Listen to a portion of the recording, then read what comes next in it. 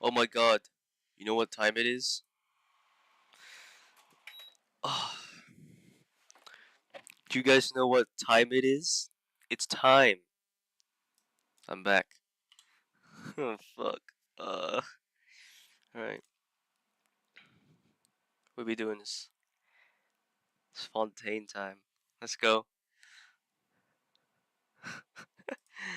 uh alright. So, plans for today. As long as our internet doesn't go down again. We're doing what's it called? Uh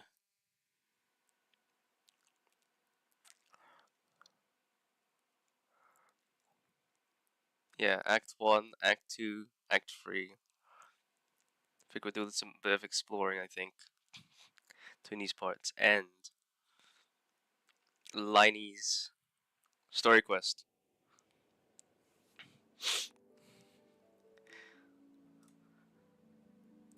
You're hearing it, guys. It's the sound of a new adventure, aka 15. No, like no. If you want to download this game for the first time, you're gonna have to like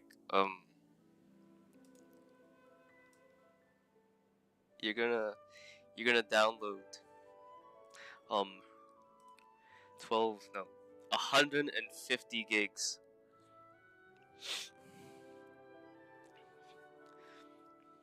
That's right, 150 gigs of Genshin. If you want to download this for the first time, but the pre-install is like 50 50 no 60 gigs. Yeah, to the point where you just reaches Nezhnaya, you're gonna have like 500 gigs of storage. To the point where your computer cannot handle it, and yeah, guys, Windows 12 will probably be released by now. At the time that we reach like when we try to explore Kynria. Well, this is insane. Let me show you. Let me show you first of all.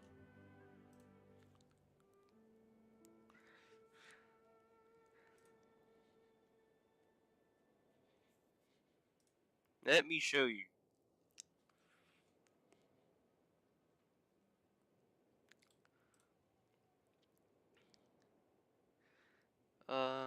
Where is it?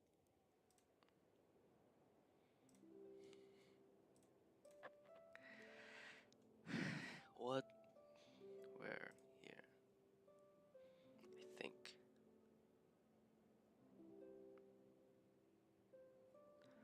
No, it's not this.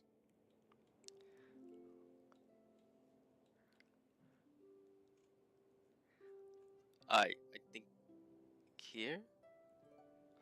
No, that's the.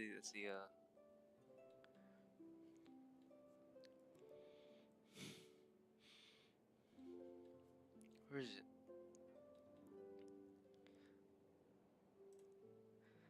Oh, I think I saw it. Hang on. Hang on, guys. Here. Okay.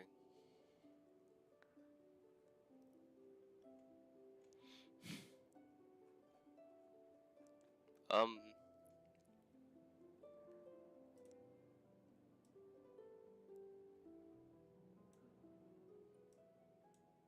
Okay. Yeah, right. PC. Oh, you can run Windows 7, Windows 8, or Windows 10. You can still run Windows 7. You still need 8 gigs of RAM. Intel Core i5 equivalent. Yeah, here. First time installation, 150 gigabytes. It's like bigger than Cyberpunk. I don't know how big Cyberpunk 2077 is, but it's I think it's six no 200. And if you're like downloading COD Modern Warfare, this is like really big because you know.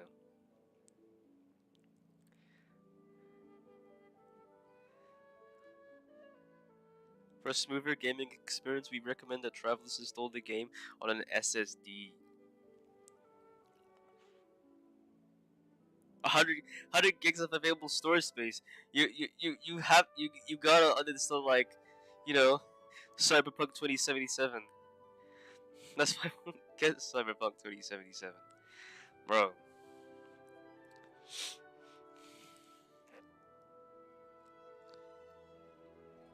If that specifications are too low, the game may fail to install, fail to start, display black screens, experience freezing, and demonstrate other technical issues.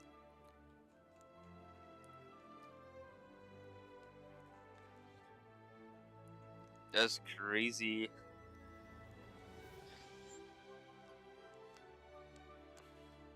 That's so crazy. Oh, you need 30 gigs or more.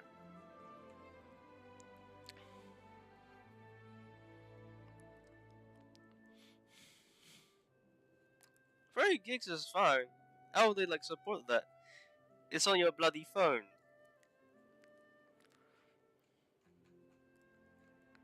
Oh yeah, yeah. I mean, seriously.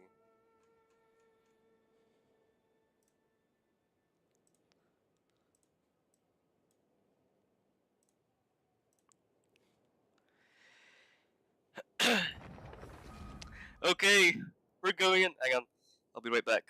Okay. Oh no.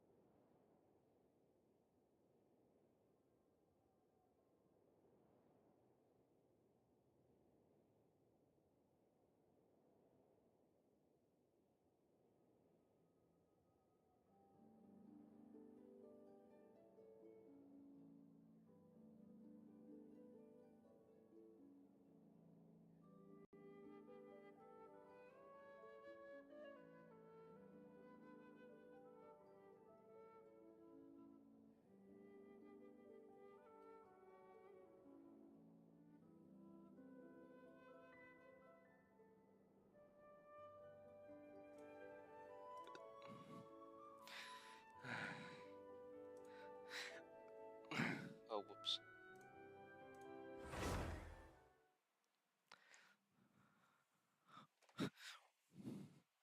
Oh god.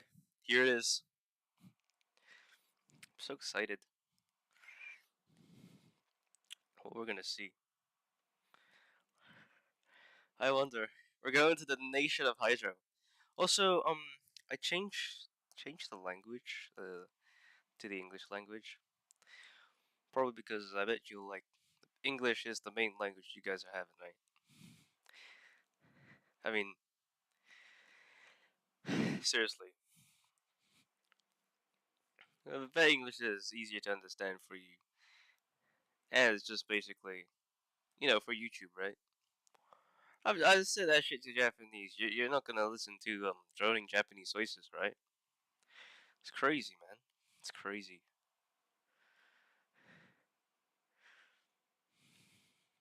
Wonder if they have borderless. How far this game has come. Look how far my sanity has dropped.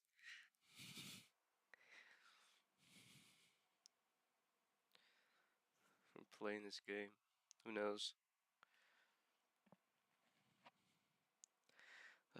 One can never know.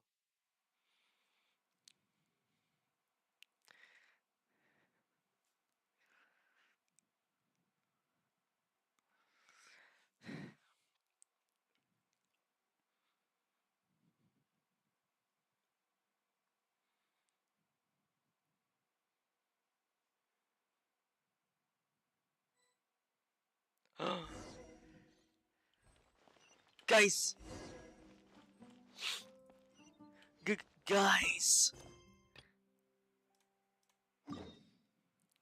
Go to Caravan Rabat first. Okay. Okay, looks like I'll have to go there. I spawned myself in front of Thingy just so that I could actually just go there. But we'll have to go to Caravan Rabat first, it seems like. I wonder why. Caravan Rabat. I know that place. That's where the desert is. I want to see this. Let's see this. No.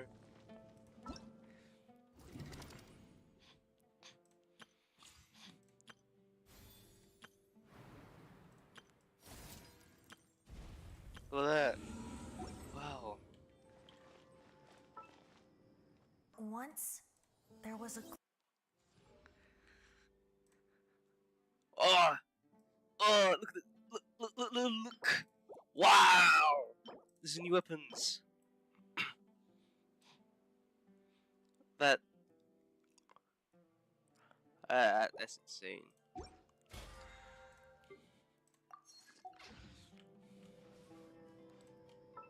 Guys look. Guys look femboy. And mommy. Yee. Yee. Yee. Wait.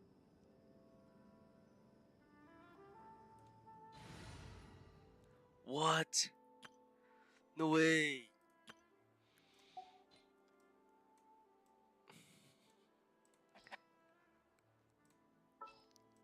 Guys, look, they have like animations and everything.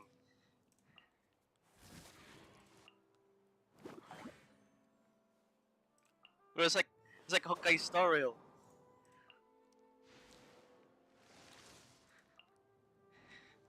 Bro, this is like Apex Legends. That character doesn't exist.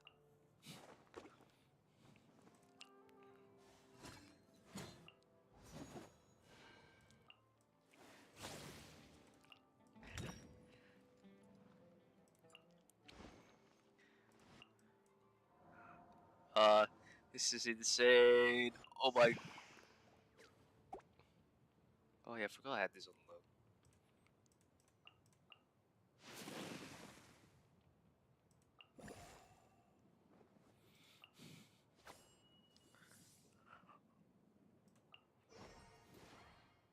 That's the Traveler.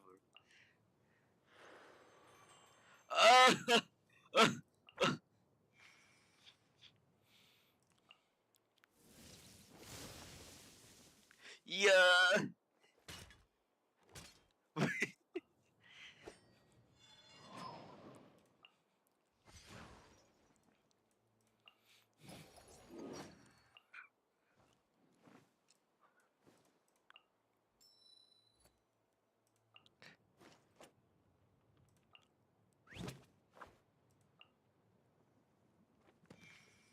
What's a no? Look. Oh, this is like the Destiny 2 Fire Team, bro. Holy shit. Eh. Eh. I can't decide whether Pyro Slime's... Good old Caravan Rebat! Huh. Now let Paimon think. What were we up to the first time we came here? Oh, Paimon remembers! Nahita's consciousness had been trapped by the doctor, but we followed the clues she left behind to help her. Good memory. So much time has already passed since then. And it seems Sumeru's changing for the better now that Nahita's in charge, right? Paimon just hopes this peace will last a long time. And then Guys! Nahita won't have any Fridge! more new problems to Fridge deal with. guy! Oh, hang on. Oh, I'm sorry. Oh, no.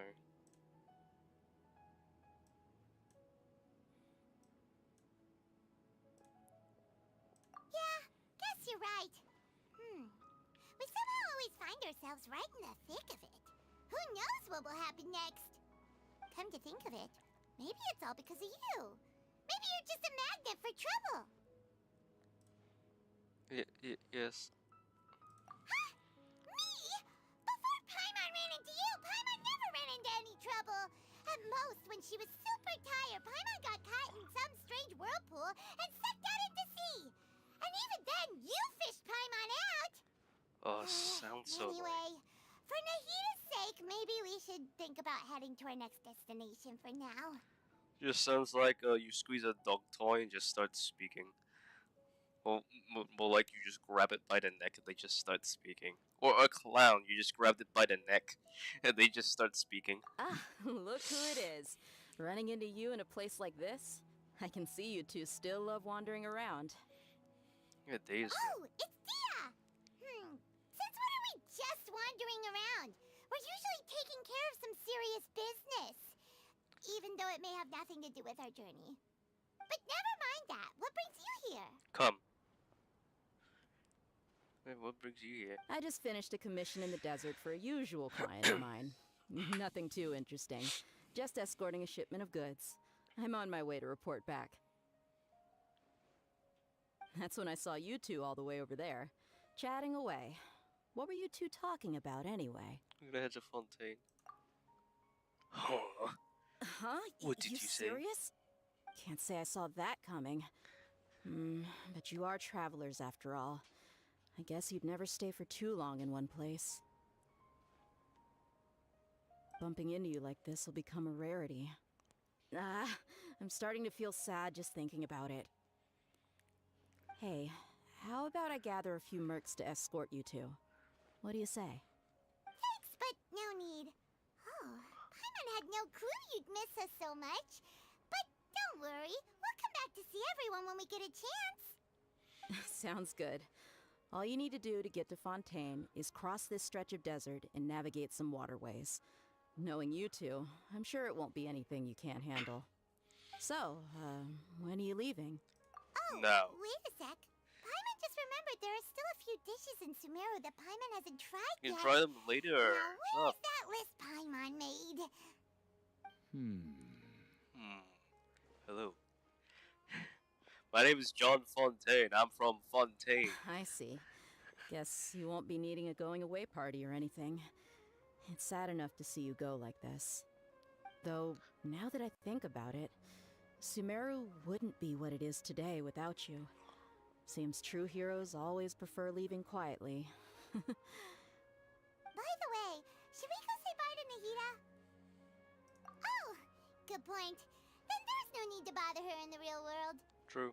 Then, I guess this is goodbye for now, Traveler in Paimon. Whether as a client or a friend, you're always welcome to come find me. Bye. Goodbye, Dia. Bye-bye, Sumeru. Let's say goodbye to Samira already. Ah. Oh, yeah, the game saves. Good. Good job. I can already hear water.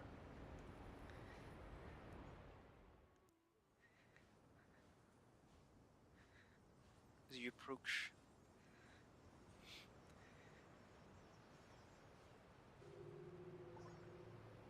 What's that? Whoa. Bro, what's this? Is this Minecraft? Why is the ground raised so high?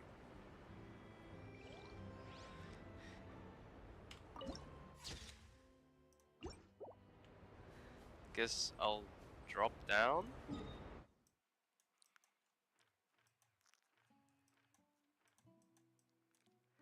Oh, Fontaine looks so small.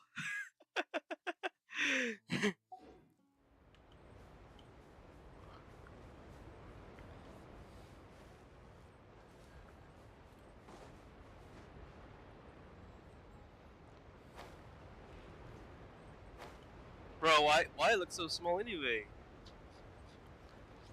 Oh, what is this goofy landscape, bro?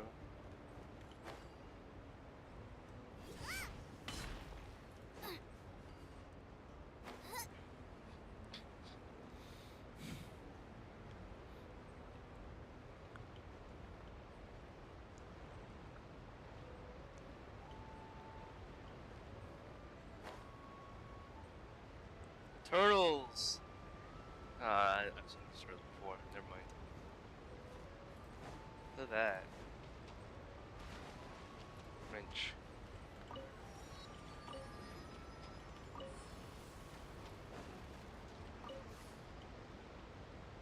Yeah, Mary ship. This is a Fontaine ship. It's just about to head out. Carry cargo.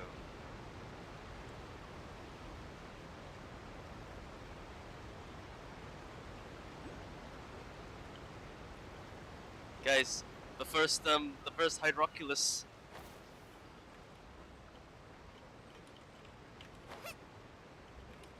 I'm sorry, man. Sure has to come to this. The wind rises. Oi!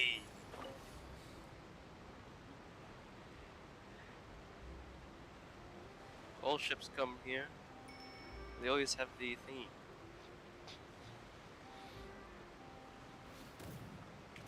Ah, Pearl Harbor! No, that's not big Pearl Harbor, bro. After crossing all that sand and water, we finally made it! Oh, this must be Fontaine's port. Looks ridiculous. Wow! Hey, look, astronomical Everything clock. looks so advanced in Fontaine. Paimon's heard that the industry here is extremely developed, and there are all kinds of unusual machines. Just seeing the sights as a tourist is nice, but maybe it would be better if we found something to do. Find the Hydro What do Archon you and ask think? him where our brother is. Good idea. Nahida gave us loads of useful information. Seeking out the Seven is probably still our best source for information at this point. Yeah, the more we can learn, the better. So, what do you think the Hydro Archon's like? Will we get along? Dumb. Nahida said that she has a very unique personality. Whatever that means. To learn about a nation's god, start with the nation's people. There seems to be some locals talking over there. Let's go see if we can join the party. Guys, you like my thumbnail? It's really cool. Wait. If you ask me, it's a tragedy how things ended for him. Clearly, he was a pretty decent person. Yeah, I didn't expect that kind of ending for him. I thought he would at least fight on a little longer for his family. I was expecting a sudden plot twist, but it's a pity that it never happened. Still, his story is quite the tearjerker.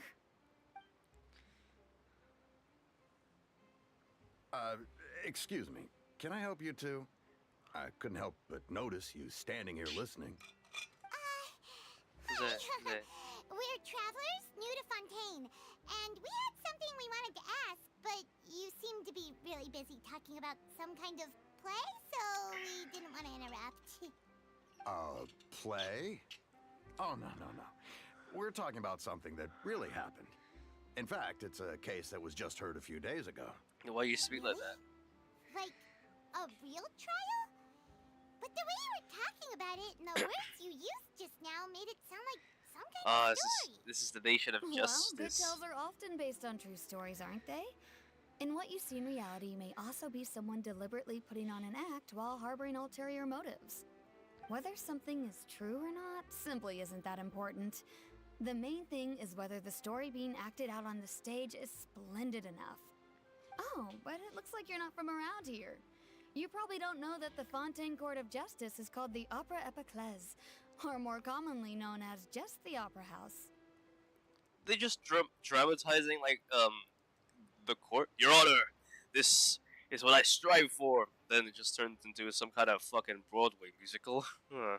But, shouldn't court cases be treated a little more seriously than that? Yeah, that's what I was Not to thinking. question Fontaine's way of doing things. It's just that putting someone on trial is usually a very serious thing. No worries. Other visitors to Fontaine have wondered the same thing. You could say that we just don't want to waste the moving stories behind those cases. And as for your worries about whether the cases are treated with due reverence, we have the absolutely just and honorable Chief Justice Neuvillette, as well as the Oratrice Mécanique d'Analyse Cardinal, a machine created by the Archon. Between the machine and the Chief Justice, false charges and injustice are a thing of the past now. What? So every trial is fair? Yeah, bro. Every trial is fair. You know? False charges, injustice, there's nothing. That's crazy. Some machine? I bet it's a Fatui invention, bro. Made by the Doctor. We're probably gonna find him as the weekly boss. You're a Trees? Is it some kind of machine, too? Oh, Paimon's curious. We should check it out if we get the chance. Wait, Paimon almost forgot to ask you our question. Do you know what we should do if we want to meet the Hydro Archon? 10 push-ups. Oh, that's easy. Just go to the Opera House. Lady Farina practically lives there. You could definitely say it's her biggest passion. I think what they mean is that they wish to speak with the Archon personally. In that case, I am afraid it's going to be a tad more difficult. You'll have to make an appointment well in advance, and it'll depend on whether or not she has any time slots available. Huh. Guys, we have to make an Is the appointment. Hydro Archon super busy taking care of official stuff? Wait, didn't you say that she's always at the Opera House? No. Lady Farina seldom takes an interest with the nation's affairs. The reason it's difficult to make an appointment is simply because she's incredibly popular. That's right. After all, she is the Archon. Though she may tend to get a little dramatic from time to time, people can't get enough of her. Huh. First time Paimon's ever heard of an Archon being described that way before. Eesh. Wait! Paimon gets now! The Hydro Archon is kind She's of a like public big figure. celebrity here, right? Yeah. Yeah, I suppose you could say that. Perhaps you could even say our mascot. Hang on. This is still Fontaine's Archon you're talking about. You should show some more respect. She shows some more Yes, respect. you're right. I guess I should at least try to be a little more respectful in front of visitors. Otherwise, I might get arrested and find myself face to face with Monsieur Neuvillette. Ugh, authoritarian Come government on. Fontaine is. Sure, there's a lot of laws here, but nobody's going to be arrested for saying something disrespectful about the Hydro Archon. Alright, I think we get it. Thank you! At least we now know that we can find the Hydro Archon at the Opera House. Do you know where it is? But who knows how long making an appointment will take? Guess we could have a look around the city in the meantime. Yeah, that's Hey! true. What are you looking over there for? There's a girl over there. She's been standing alone for quite some time. Huh. Maybe something's the matter. Push her in! Push her in! She isn't going to jump Jump. into the water, is she? Nah, she's Jesus. Maybe we better go check on her. It's the daughter of God. What are you doing? Michael Jackson?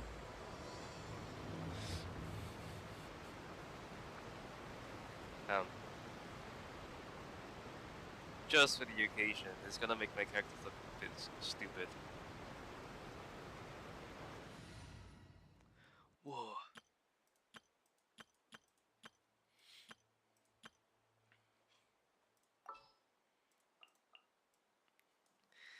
Um.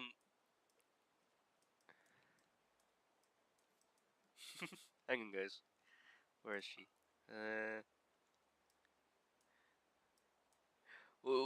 Putting all my characters Hydro, bro. Because, you know. It's Hydro. Damn it. There you go. Just what will we come across this time? Oh, yeah, I need to, Um,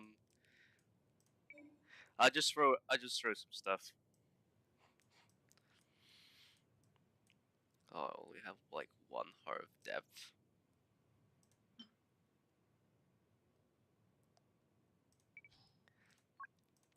Yeah, I think I'll just throw some stuff. Should be fine.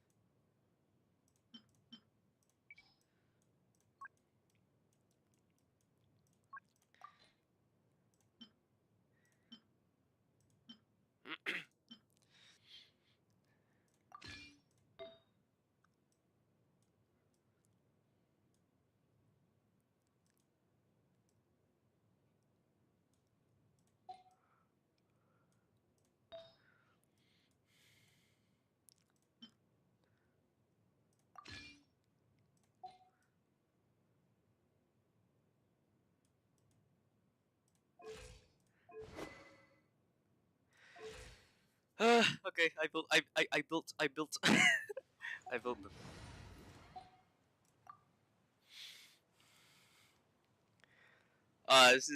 This cup is really stupid.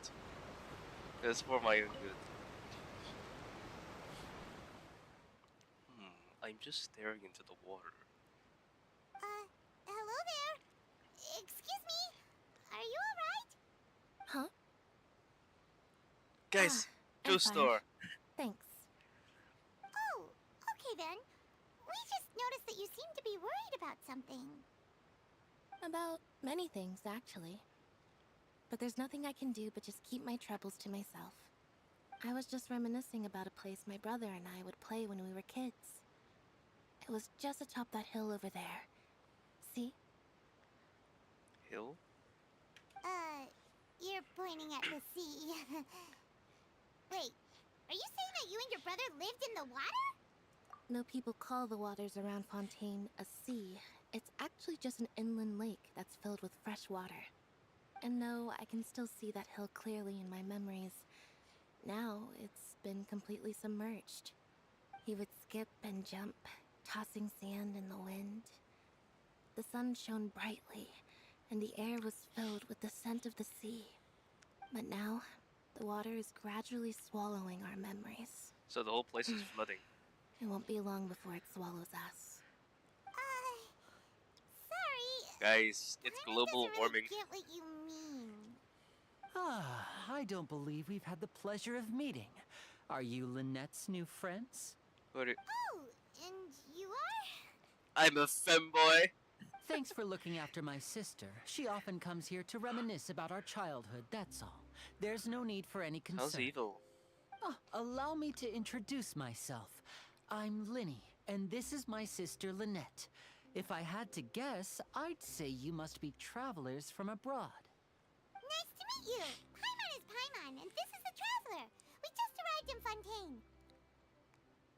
We were just talking with your sister. Even though we didn't really get what she was saying. I see.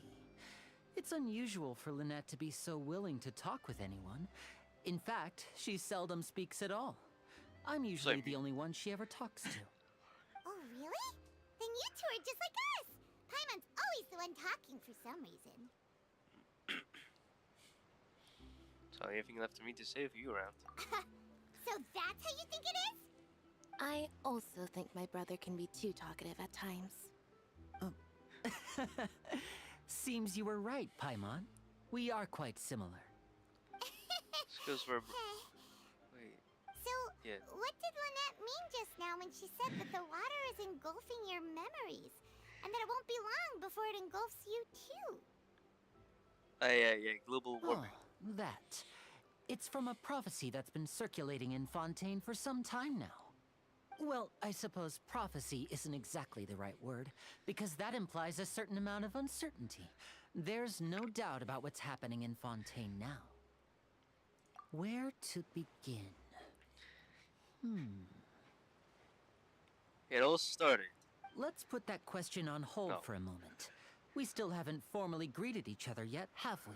See, Did all the introductions earlier not count? Hello, traveler. this is an NPC.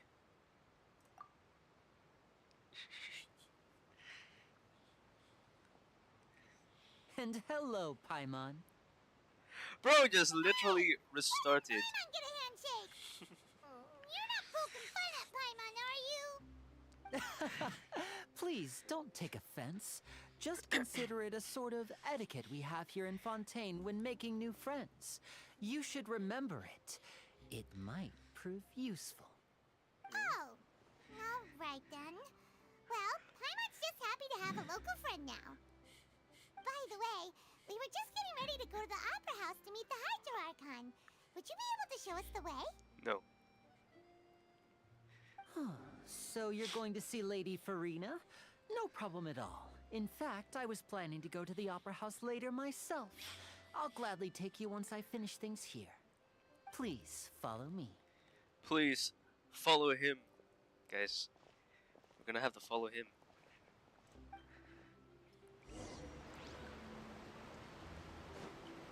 Oh god.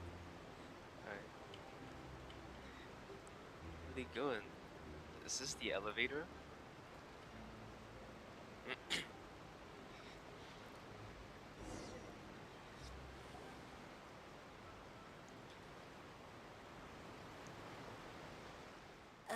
You What? said you were going to see Lady Farina? Well, it seems Lady Farina has come to see you. What?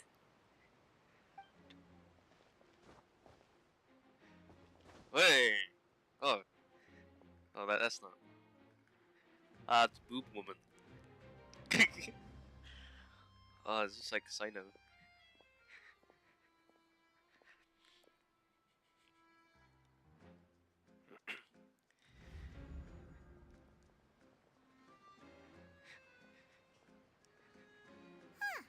So, she's the Hydro Archon? But how did she know we were looking for her? My dear people, rich and poor, those with cup in hand and those with nothing at all, raise your glasses in celebration. If you don't have one, then just raise your hand in lieu. Yay! Yay! Where's my sentences? Yay! Yay! As you can all see, two unfamiliar travelers have arrived in our nation. Come, let us make a toast in honor of this Bro. traveler and her companion Those are weird who have eyes. journeyed here from distant lands. Yeah! Yeah! Yay! Yay! Is he talking about us? No, he did.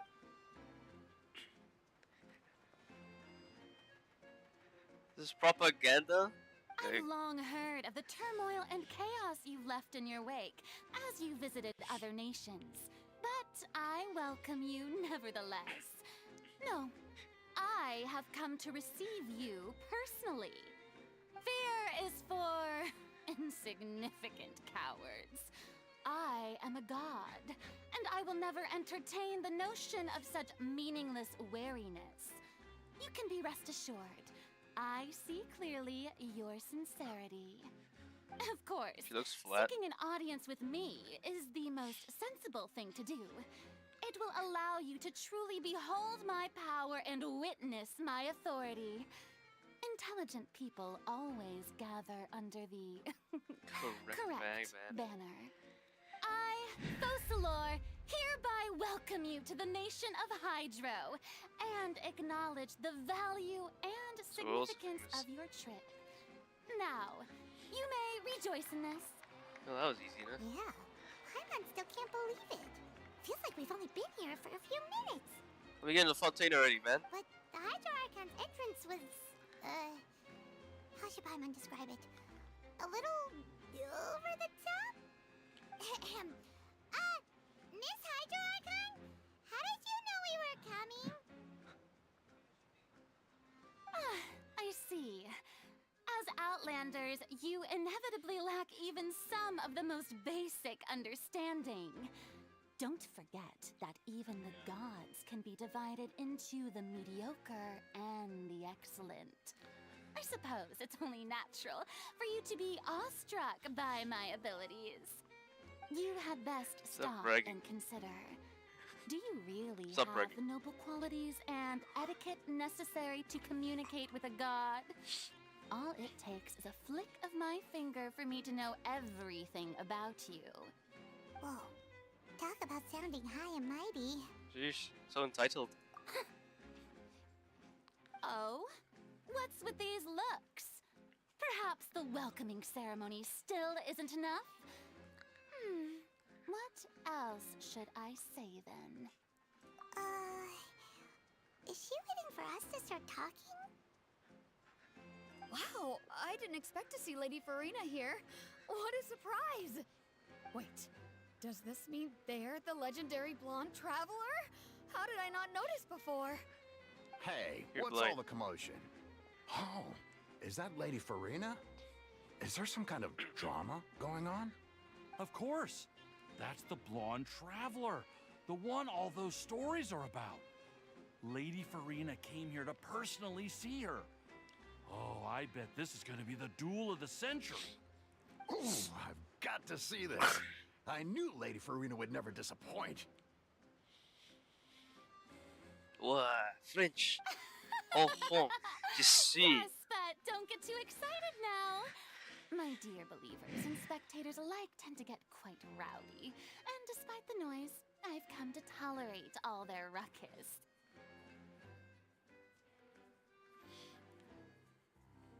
You may consider this my reward to all of you. I have determined that there will be an epic duel between myself and this traveler from another land, just as you were hoping to see. Now she wants to fight? Aren't we getting a little ahead of ourselves? Oh. We'll lose. We fought the Ryan Shogun before. Should be fine.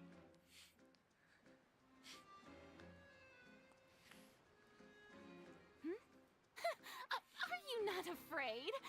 Might I remind you that this is a duel against the divine? What are you trying to do, traveler? Provoking a god in front of her people? Stand down, Clorend. I admire her bravery. Few have the courage to draw their sword against a god. She is obviously a true warrior.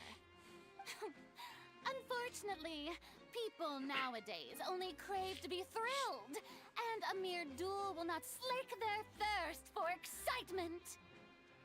Right, she sounds like a sadist. Yeah, she's right. Just a duel wouldn't be all that interesting. On Araneus, criminals are always requesting duels to defend their honor. They're getting a bit old, to tell the truth. You see. Then, as the god of justice, I shall face this traveler in Petey's another right. Petey's right. kind of Hello. duel. A duel in court! Whoa, all right. Now that'll be worth seeing. Right. This is Fontaine, after all. Such a grand opera house, it would be a pity not to use it. Why do you care so much about the crowd's reactions? Seems you've spent a little too much time in the opera house. What did you say? Besides, You how little exactly do you shit. plan to have a duel in court? You mean you're going to put us on trial? Oh, we have reason to put you on trial. It's obvious, isn't it? According to Fontaine law, no one is permitted to release any flying objects within Fontaine city limits during the first 3 days of each month. What the? You are clearly guilty of violating this law, no? I think he. So that's what they've done wrong. That's our Lady Farina. No one knows the laws of Fontaine like she does. You call that obvious? What kind of law is that? Wait, flying object? You mean Paimon? Precisely! Now, if you two have no objections, then in the name of the Hydro Archon I order your arrest. My apologies, Lady Farina. I don't mean to spoil the fun. Silence! But if you would allow me to interject... I kill you! I don't think that Paimon here meets the definition of a flying object. You tell her, Linny! Finally someone who's not crazy. Just How walk, can anyone to be call honest. Paimon a flying object? Ah, great magician Linny, my beloved citizen. I'll permit you to object, but how exactly do you This is plan an to prove entitled your dictator. claim? As a magician who just rained on your parade, I naturally should shoulder the responsibility of saving the show. So, with such an audience gathered here, allow me to perform a trick for everyone. Everyone. What happens? Ah! What? We're so linked. What is this? Ta-da! What? What's that on Paimon's back? Hey, when did you do that? Huh?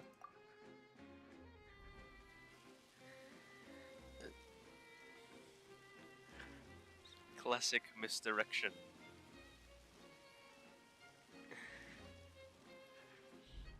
There.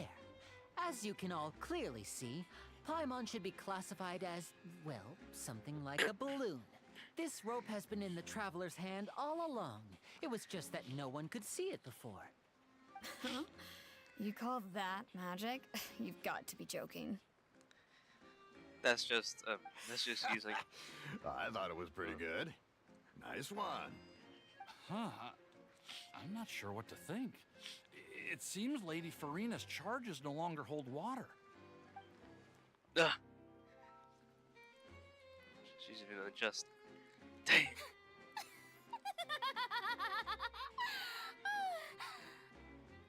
Amusing. You stupid. Very amusing, Linny. Just the sort of unexpected twist that I enjoy. With you here, today's performance can finally be called complete. Performance? You see all this as a performance? In which case, consider the matter of your trial resolved. The god of justice will not bring charges against an innocent person. But when there are valid grounds, I will not only judge travelers from abroad, but even the gods of other lands. What the hell? I look forward these to are the- seeing these your are the fans, upcoming yeah, okay. performance at the Opera House, Mr. Linny and Miss Lynette. That's enough for now. Toodaloo! Bro, this is a crazy region, bro. I can't even. You just walk, run. It just runs. Okay. Runs casually. You can see them walk away. Yeah, this region's bonkers, man. Just like that. She's gone. Well, that's the most unpredictable Archon Paimon's ever seen. We never even had a chance to ask her anything. But that's a problem for future Paimon. That whole scene just now was really... Don't mention it. I just happened to remember that there was such a law, so I did a little preparation, just in case. I didn't think it would actually come in handy. So, now do you see what kind of god Lady Farina is? She can be a bit confusing at times, but she is still amenable to reason. Anyway, Paimon had no idea you were a magician, Linny. It sounded like you'll be performing at the Opera House, right? I just know a few simple tricks I use to make a living. Lynette is my assistant. Well, so Lighty is not very It will professional. actually be my first time performing on the most prestigious stage in Fontaine, the Opera House. Guys, he's Isn't not the Opera very House professional. Criminal trials are held in Fontaine? Yes. When there are no public trials being held, the Opera House hosts a variety of other performances. To the people of Fontaine, the line between a trial and a performance can be a little blurred. And speaking of performances, I would be remiss to forego this opportunity gifted by fate. Might I invite the two of you to see my performance? Yes. My brother's always excited to make new friends. Oh, sure. We don't now, and we wanted to go to the opera house anyway. Splendid. In that case, why don't we go together? I'll show you the way. I just have something to take care of first. What is it? You really mean it? Then I'll take you up on your offer. This is a magical item known as a magic pocket. Perhaps you can help me distribute them to the people here. What is it? It's a magic pocket. Oh, it's just a normal bag. Huh? What are they going to use it for? It's a bottomless bag. About that. You asked me before about the prophecy, right? Let me start by telling you a little more about what it entails. I'm not sure exactly when it began, but a prophecy has been circulating around Fontaine. It says that every person in Fontaine is born with sin. No matter how the nation of justice holds trial after trial, this sin cannot be absolved. Until one day, the water levels in Fontaine will rise, and the sinful people will slowly be drowned. In the end, the people will all be dissolved into the waters, and only the Hydro Archon will remain, weeping on her throne. Oh. Only then will the sins of the people of Fontaine be washed away. Well, That that's sounds pretty gloomy. disappointing. Why are people in Fontaine born with sin? What is that supposed to They mean? do anything wrong. There are lots of guesses. Some say that the ancestors of Fontaine stole the power of the seas and stirred its wrath. Others say that the people of Fontaine never heeded the first Hydro Archon's warnings and offended Celestia. But here in Fontaine, evidence is what matters. There hasn't been concrete evidence for any of these claims, so they can only be regarded as conjecture. If even the people in Fontaine don't know what sin they committed, wouldn't it be better just to ignore the prophecy completely? Why bother feeling guilty all the time? That's exactly what the people did at first. But in the last few years, the water levels in Fontaine have actually started rising. Sheesh. Many places have already been completely submerged, and now lie beneath the sea. Many people carry on with their lives as before and shrug it off as a natural phenomenon. But my family and I think that the people of Fontaine shouldn't ignore the possibility, which would end up sentencing them to death. We hope that at least the people who reside near the waterfront can move away before it's too late. So, we've started distributing magic pockets to them. Then why didn't you move As a to like magical item, another? these magic pockets have astonishing capacity. I'm sure they will come in handy when people are moving their belongings. Oh, Paimon gets it! It's like preparing for a rainy day! But this is Yeah, why don't you just move more to a than different a bit of rain. different country? Jeez. You wanna? Perhaps only absolute power could ever contend with such a catastrophe. But who knows? We're just tiny specks in the grand scheme of things. Now, if you'd like to help, then please give these magic pockets to anyone nearby. Be sure to convince them to take it, regardless of what they say. Just give it to them. What? You do it! Not me, idiot.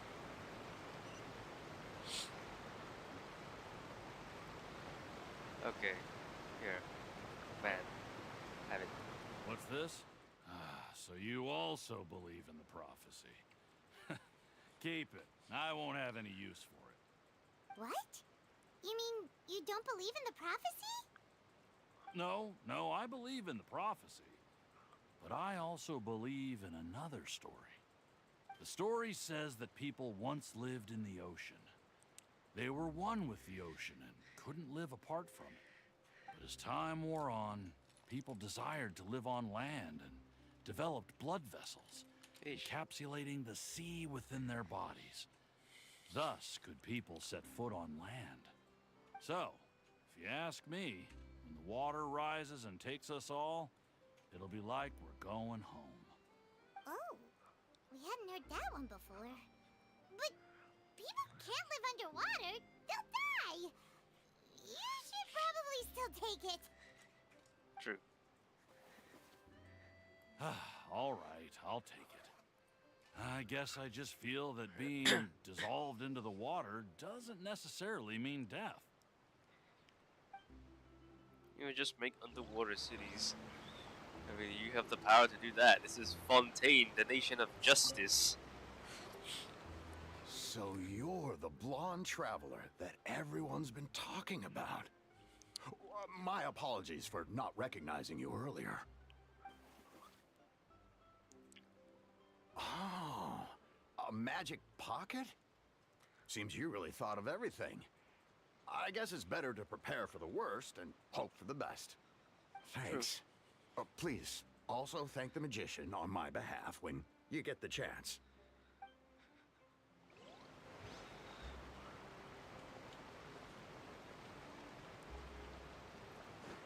Okay, I'm gonna have to go around the other. I don't want to touch the water, bro. It'll be too you know, clingy. We'll go around the lift when we head in.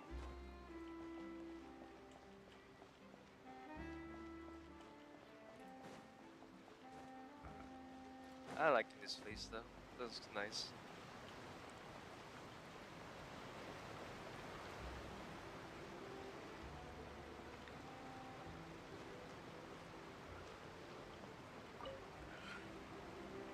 Huh?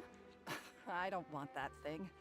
Way I see it, if the prophecy's true, it's still gonna be a long time before the water can cover everything. Life is all about living in the moment. What use is there in worrying about the future all the time? We'll cross that bridge when we get to it. You should still take it. You never know when it'll come in handy. Oh, all right, fine. Thanks. It's just that if I start moving, that means I've already given up on the life I have now. I'd really rather not. Yeah, if the water level's rising, people just live on boats. Easy. Or just underwater cities. Not just boats. Floating city.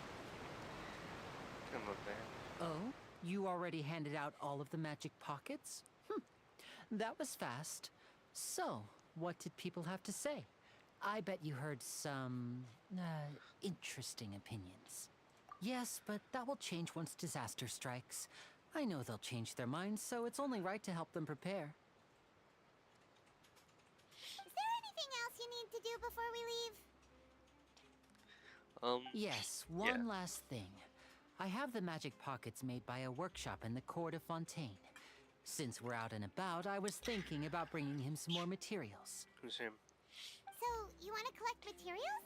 Just tell us what the materials look like and we'll help. Many hands make light work.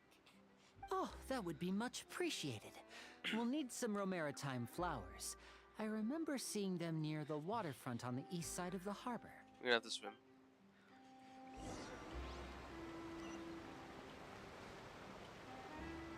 This place is crazy. It's so thin.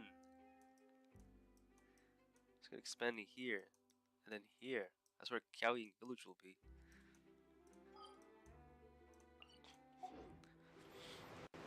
But damn, look at the damn robots. It's charging. Bro, it needs energy, bro.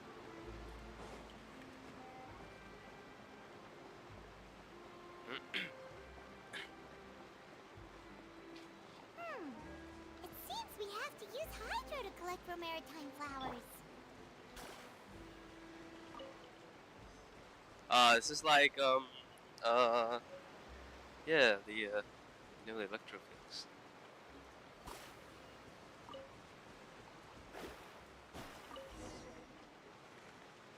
Yeah, we'll collect a few more.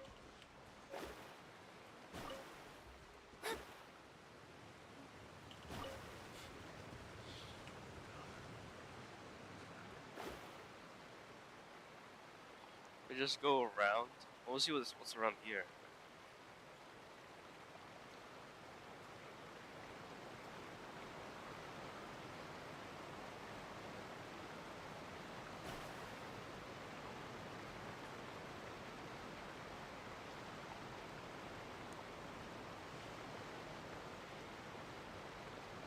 Oh, it's a woman. Bro, she got tits and everything, bro. The robot. Eesh.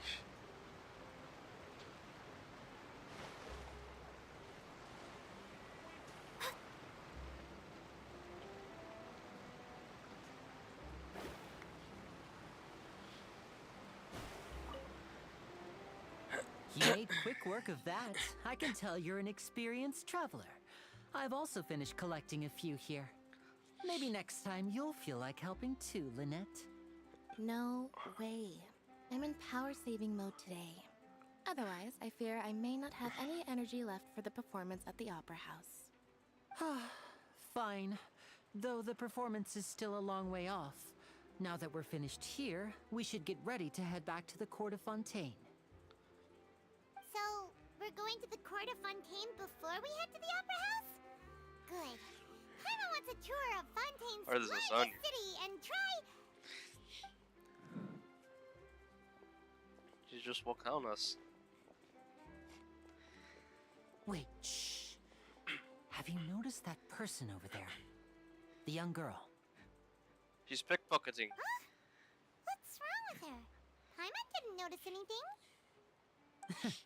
She's obviously Yeah. a thief. Magicians and thieves practice similar methods. We divert attention, and a distracted audience is one that won't discover what you're really doing. Watch her movements carefully. Oh, thief. Ah, sneaky. Sneak 100. Oh, he's right! Shh, keep your voice down. We need to think of a way to catch her, but it seems she's very alert. Perhaps we should split up. Yeah. Seems right. You two can ride the lift over there and wait up top. I bet that'll be her escape route if she tries to run. Oh, we just go to the lift? I'm not gonna stay. All right, let's go.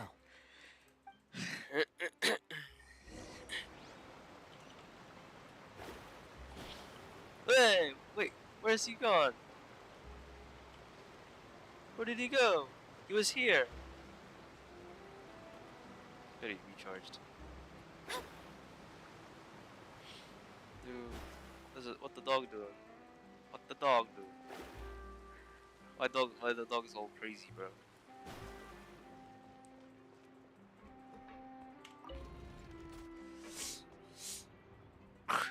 Huh.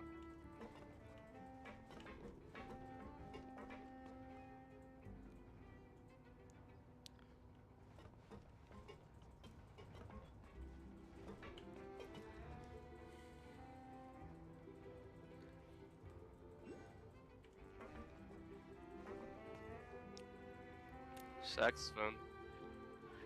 Damn.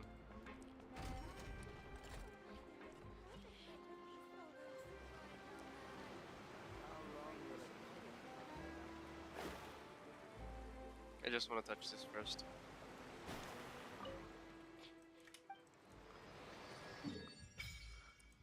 Oh, wow. Poisson! Poisson! Poisson! Guys, poisson! Poisson!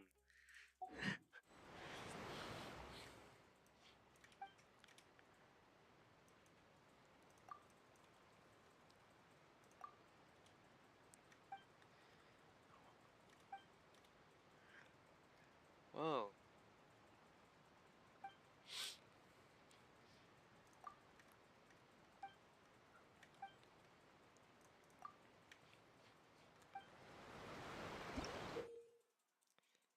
This was to actually imbue with the blessing of the transoceanic source water.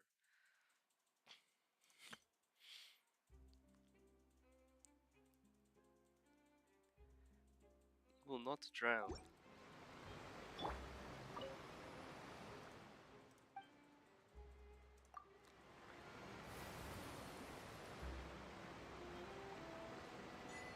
Okay, I won't drown.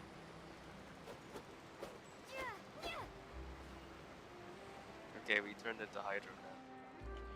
We're blue.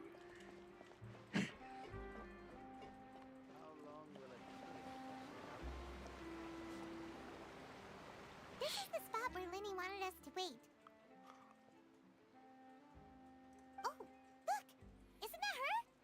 Yeah, it is. Let me get something.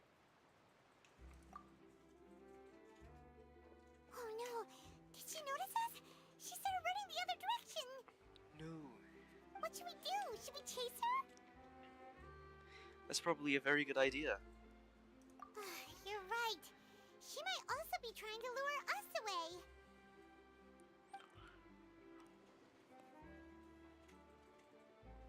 Nothing's happened for a while now. Paimon wonders if Lenny caught the thief. Oh no, he's in trouble. Yeah, let's go. Yo. Hey, go.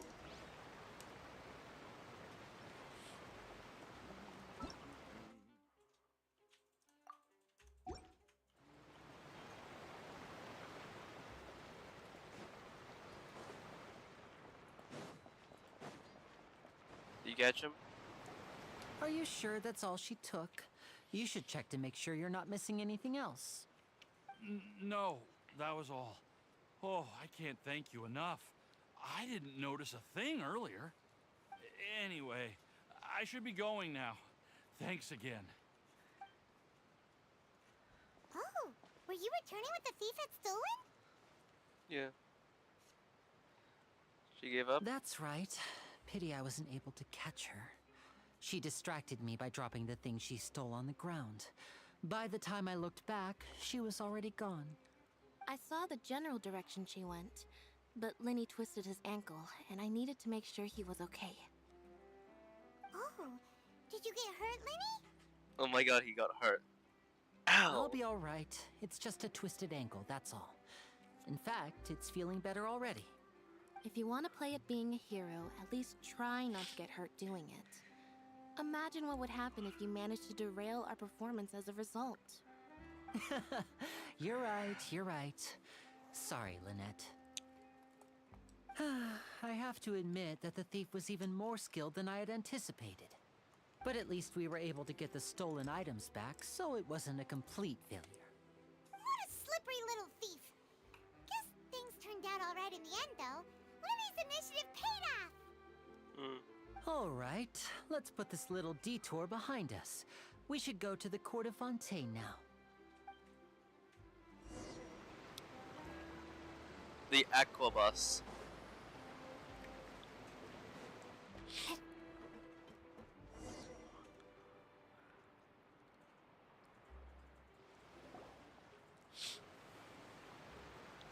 Oh.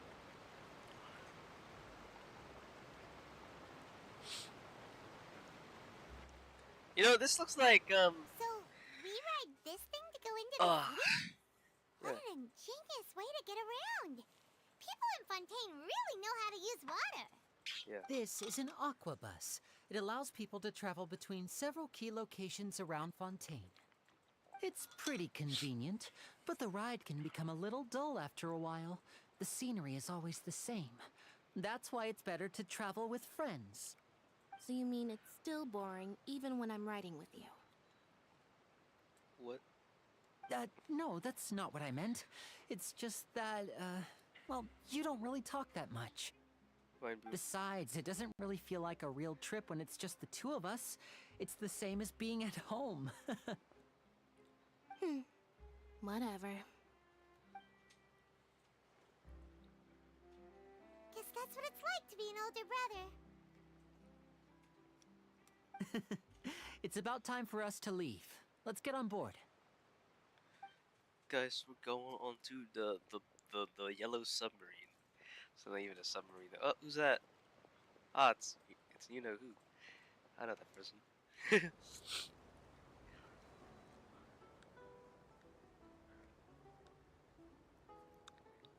Huh?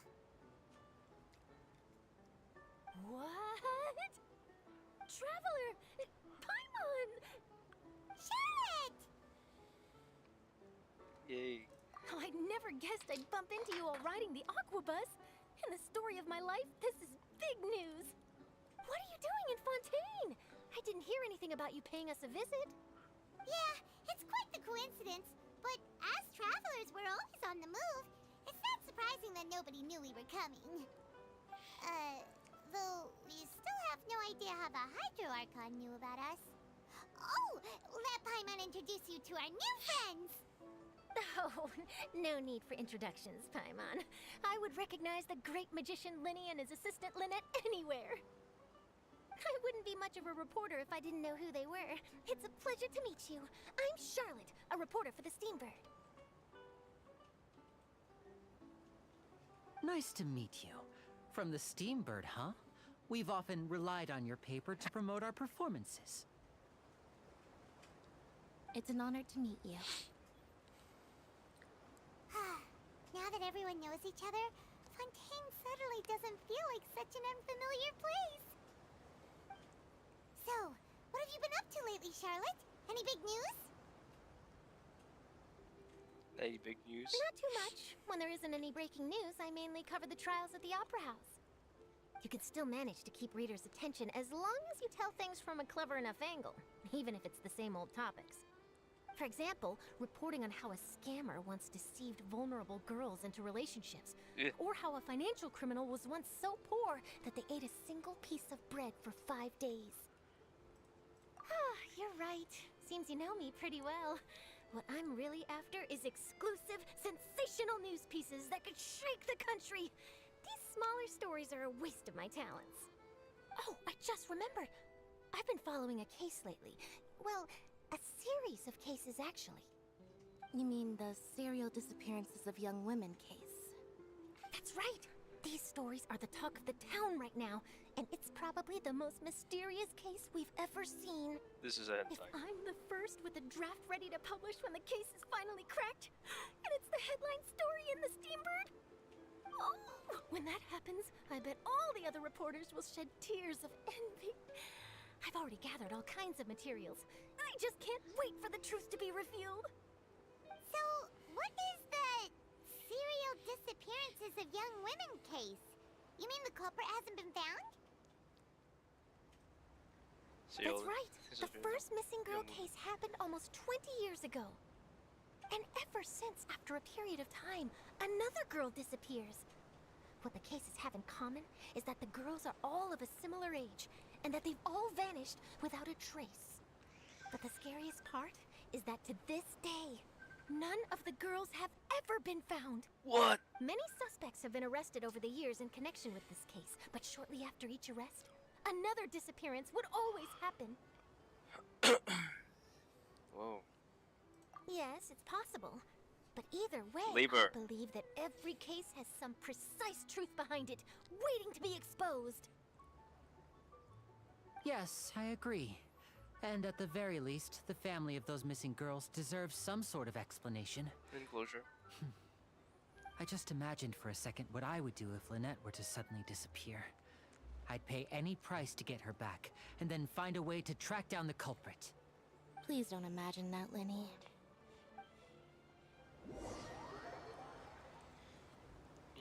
Just... Bro, the Aquabus should be faster. Bro, this is Fontaine. Should make high-speed trains by now. Jeez. Plus, are there even any trains here? This is just the Aquabus. Hey, we're almost there, look! Whoa, is that Epcot?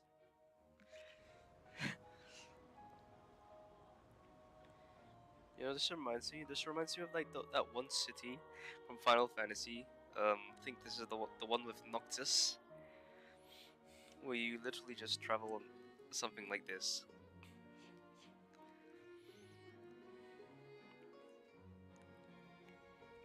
Oh wow. Cue Halo music.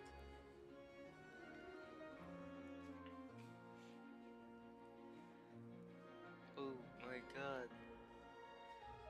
Oh my god. Wow.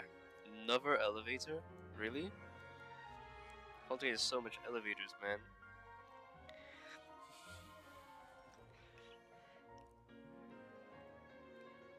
Well, I really enjoyed chatting with you.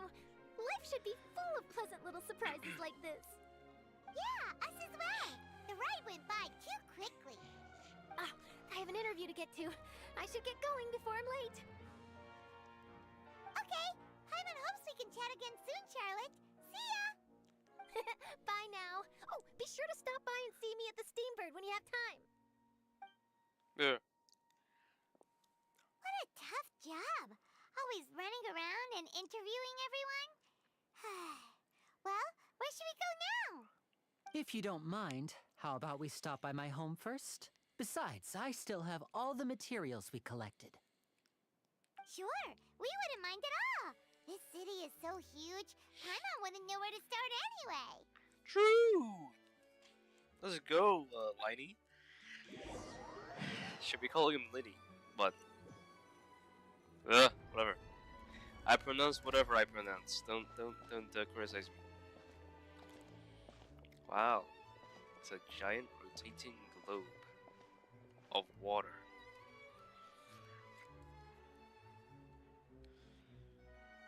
His face is so French. Hey, why don't we try to find Kave's mom? She lives here, right? Let's find her mom.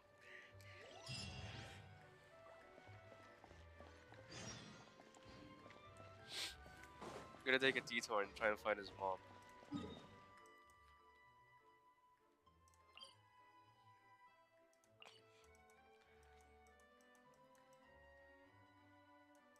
Yeah. We'll go here first.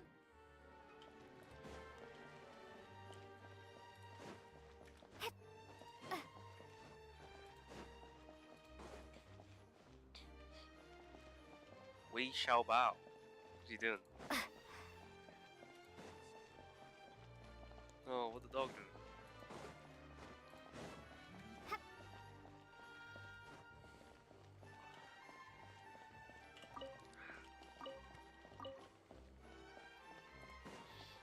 I have time to talk to the NPCs. I just need to find Kafe's mom.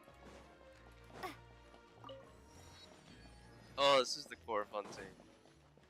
Okay, I don't think we've gone there yet. Champion duelist? Ew. There'll be an extra fee. It's another Catherine. Oh. Another robot. Ah, the crafting station. Diamonds.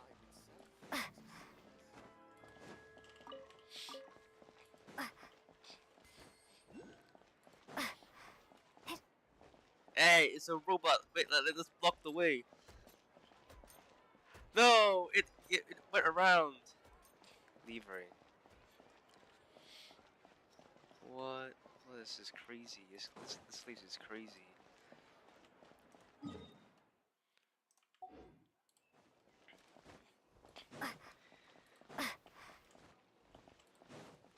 What? This is better than Samira, bro. I ain't seen this with my own eyes, bro. Gotta get used to this. Oh look, old Fontaine people. Oh, person playing hide and seek. Oh, people jumping.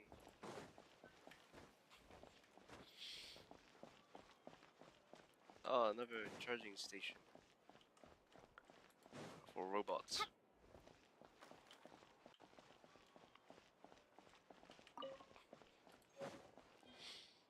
Don't know what that is. What? Where's? Trying to find Kave's mom. Oh, you can enter here.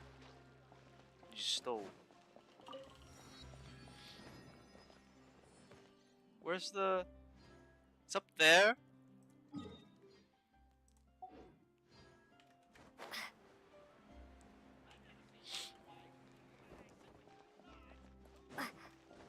This is beautiful. Crazy. I think this is the Steambird.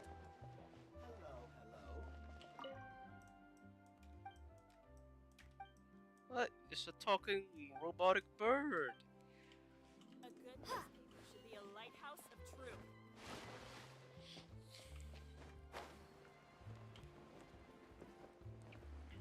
I gotta find where Kave's mom is, but she doesn't seem to be anywhere around here. She is here! Another robot. The blacksmith. That's a woman. A woman blacksmith? Has a change.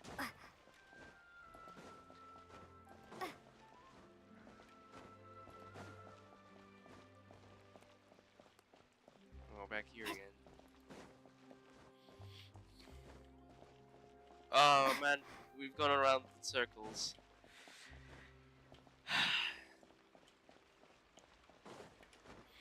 Yeah, let's not waste our time fighting Kavi's mom. Let's just actually pick up a book. Fabel de Fontaine.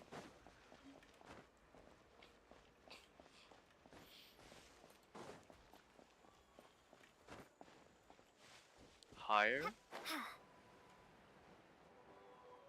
Where does this lead to? What?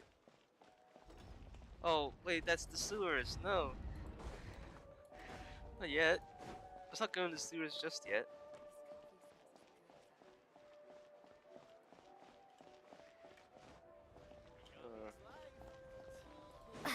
Keeps getting more bitter.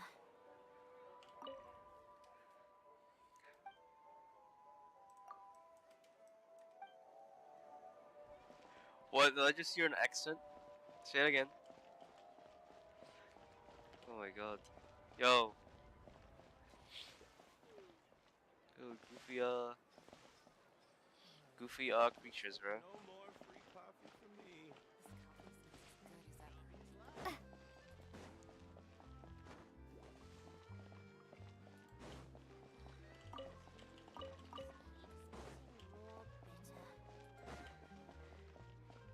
Wait, so the people, the small people of Fontaine have, like, literally have,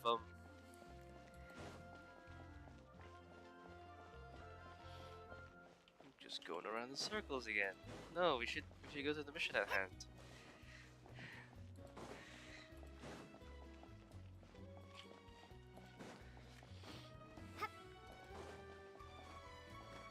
Wait, did the creatures here live as equals? Manette.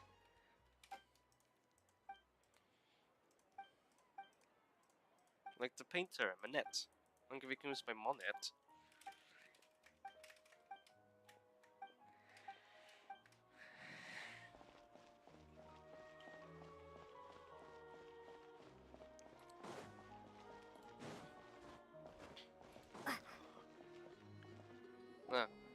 This is our current abode. Ah, Fremine, you're home. Where did everyone else go? I have some new friends that I would like to introduce. Oh, they all just went out a moment ago.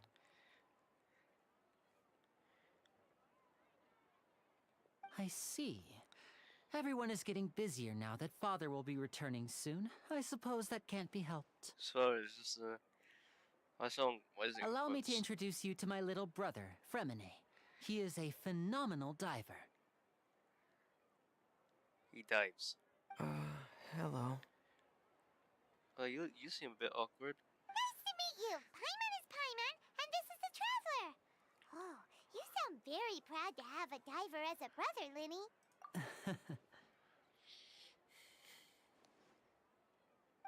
Linny, could you come here for a moment?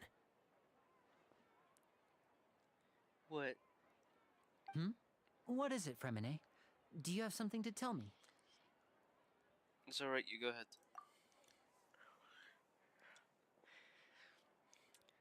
So, yes, and, okay, true. Okay, I see. Is everything all right? Oh, it's nothing. We were just discussing a little housework. Sorry for the interruption.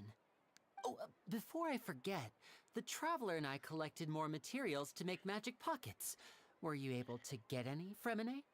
Yes, I went diving and gathered lots of materials. I was about to give them to you. That's our Fremine, always quick with the underwater work. All right, I'll take these to the workshop. He's gonna build them themselves? Who builds them though? Who knows? Oh no, it's raining! Ah, run! Run. Ah! Who's that guy? You need an umbrella. Looks like rain. Oh, you're right. But wasn't it clear and sunny just a moment ago? Fontaine's weather sure is weird. I'm afraid that's just how it is here. It often rains on days where there are trials being held in the Opera House, but don't worry, it'll clear up soon enough. That's weird. What's wrong, Fremine? There's a legend about the rain that I tend to believe. It's said that a dragon of water once resided in Fontaine. Though we don't know where the dragon went, every time it weeps, the skies will cloud up and pour out rain. Rain. Basic rain. Yeah. When I was a child, my mother told me that if I wanted to go outside and play, I should yell toward the sky at the top of my lungs. Hydro Dragon! Hydro Dragon! Don't cry! If it's an elemental dragon, then having the power to make it rain wouldn't be very unusual. Does Inazuma have a dragon? Let Paimon try something. Hydro Dragon, don't cry! Shao. Yeah, it's called Shao's name. It would be funny. Doesn't seem to be of any use. It is just a legend after all. You know, you might be a more popular magician if you understood the concept of romanticism. Or could at least play along. Sorry, it might be because we've never met the Hydro Dragon. Perhaps it can't be comforted by the words of strangers. After some time, the rain stops. Oh, it's nighttime. It rained for longer than I suspected. Oh, it's already getting late. Was there something you needed to do, Linny? Yeah, some preparations for the show at the Opera House. I need to find a way to catch the last aqua bus of the day. On the day of the performance, just ride the aqua bus to the island of Araneus. I'll have Lynette meet you at the fountain in front of the Opera House. Sounds good, you go ahead. Oh, are you leaving now? What is it, Fremine? I'm in a hurry. Oh, I get it. You feel nervous delivering the materials for the magic pockets, is that it? Perhaps we could trouble the Traveler to help us take these materials to the Beaumont workshop and deliver them to the owner there? I'm afraid that Fremine can be quite introverted, and the boss there tends to be pretty talkative. Fremine has always been a little afraid of her. No trouble at all. Don't worry, we're on the case. Sorry for the inconvenience. I'm quite useless when it comes to such tasks. I'll think of a way to make it up to you. Bro, sounds like an Oh, emo. no need. Oh, This'll be a walk in the park for us. oh, my life is meaningless.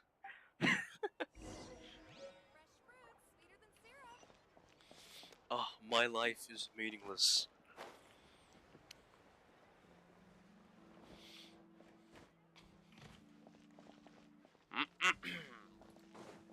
I wonder how French people actually think of this. Imagine. Actual French people.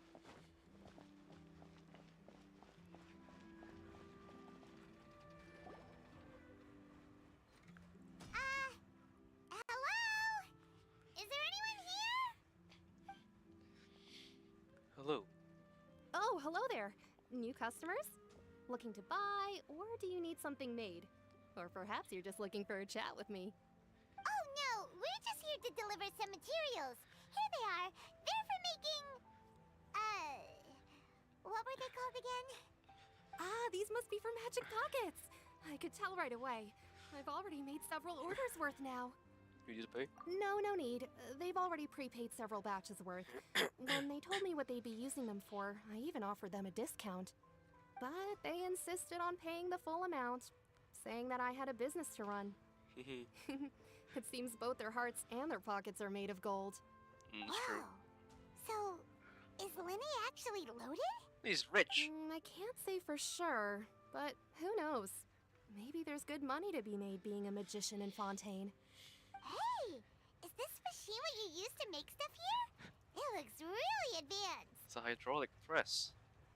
Why use your hands when a machine can do the work?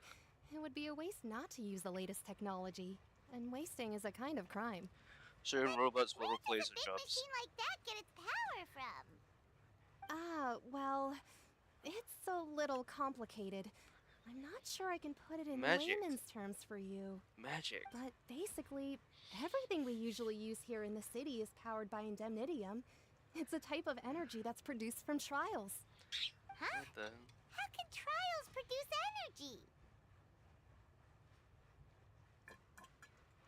Well, I'm not completely sure of all the details myself, but basically, when a trial is in session, the Oratrice Mécanique d'Analyse Cardinale harvests people's belief in justice and converts it into energy to be used all around Fontaine.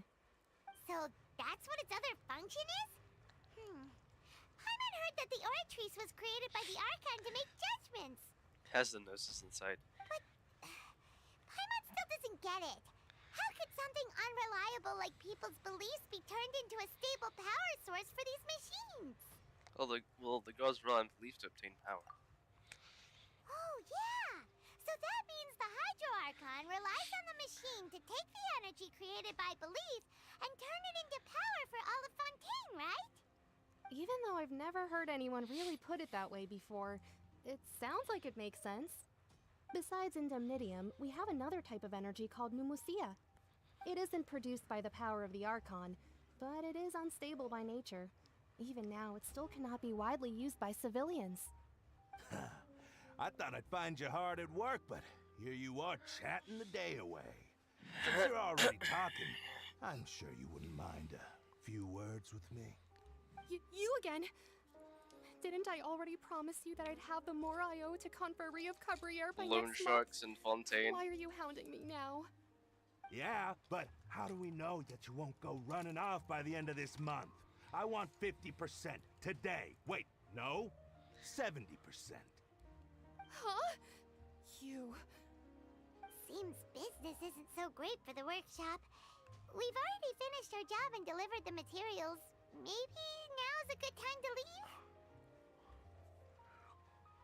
Hey, hold on.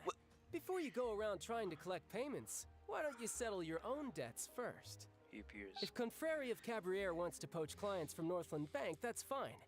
But I'm afraid you still owe the bank a hefty sum of mora. So why don't we work things out between us first, before you get back to your little conversation here? You're from Northland Bank. But we said we'll pay everything we owe next month. Why are you hounding me now? Traveler, Paimon! I didn't think I'd run into you here in Fontaine. What are the chances? We're surprised to see you too. What are you doing here in Fontaine? You didn't want to stay in Snezhnaya? Long story short, I've already been in Fontaine for some time now, and honestly, things have been pretty boring. But it seems that fate brought our paths together today. Not only will I have some good friends here now, but ones who always seem to find trouble. Either way you look at it, it seems things are going to get a lot more interesting now. Pretty sure we'd want to avoid anything that you'd find interesting. Besides, our trip here has gone pretty well so far. Right, Traveler? Hey, you, Northland Bank boy. Aren't you forgetting something? Don't interrupt. It's not often I run into the Traveler like this. Why don't you wait for me over there for a while? You kidding? Aren't you the one looking for us? You really expect us to sit and twiddle our thumbs while you catch up with your friends? Listen to me, boy. If you want your mora, fine. Why don't you come and take it? Hey, I just said not to interrupt. Oh, by the way, Traveler, the last time I took Tonya and Tusser ice fishing, Tusser said... Hey! That's way over the line! All right, boys, let's see who has to pay up now! Hell. Can you at least let me finish one sentence? Fine. Though the bank told me not to get rough with our clients. Defeat the You're clients. the ones who started it. This is an act of self-defense. You two will have to be my witnesses, okay? I'm sure this won't take long. Punches him. Oh. Tidal wave. shouldn't let your guard down. Guys, I beat them. I beat beat them. What's your deal, Brad? How are you so strong if you're just a staffer from Snezhnaya's Northland Bank? Wait, don't tell me you're... Oh, now you notice. It's a little late, don't you think? Just make sure you understand that you don't mess with Northland Bank. Got it?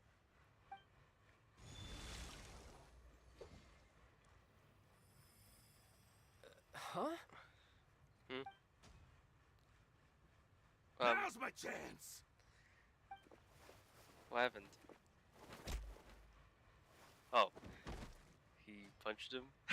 Huh. That was weird. What happened? I'm not sure. It's as if I suddenly lost control of my hydro powers when I needed them. Maybe there's something wrong with my vision?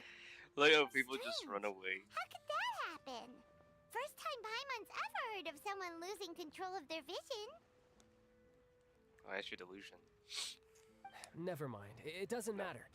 If I want to stay sharp, I shouldn't be relying too much on my vision anyway. Besides, I always have my delusion in case I need it. So what are you doing in Fontaine, child?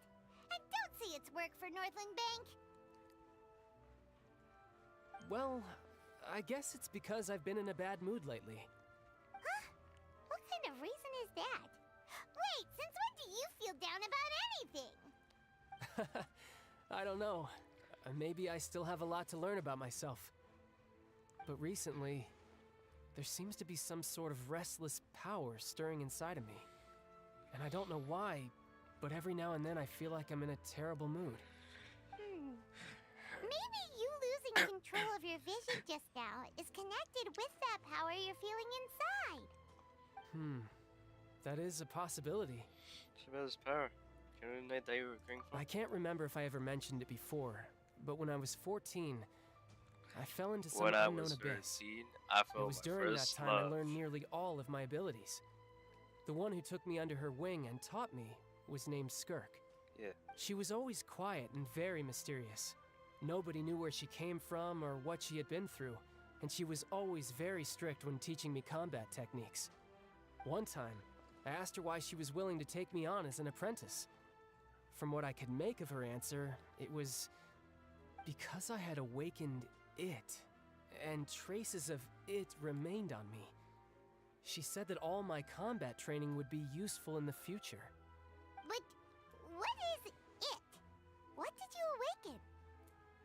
He has a power. She never explained that, but my guess is that it's related to a dream I saw when I had just fallen into that abyss. In my dream, I was in the deepest depths of the sea, and the boundless seabed was all around me. It's in Fontaine. But in front of me appeared a whale that was so massive, I felt like I couldn't breathe. A whale? Oh, that sounds familiar! When we fought against you before, you summoned a huge whale that seemed to leap at us. Is that the one? Don't remember. That's just an abstract form of a whale that I create using my elemental powers. Just it meet takes a that whale. shape because the scene I dreamt of the whale has always been stuck in my mind. I'll never forget it. So you used the whale as inspiration for one of your moves? Huh. Seems a little twisted to Paimon. So why don't you just go ask your master? Maybe she knows the answer. Well, the fact is, You make it sound so easy. Ever since the incident I experienced there, I've never stopped searching for Master Skirk and that unknown abyss. But it's been years now, and I've still found nothing. There isn't even a trace of the place where I remember falling into the abyss. no, it's child's personal problem. Oh, it sounds like some kind of ghost story. Yeah, I'm out of leads at this point, but there's nothing more I can do. It seems that strange encounters in this world tend to be elusive like that. Oh, seems the time really flies when I'm talking with you. I just remembered I have somewhere else I need to be, so I should get going. What? More work for the Northland Bank? No, it's more of a personal appointment. Lately, I've been sparring with some of Fontaine's official champion duelists whenever I'm feeling bored. Right, this is the worst Champion Fatui duelist? ever. You mean it's their job to duel? It's time to. Yep. In Fontaine, before a criminal goes to court, they're given one chance to defend their honor by requesting a duel with an official champion duelist. The champion duelists are all-powerful fighters selected from among the nation's best. And the duel itself is a no-holds-barred fight with no specified stopping point. So engaging in such a duel is regarded as a symbol of defending your honor. If a criminal manages to win the duel, they'll be acquitted. But if they lose, they'll have no choice but to stand trial. And the worst-case scenario is that you're simply killed in the duel. Though it's rumored that Fontaine has a death penalty, from what I can tell, no one has ever been officially sentenced to death. You know. So really, the only people who opt to duel are those who have suffered a grave injustice in being accused, or those who greatly value their honor. Otherwise, why gamble with your life? So, do many people actually get out of their trials by winning the duel? Apparently, it's exceedingly rare for anyone to actually win. Fontaine probably enacted this system as a way to show that the nation respects the honor of its citizens. Besides, none of the champion duelists are to be trifled with, which is exactly why I was itching to face them as soon as I got to Fontaine. Apparently, the one I'm meeting today, Clorinde, is the strongest of the champion duelists. I had been asking her for some time before she finally agreed to face me today. Well, that's child for ya. Paimon feels like we heard that name somewhere before. Clorinde. Huh. And I need to go to the toilet first. Yeah.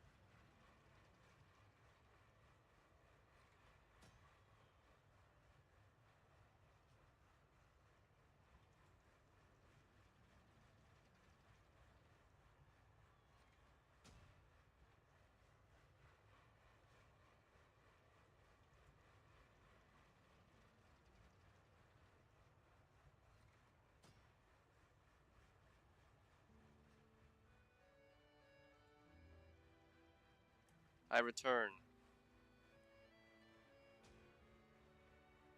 Alright. Oh, before I forget, I want you to have this. Huh? The Hydro Pass? Vision? You're seriously just giving it away? Yep, I'm just worried that it could become uncontrollable again. I'd be pretty upset if it got in the way of my duel, so I think I'll be better off without it for now. Besides, I just need you to hold on to it for a short while. I'll come retrieve it when I have some time later. Paimon knows what you're up to. You just want an excuse to come talk to us again, don't you? Whatever gave you that idea? I'll be in touch later.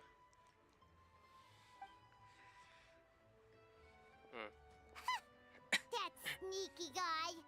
He said he's been feeling down lately, but he seemed the same as ever to Paimon. Well, since we don't have much to do for now, we might as well walk around and see the city before Lenny's performance. That is true. Yeah, you walk around. Okay. The game does that for us. Who could have seen that coming? The reporter who was barely around for most of the story was the murderer all along! Sorry. Paimon was just surprised, that's all. Whew. Paimon never saw that twist coming. The murder mystery novels here are amazing! Well, Paimon enjoys The reading. whodunits here in Fontaine are a lot different than the light novels you see from Yai Publishing House. Both have their merits, but Paimon thinks this style of novels are more, well, novel. It's so exciting to reach the moment when the mystery is uncovered, especially in the one Paimon was just reading. You should buy a copy and read it too. Oh, sorry about that. Paimon will be more careful next time. Hey. Shouldn't we be heading to the Opera House to see Linny's performance soon? It's almost time for the show to start, so we should get going. Linny said that the Opera House is on air in ES, so let's go ride the Aqua Bus. Alright, let's ride the Aqua Bus. I need to activate the waypoint anyway.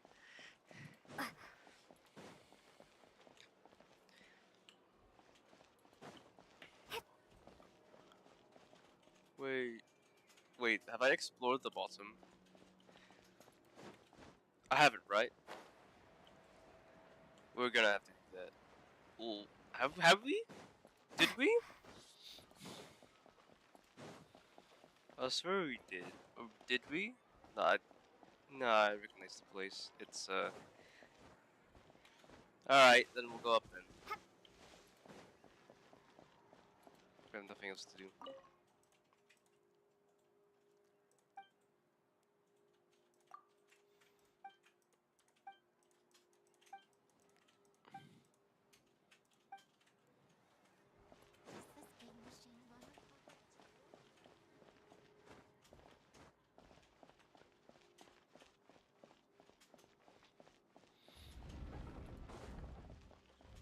What is this? Is this? Prunier. Bro, that one looks so weird.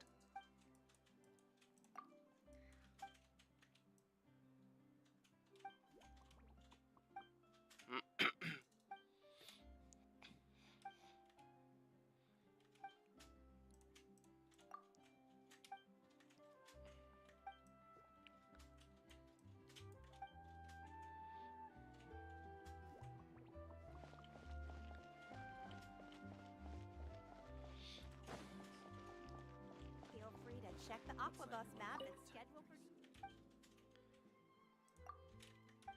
Okay, I don't need to talk to you. I need to get to my destination. I'm lost in this place. Crazy.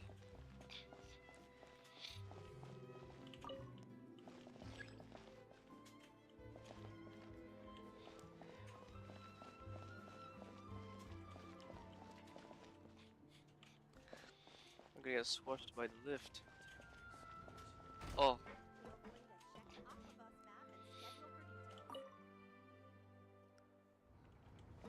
Damn, I do love lifts though.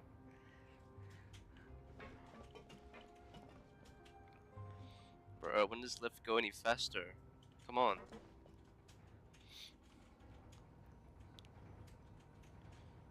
Ah, lift, please!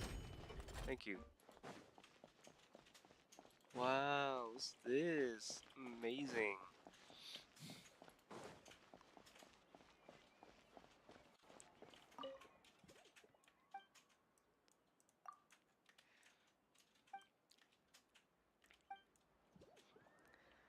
I'm just talking to the weird creatures.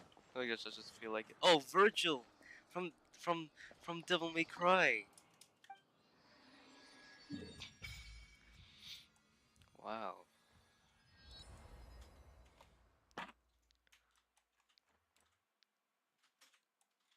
Where does that lead to? Oh, it's broken. Oh no. I wonder who broke it. Yeah, that's the upper house here.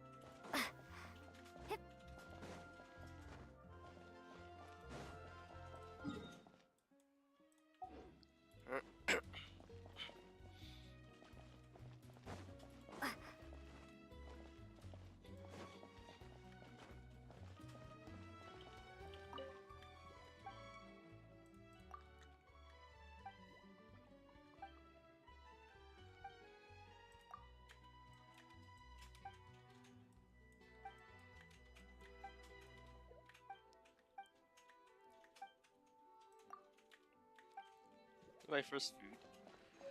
Oh, poisson. This aquabus break. Oh, mountain.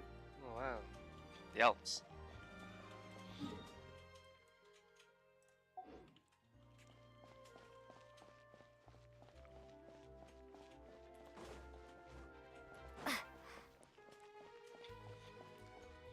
What the hell is that? What's over there? Is that a cube from? Is that Kevin the Cube from Fortnite? It seems to be in that direction. I bet we'll explore that like in a future version.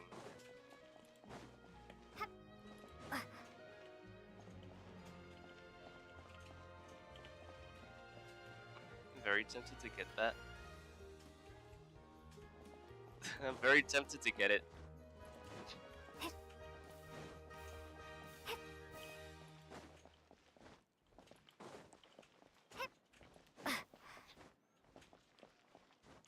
To be fair, I will literally do most of the exploration like off stream.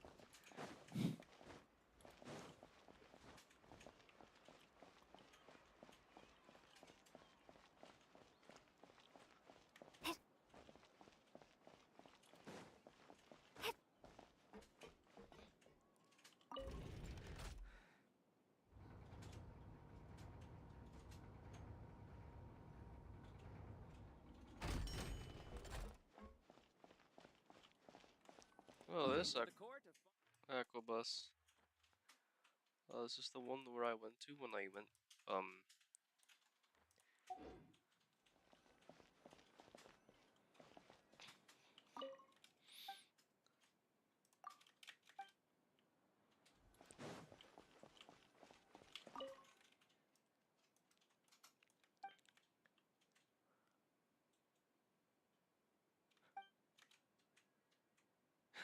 No, Fus Major. So that's why it's broken. Fontaine researchers did not get there because it's been broken for who knows.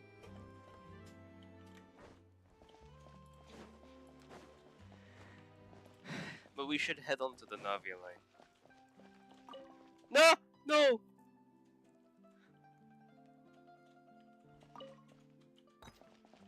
Welcome to the court of Fontaine. Please watch your step. We should go to the Navia line.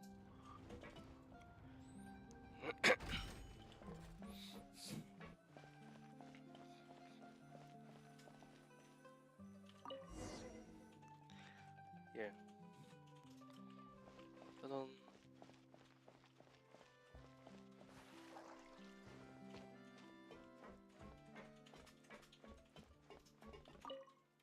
how do you do? Immediately.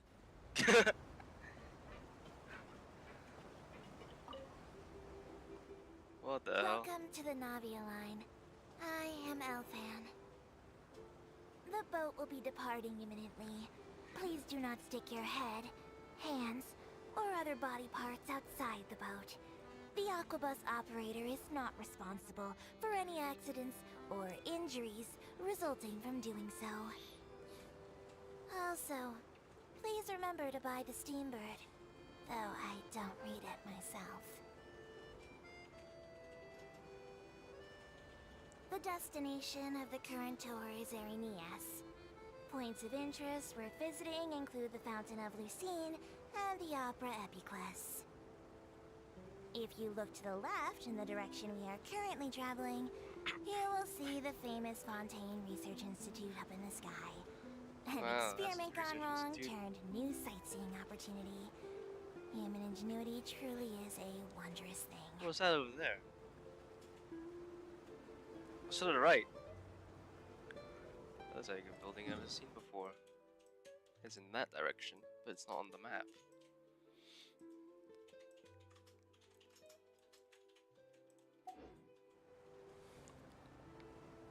Oh, please tell me what that building is over there. It looks very interesting.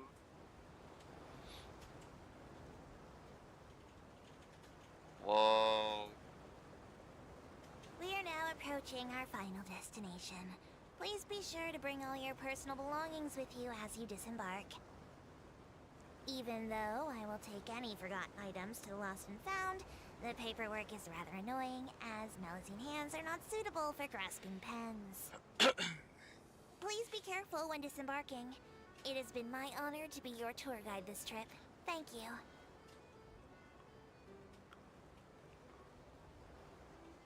Is it parking? Oh, it's... Oh. Lovely job.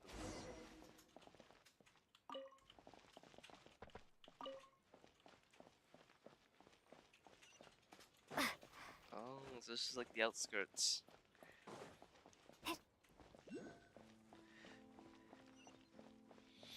I need to collect a hydroculus. It's a habit.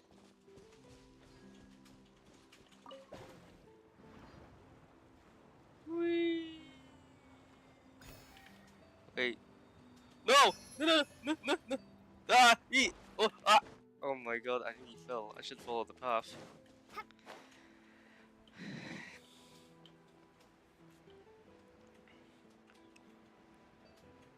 Looking snazzy to this place, though. Sheesh. Rainbow Rose.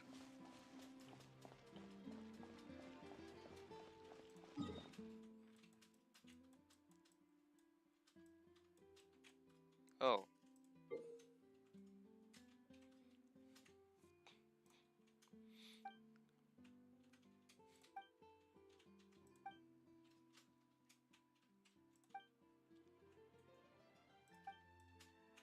Oh, underground. Oh, damn.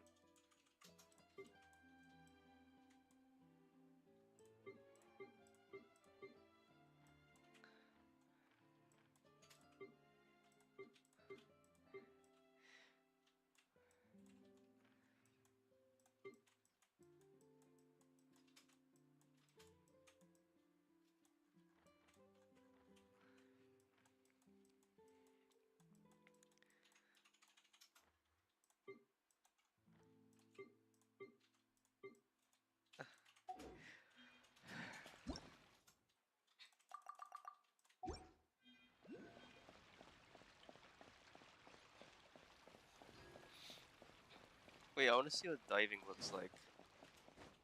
How do you do this? Ah, that was a bit anticlimactic. Hmm.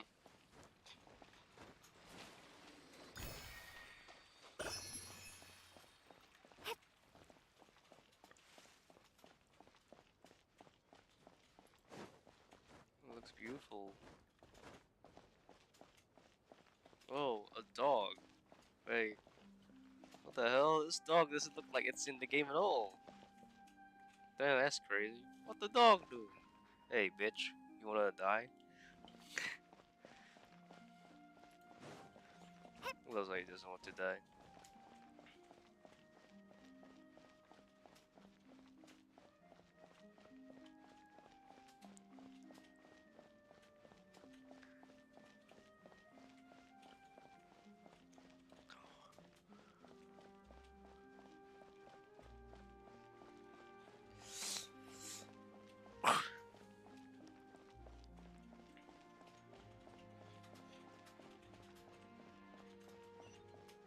Yo!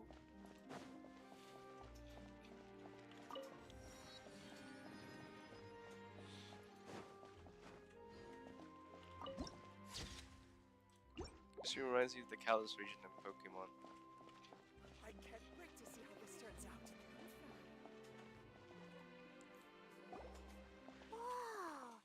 Now this is fancy! The Opera Epiclese. What a place to hold a performance! No wonder Linny and Lynette were looking forward to it. Huh. Looks like there's a lot of people standing around the fountain up ahead. Oh, Archon, please bless us with a bright and healthy child. We pray. Struck I by don't know thunder. why you always feel the need to ask so much. I'll be happy as long as our child is healthy and lives a peaceful life. I guess if they're our kid, then there's no doubt they'll turn out smart. Yes.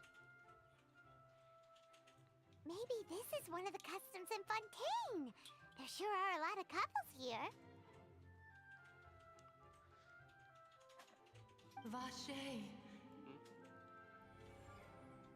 Huh? What's wrong? Vache. Vache. Oh, I'm being. No, Paimon didn't say anything. Are you hearing things? Welcome to the Fountain of Lucine. All the water flowing through Fontaine converges here. It's customary for newlyweds to come here and wish for children. It's because they've been covered in sin. You scared Paimon! When did you get here? Wish your children. When he asked me to wait here for you, Well, you remember? Sex, right? Sex exists. Right. What do you mean? There are a lot of people here right now. Hey, you're not trying to scare Paimon, are you? Besides, it's the middle of the day. It's not the time for eerie things. I see. I might be able to tell you something that could help explain the voice you heard. In fact, you might not be imagining things at all. I suspect that what you heard is a result of your hypersensitivity to the hydro element. Others in my family have had similar experiences. It's because of her sensitivity to the hydro element? But what would hearing a voice have to do with elemental power? When do you cry, Paimon? Wait, what? What? What does that have to do with anything? When you cry, you emit water from your eyes. Just answer me. When do you cry?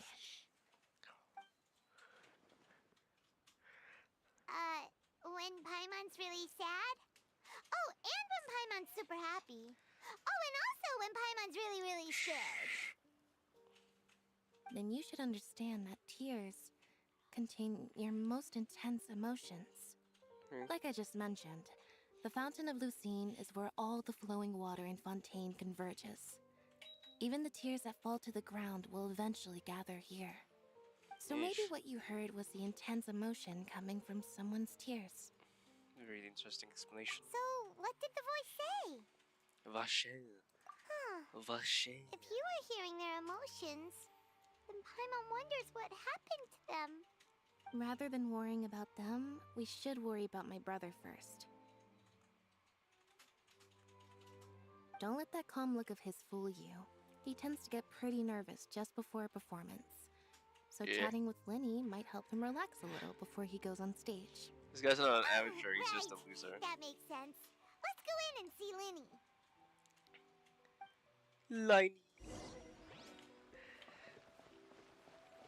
Well, so many people who look the same just wandering around. Who else deserves to take the stage more than Lady Farina?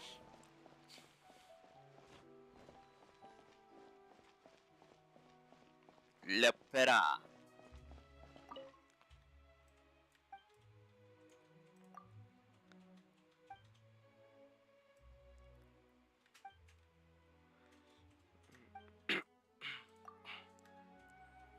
Holler.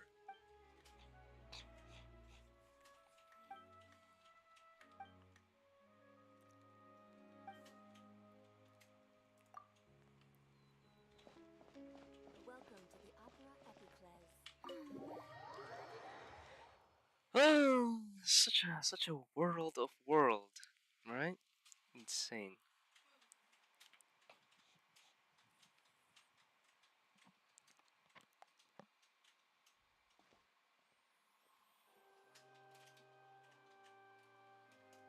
Ah, Traveler and Paimon. Good to see you. I knew you two would come. Are you kidding? We wouldn't miss it for the world. We've been looking forward to it. I can tell, judging by how early you've arrived. But you're actually right on time. The audience still hasn't started entering the venue yet, which means now is the perfect chance for us to take you to the best seats in the house. Wait just a moment. I'll fetch the tickets.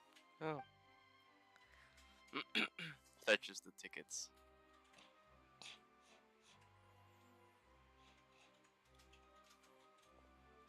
The Opera House has assigned seating, so you always have to make reservations. I've already reserved your seats, and here are your tickets. Ooh, front row seats. Thanks, Linny?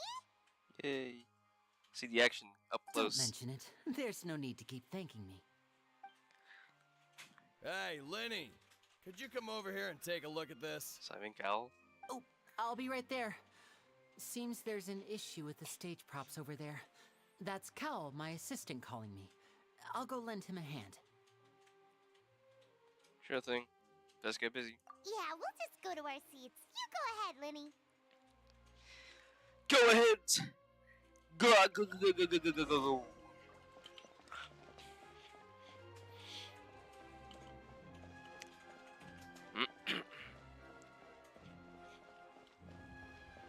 Whoa. This is crazy.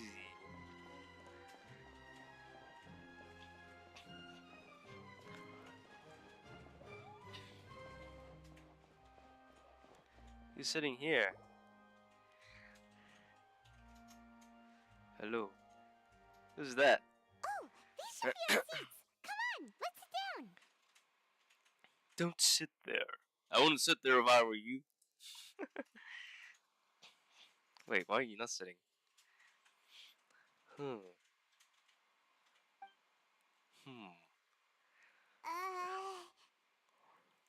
Wait, there are not enough seats for everyone.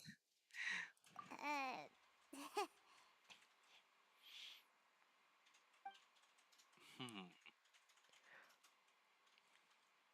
Hey, Traveler.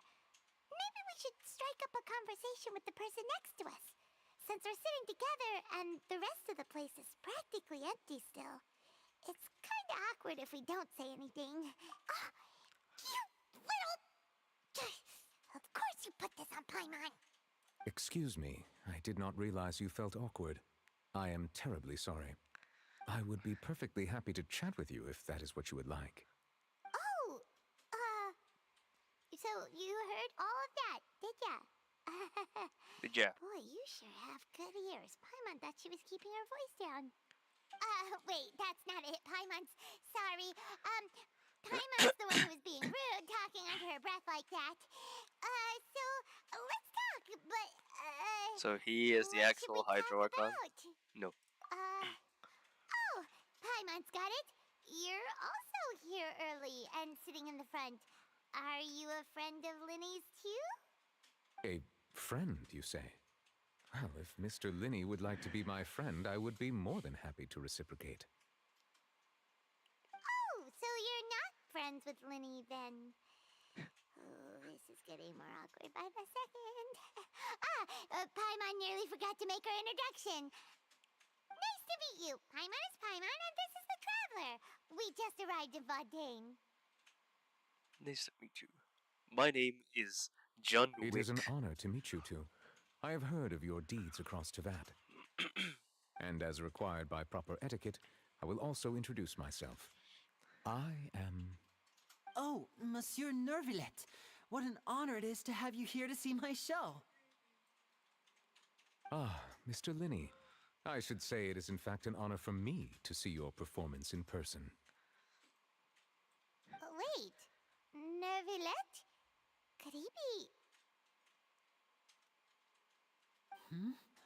I saw you all chatting just now, but it seems you still don't know who Monsieur Nervillet is.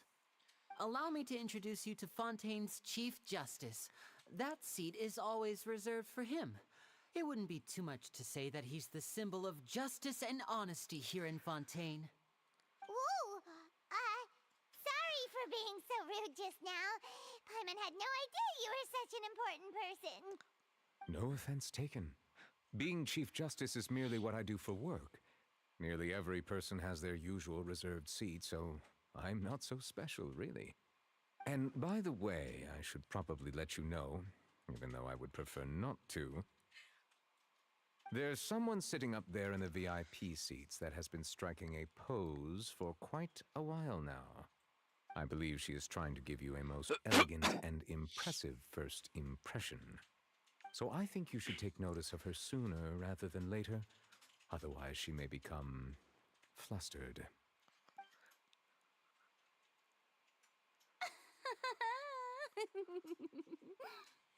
Huh? Oh, It's Farina, the Hydro Archon.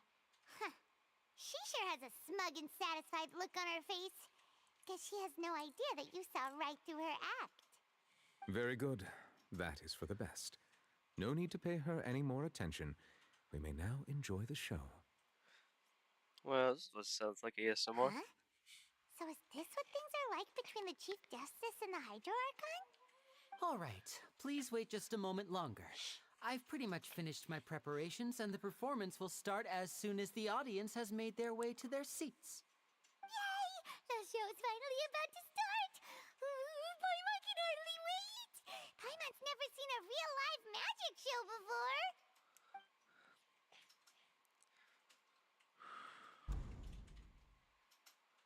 Ooh, Ooh! They're dimming the lights! The show must be starting!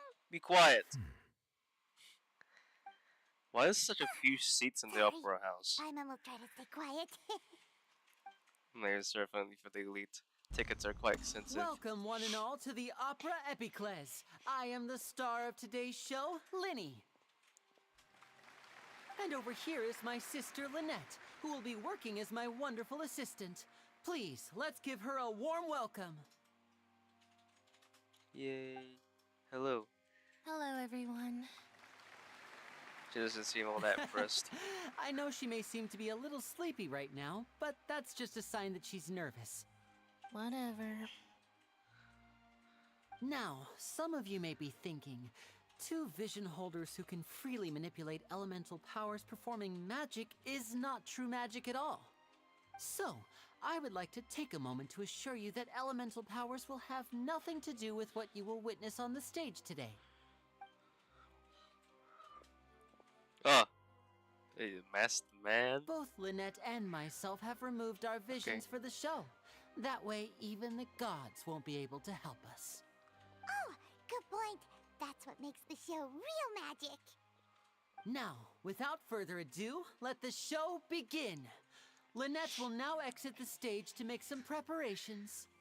I know you might miss her, but don't worry. She'll be coming right back on stage momentarily.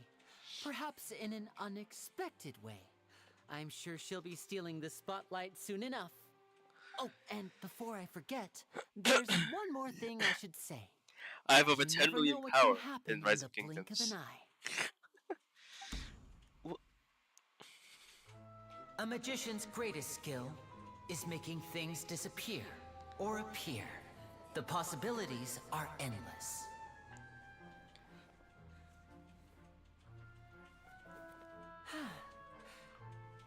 See? I have nothing in my hat. And now, it floats. Huh?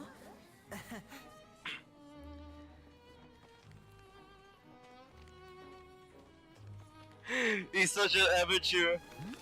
Oh, wow. Oh, he's not an amateur after all. I estimated wrong. Oh wow. But this isn't what you came for. These little tricks, you've seen them all before. So it's time for something truly extraordinary, don't you think? This one's a little tricky. Wow. Using this water Harry tank, Key.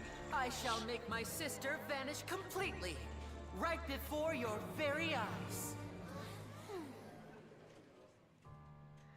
Oh, something wrong is about to happen.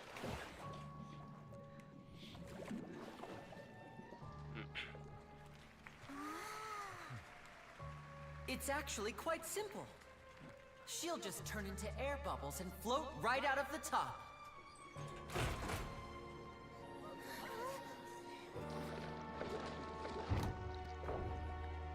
Oh no! I told them to check all the props carefully. With the lid on, even air can't escape. An amateur magician would be getting very nervous right around now. Luckily, it's me on stage, so let me show you what a true virtuoso can do.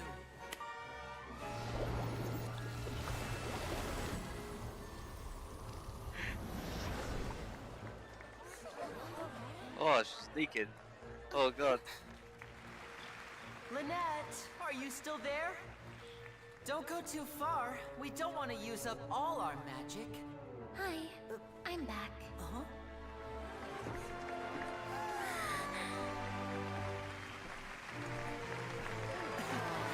Oh.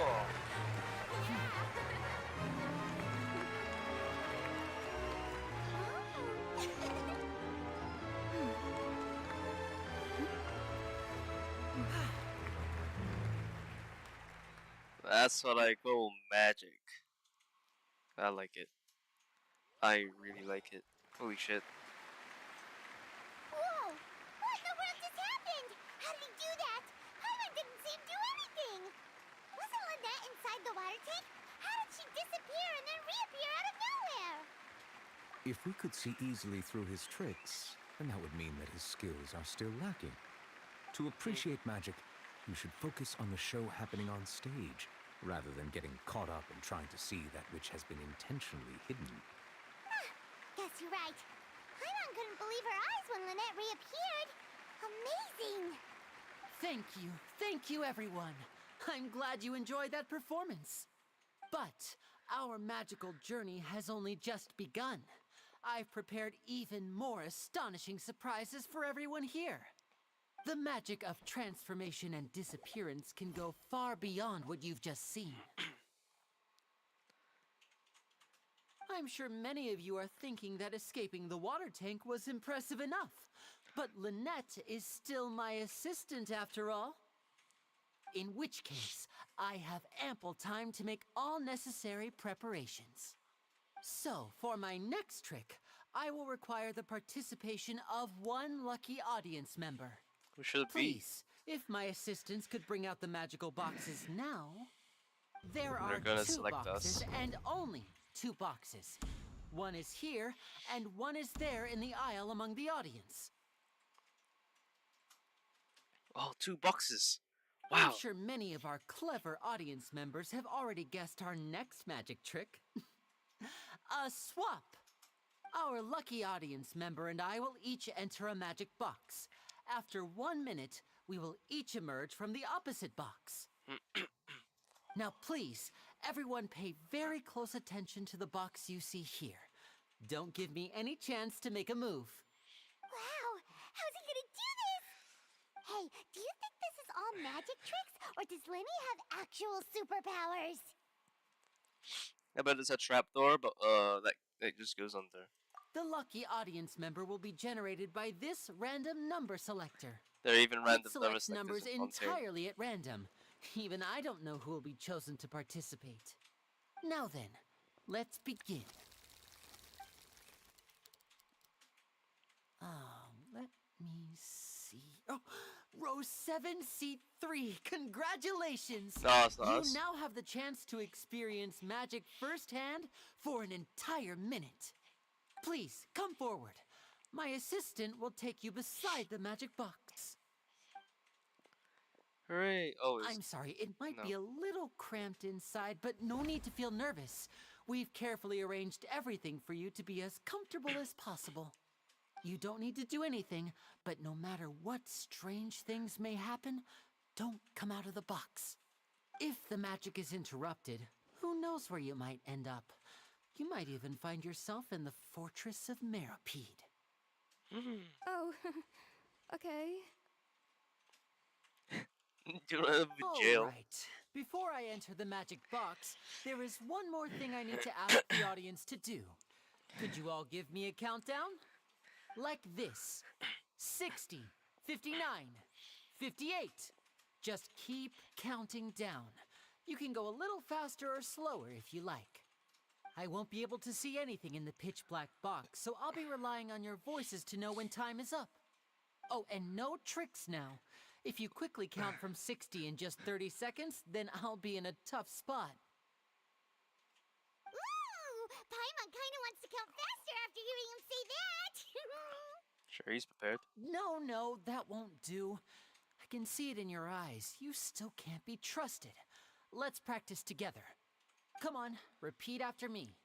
60, 59, 58, 57. 59! 58! That's right, perfect. Keep it going. All right, I'll see you all on the other side once you've finished counting. Okay. Come on. Can I? 54, 53, 52? Paimon, no. Why aren't you counting, Nervalet? I am counting in my head. I think things are exciting enough in here as it is. Merely a consequence of my identity and personality. Do not worry about me. Just enjoy the show. Oh, alright. You look so serious that Paimon thought you might be feeling uncomfortable or something. 40, 39, 38! Mr. Linney, are you all right in there? Is everything ready? Yes, I'm fine, I'm just double-checking the direction of the magic. It would be a disaster if we get sent to the wrong places. For example, He's gonna fall. Mid-air right above the audience. He's gonna break. Oh dear. Even though he's saying that, Lenny doesn't seem nervous at all. Huh? What was that noise? Did you hear it too? Not sure. Anyway, it doesn't seem like anyone's worried about it. It is a magic show after all. 25! 24! 23! What's wrong, Mr. Linney? I can still hear you moving in there. I seem to have accidentally knocked over a decoration. I'm trying to fix it, but it's pitch black in here. I can't tell left from right. Never mind the decorations. There's no time for that. The show is what's important. No, that's unacceptable. I want my show to be perfect. Don't worry, we still have 20 seconds. Hear them counting? 19! 18! 17! It seems things aren't quite going as planned. I apologize, everyone. It feels like you're all starting to count faster, but that's all right. I know it can be tiring to do such a long countdown. 10 seconds and change is still plenty of time. Can you still make it? Almost there now. Whew. Swapping two people is harder work than you might think. Even a master magician like me can't guarantee I'll get it right the first time. Hey, wait! Is this the back one? I can't tell. They both look the same inside. Huh? No, that's not it. I'll try again. 7! Hey, slow down! Honestly! 5! 4! 3! Whoops! That doesn't count! 0!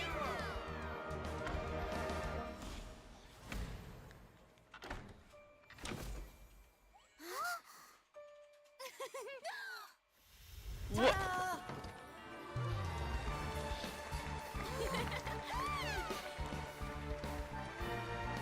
Now, where's our guest?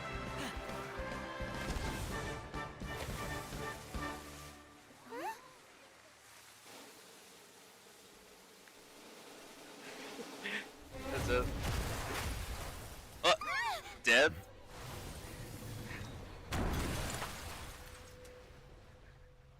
Oh, he died. There should have been blood. Oh.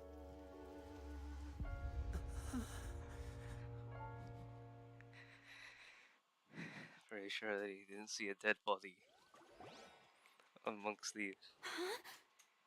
Is this part of the show? Mr. Linney, you're going to use magic to fix the stage now, right? What happened? He was. Oh no. Maybe this isn't part of the show. The girl was still in that box, right? This performance is over. Medical staff with me. Guards, secure the scene and detain all the performers. Seal the exits. No one is allowed in or out at this time. Yes, that's right. If this was just an accident, then we must investigate the cause. But if this was all part of some scheme, then those accountable will not escape the judgment of the God of Justice. No need to be alarmed, you two. We'll get to the bottom of this soon enough.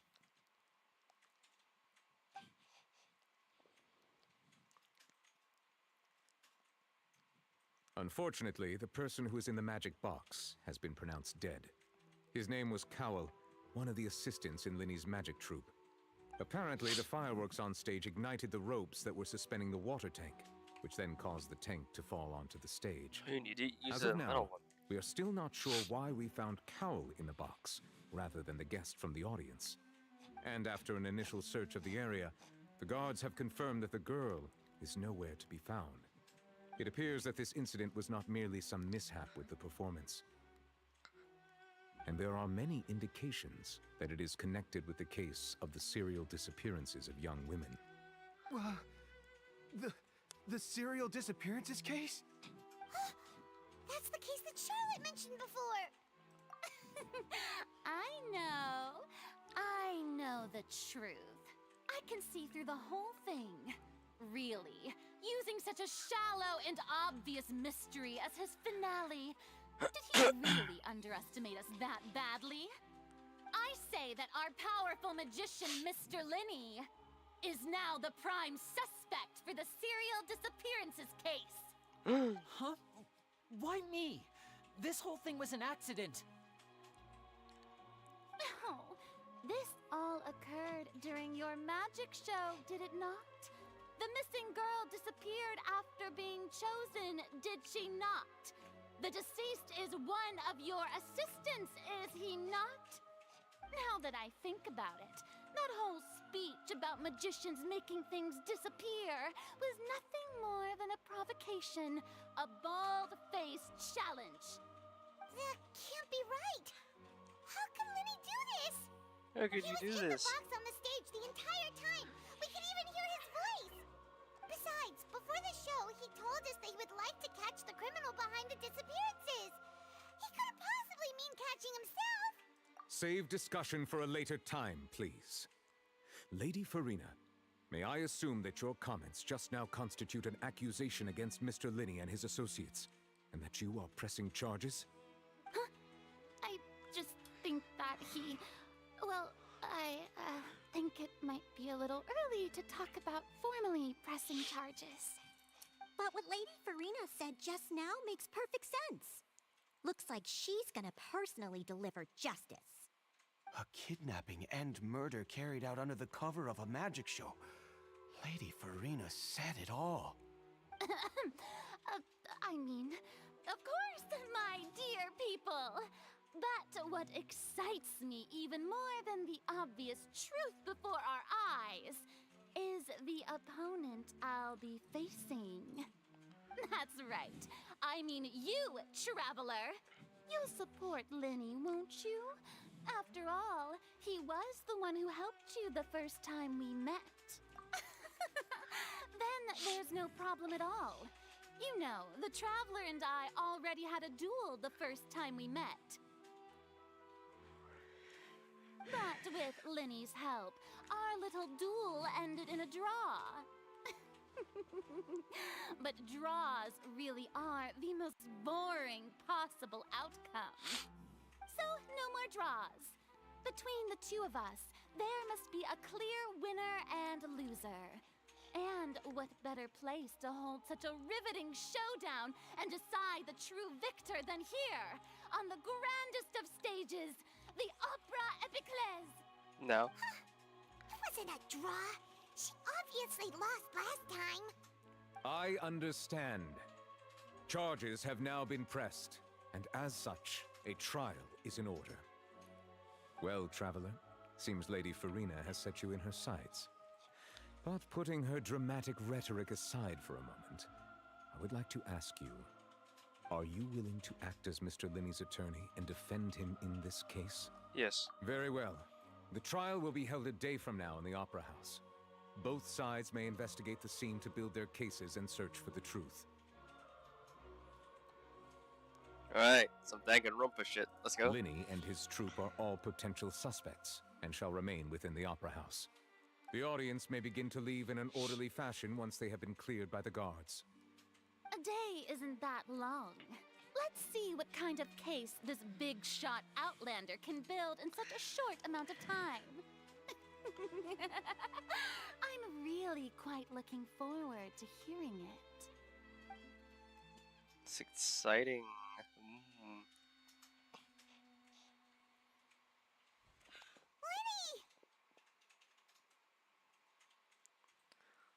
Traveler.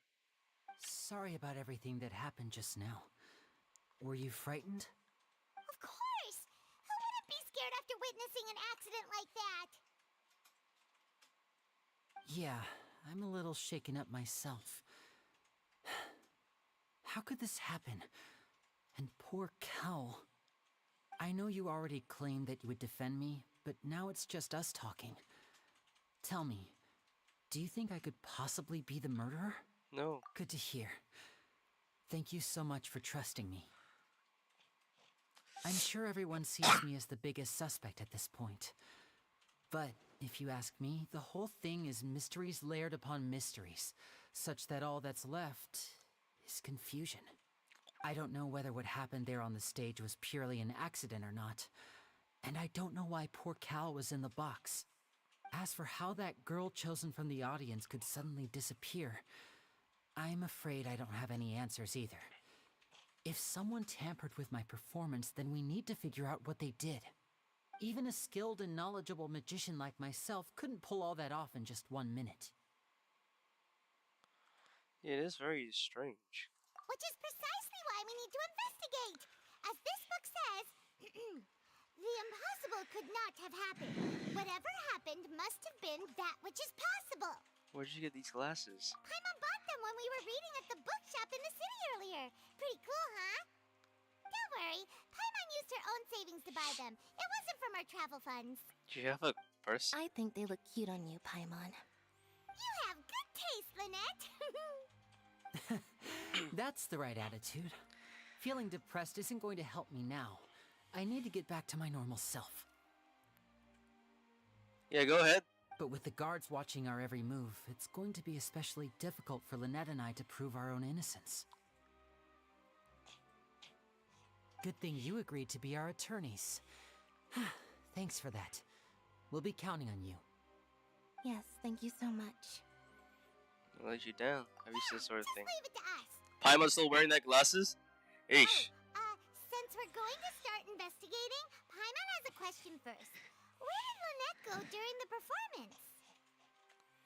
Ah, well, I'm afraid that would involve some of our essential trade secrets as magicians. What's your alibi? The secrets behind our magic are past saving, Linny. I suppose you're right. The truth behind our tricks is going to be important evidence that will be weighted during the trial. 'Tis truly a pity. As a magician, our magic show is a work of art. We've poured countless hours and spared no effort in perfecting it. But if revealing our secrets will help you uncover the truth behind what happened, then it will be well worth it. We should go somewhere else if we're going to discuss our magic tricks. We'll go speak with the guards, and in the meantime, you can go investigate the stage and the seating areas. Alright, let's go have a look while the investigation teams are still here. Detective Paimon is on the case! Let's go. Why are you still wearing that damn thing? Jeez. Hello, officer. How's the investigation going? We're our attorneys. Ah, I see. You must be the traveler that Lady Farina mentioned. Listen, I'll be perfectly honest with you. I'd avoid getting mixed up in this whirlpool of a mess if I were you. Huh? What do you mean? Come with me and you'll see. The deceased is one of Linny's assistants, named Cal. Even though he hadn't joined the troupe long, he was hardworking and everyone generally liked they him. drew a thing. The assistants are usually in charge of setting up and inspecting the props, as well as assisting with the show and keeping the crowd engaged. As you probably saw when you were in the audience, the water tank suddenly fell and smashed the box with Cowl inside it. This is the real mystery. We've already searched the scene and were unable to find any traces of the girl. However, if you look carefully, the box was positioned directly under the water tank. The ropes holding the tank were then burned by the pyrotechnics on stage, causing them to snap. All these factors lining up so perfectly makes it hard to see this as a mere accident. If anything, the more logical explanation is that the whole incident was intentionally planned, and Linny is the most likely person to have access to all these areas. But he doesn't have a motive. Are you both good friends of his? Well, you can't we were good friends, but we've known each other for a little while. So then in you go just into a the short interrogation time, room. he was not only able to win your trust, but even convince you to act as his attorneys. I know there's no such thing as magic. The real trick of a magician is holding the audience in the palm of their hand. I've seen a lot of cases, and I can tell you that people are the least reliable kind of evidence. Sorry, I tend to be pretty straightforward. Just know that I'm warning you for your own good. Anyway, you may investigate the scene of the crime yourselves if you're curious. Who knows, maybe you'll be able to come up with some new evidence. You can use the case record to confirm your current evidence and clue collection situation and sort case-related information. Oh! This is fucking Danganronpa, bro. Aye.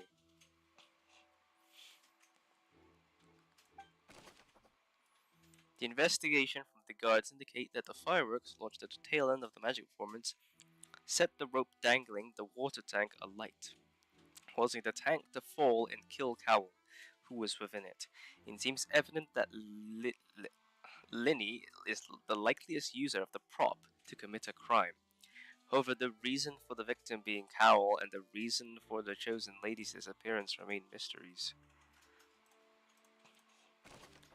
The deceased is one of Lindy's assistants named Cowell. He was well trusted by all of his colleagues. His job was setting up and inspecting the props, as well as assisting with the show and keeping the crowd engaged. That's it? Color of Dance? Hi. So the magic box is struck.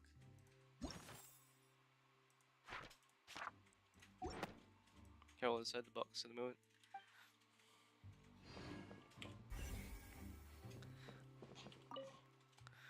Let's see that the guards coming to the station.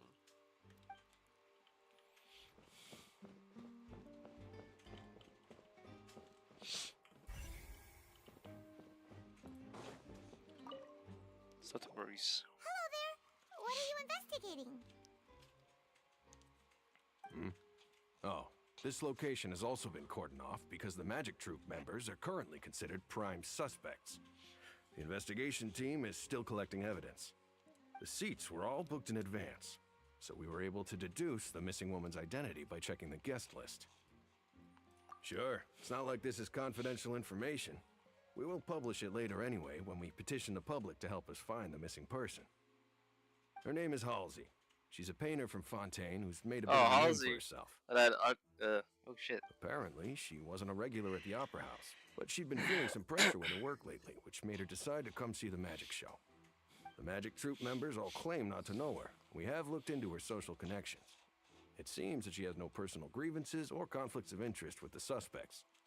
Simply put, she wasn't related to the Magic Troop at all, which matches the features of the previous serial disappearances. Were the victims of previous cases also chosen at random? That's how it seems to us, in any case. Apart from the fact that they were all young women of around the same age range, there really weren't any other connections between them. Okay then. No need to be so formal. If you do happen to see the missing girl, please be sure to contact us. It is of utmost importance that we get to the bottom of these disappearances. Halsey is the missing person. She's a famous painter and came to watch the magic show in order to take a break from her creative work. She isn't known to be entangling quarrels with any of the members of Lili's magic troupe. Like where the shit is going.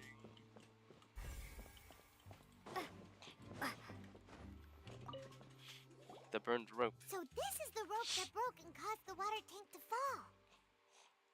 Yeah. The rope looks pretty durable. How can it be burned through so quickly by fireworks? Why are you suddenly so serious, Traveler? Check here. Whoa. Look! This bit is made from different material. Most of it was burned away, but there's still a little bit of it left. So if a rope meant to hold something was made with that kind of material, in it, then that means... Wait, why don't you write all this down? Let's take notes. This rope was used to suspend the water tank. Suddenly broke when the fire was being launched on stage. The investigation has shown that the location where the rope snapped was made of flammable material.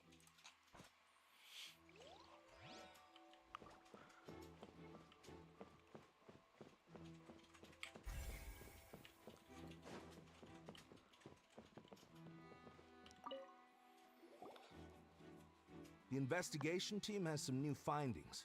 Turns out there's an issue with the random number selector after all. See, I told you. What if the machine picked some big guy's seat? You think the murderer would have still made his move then? Sorry to interrupt, but we're helping Linny and Lynette with their side of the investigation. What were you saying about the number selector? There's something wrong with it? You're trying to help them? That'll be a tall order. Linny used the machine to pick a random member of the audience during his performance, right? A lucky girl that later disappeared. Well, we thought there might be a serious problem with the machine, so we had it taken away for further inspection. It turns out that the seat number it picked wasn't random at all. The machine picks that same number every time. So I'm sure you already know that you have to make a reservation in advance to get a seat, regardless of whether it's a trial or some performance. In other words, Linny knew who would be sitting where from the very beginning. That much checks out. Linny reserved our seats for us, too. Bet you see why I was saying it'd be tough to make a case for Linny. Even though it's bad for Linny's case, Paimon had better write it down. Yeah, write it down.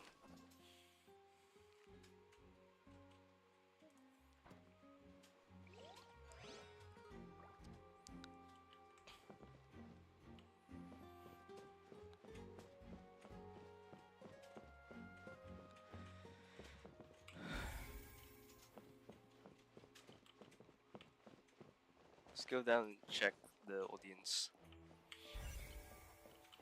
Ah. What about the box itself?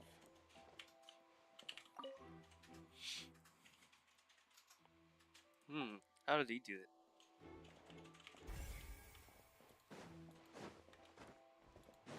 it? Isildur. I see that you're investigating the area. Well, it just so happens that I'm interested too.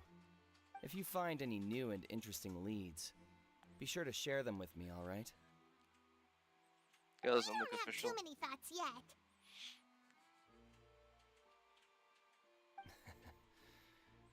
Then why don't I tell you my hypothesis first? The way I see it, it all started with that loud thud. Thud? Oh, you mean the sound that happened during the countdown? Yes, exactly. It wasn't terribly loud, but I suspect that most people heard it. It's just that everyone was awaiting the results of Linny's trick with bated breath, so no one paid it much mind. But now that the incident has happened, the thud has become an important clue. That makes sense. So, what do you make of it? I'm of the opinion that it may have been the sound of Linny's accomplice. Lynette, perhaps. Jumping atop the water tank, or something like that. And when the pyrotechnics went off, she cut the rope, sending the water tank crashing down. But wasn't the noise we heard too loud for that? Perhaps the balance wasn't right, leading to a particularly rough landing. The one the water tank have started to swing a bit in that case? Oh, that's true. I suppose I must reconsider. That does remind Paimon, though. What was with that sound?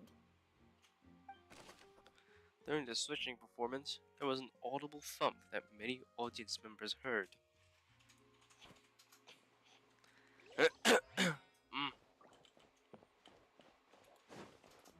This is really giving our last clue.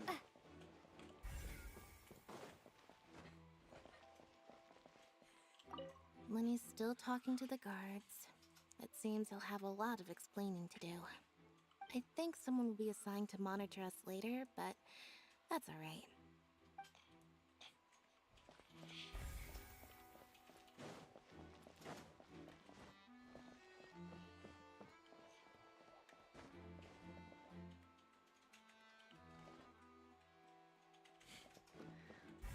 Oh, where are my clues, bro?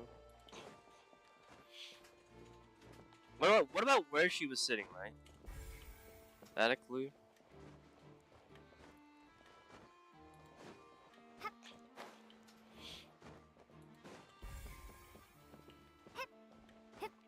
Maybe we should look outside.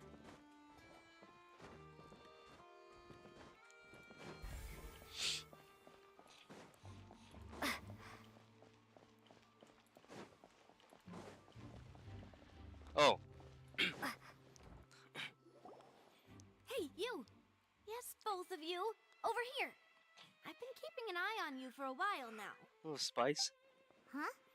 You mean us? That's right. If I'm not mistaken, Monk. you're also among those who wish to cut down the thorns and pursue the truth. No?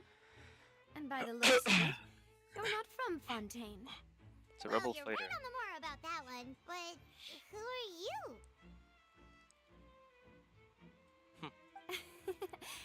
Have you never heard of the Spina di Rosula? From mediating disputes and providing protection to solving conundrums, you name it, Spina di Rosula does it. And I, Navia, have the honor of being its renowned president. What? Is that Durandal? Though those who play by our rules call me boss. Mafia. I'm Silver, her attendant. Pleased to meet you. And I'm Melus. Demoiselle's various daily needs and affairs are under my purview. Huh? Boss? Demoiselle? What gives with the names? Well, I am the second generation president. Malus and the others are still used to my previous title. My apologies, Demoiselle. Should you prefer, boss, I will endeavor to use that instead. No need. You don't have to call me boss. Just Navia is fine. Okay, if you say so. Not that we're members of Spina di Rosula anyway. All merely trifling details. Never mind. Now, back to the situation at hand. That's right. I've always kept an eye on the serial disappearance cases. My interest stems from a matter back from my father's time. Huh. Judging from the look of things, I find Linny an unlikely mastermind. Really? We think so too. That's why we're looking for clues now. But how did you come to that conclusion? Intuition, naturally. My unparalleled intuition. Farina sure was quick to point the finger at Linny without any decisive evidence whatsoever, wasn't she? She's dumb. But that's not uncommon for her. If you remember, the justice had to interrupt her and ask if she was pressing charges just to keep her from getting carried away. Anyway, a trial begins the moment someone levels charges. And, of course, there was no way Farina was going to back down in that situation.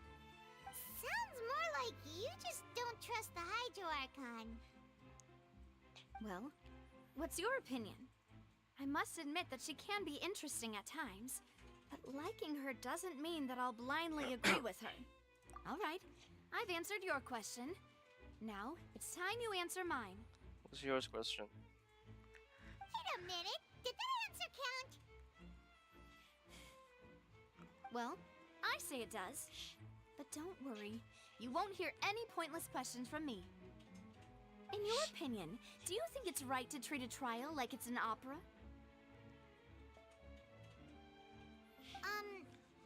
Well? Not always. And why would that be? This makes it easy for the true to fall, but See, Silver and Malus? I told you they'd be different.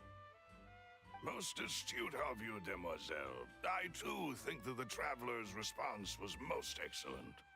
No matter how wonderful the script or how fervent the audience's expectations may be, the trials that go on stage here must be based in fact.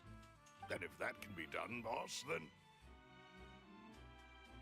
All right, that's quite enough, Malus. Anyway, I like your answer. You passed with flying colors. Yay! Now, I need to make some preparations, following which our joint investigation shall commence. You two, shall be my assistants. Wait! Since when did we become assistants? No. Oh, well, I can be the assistant. Sure. Or your companion, if you like. I'm really not that fussy. That's more like it. Far be it from me to brag, but I believe that Demoiselle's intuition will be instrumental in uncovering the truth. Oh. You wish to save a friend from false accusations, and we wish to unravel the disappearances. In this sense, our goals are aligned. You have a point. Huh. You're quite the talker, aren't you, mister? And what about you over there? What do you think? You seem like you've got something on your mind. There's shades. I have nothing to add. Oh, alrighty then. We'll be making some preparations first. Just be sure to let us know if they start revealing Linny's tricks. Thanks! Damn, okay.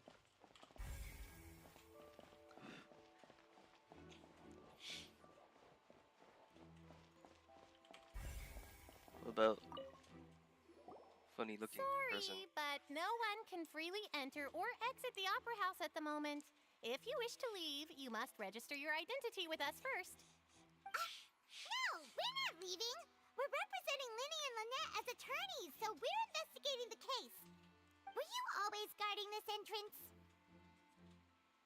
Yes, I was. After the Chief Justice gave the order, everyone coming in or out must undergo a strict inspection. So, the missing girl couldn't have left from here. At least, not from that point on. I doubt there was much opportunity then, either. How can you be so sure, These creatures just Because live in I like was in charge people. of security near the entrance at that time. I couldn't see Linny's performance from here, which was quite a shame. Just my luck. But still, I did not abandon my post, and I stayed put no matter how loud the applause was. If someone had so much as even approached the door, I would have noticed it, let alone if they had tried to leave. We Melazines are good at that sort of thing, you know. So, it's safe to say the girl couldn't have left through here. Alright, thank you for your help. This'll be useful info. No one left the opera house during the magic show and after the incident happened. Only those who had their identities cleared by the guards could leave. We've checked everything of note here at the performance venue. Paimon wonders how Linny's discussion with the guards is going. Let's go see, shall we? Ooh, things are getting interesting, huh? We're about to see how magic is made. Ooh. The reveal. Understood. Then I will be going with you. Just so you're aware, I will be monitoring your actions and making notes as necessary. Very good. Thanks for being so agreeable. I'd pull a rose out of my hat as a gift for you if I could. You may spare the pleasantries. I'm just doing my job. You've arrived. Oh, Who's this? who's this? That's Me? That's the. Oh. I'm Spina di Rosula's guardian angel. If you've got a problem, I've got the firepower. Sorry, I got a little carried away there. Call me Navia. I'm a partner of theirs, and will be helping investigate this whole situation. And these are my companions. Would you mind if they join as well? Fine by me. Oh, new helpers? I would be most grateful. True. Well, let's just say we're tagging along. It's not every day you get to see the secrets behind magic performed on such a large scale. I appreciate your kind interest. Come with me. We'll be heading below stage. Below stage? That's where all the magic happens, right? Huh? Below stage? Yes, a world of secrets is hidden beneath this magic box, prepared specifically for this switcheroo trick. But before I reveal everything, you should have a look first. Notice anything strange here?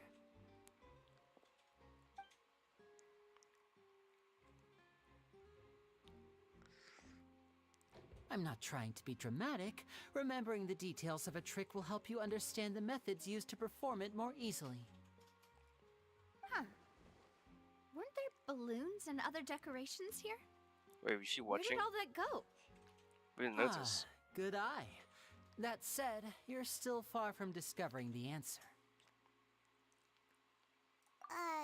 The back? The back rooms. You mean the inside of the door? What's different about it? Paimon didn't notice anything. Very good indeed. I thought you might not be able to catch that, given that you were sitting in the first row. The back of this door was patterned. Those patterns are now gone, replaced by a smooth wooden board. So, if you put 2 and 2 together, what do you get? Another box. An elevator. Exactly. All right, let's go. I'll tell you how it works as we head down. Bro, Lenny exposing his secrets. Oh, so there was a Whoa. passageway under the magic box. I knew you'd figure out most of it as soon as you saw this place. The 2 magic boxes are positioned right above the 2 entrances of the tunnel. Oh, so that's how See conveniently this placed. flatbed trolley? Dun.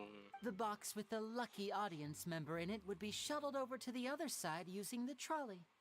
This trolley can raise and lower and even rotate, ensuring that the box will face in the right direction.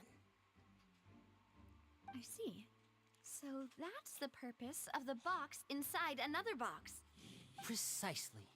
The inner box would descend after the audience member was put inside and be moved along the trolley, all while the outer box would remain on stage as if nothing had ever changed. So that's how you did it!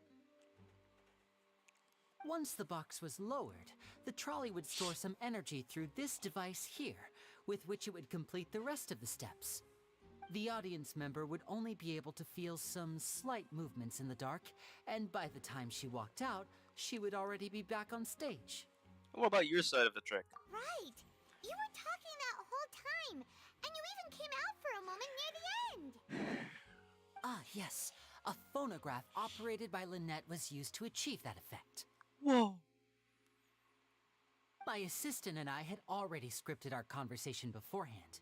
When the countdown began, I had already gone to the opposite box via a tunnel using that ladder. And what about Lynette? Where was she? I was in the mezzanine space in the back of the box. Oh, interesting. That's how we were able to coordinate Linny's lines with the assistant. And, by the way, I was the one who walked out of the box at the end. I mean, we are twins. All it takes is a change of clothes and no one can tell who's who. And that's my favorite part of this trick. Only Lynette and I can perform it. Wow. So that's how it all worked. Wow. Every detail you revealed was more amazing than the last. Lynette would briefly walk out of the box and then go back in, jumping into the tunnel and escaping before the box on the trolley could finish ascending. And then I walk out of the other box in the audience area, and the trick would be complete. The operative word here being would. But as you saw, Cal was in the box, not our audience member. She, on the other hand, mysteriously vanished. We really don't know how that happened. True. If not for that interlude, this would have been an astonishing trick. I probably never would have figured out how you pulled it off. And yet, to think that someone was able to use this magic trick to commit a crime. Could we have a look around? I think we can come up with some more leads. This is the scene of the crime, so Linny and Lynette are not permitted to stay here. I'll escort them back up. Yes, of course. No need to be so strict now. I won't disappear into thin air, you know. Thanks, everyone.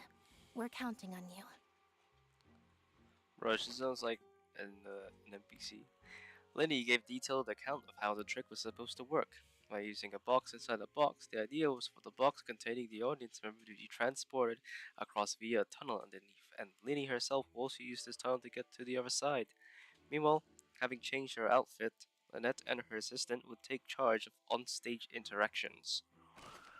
The magic box on stage is an additional layer to its rear, in which Lynette, in Lenny's clothes, remained hidden.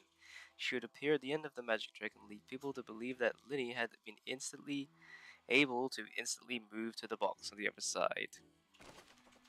Oh my god. The magic box is the center of the audience. I'm not reading that.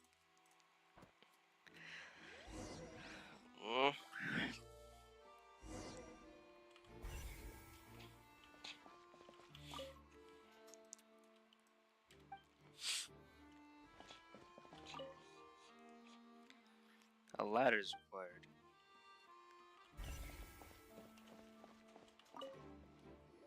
What must this be? What's this? Looks like a hook tied to the end of a rope. Huh? There's all kinds of odds and ends here. Perhaps it was a prop for a different trick. But why would it have been left here? Whatever it is, let's make a note of it first. A rope is fallen to the ground. It's like a grappling hook, right? This The vase. floor is wet. Please be careful not to slip. Speaking of which, why would there be water here? Oh, hi, my nose! It's one of those tricks where you pour water into a jug and then flip the jug over only for the water to disappear. And here's a broken vase. Huh. Did the trolley knock it down while moving? That can't be. The trolley moves along tracks from start to finish. It couldn't have hit the vase at this distance. Let's note this down too and think about it later. There are many pieces of a broken flower vase on the one side of the tunnel. All the water within has been spilled. Judging from the distance, it seems unlikely that it was knocked over by the trolley meant to transport the magic box.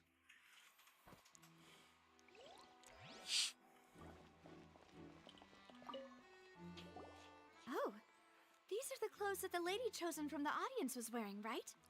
Her clothes are here, but she's nowhere to be found. Right.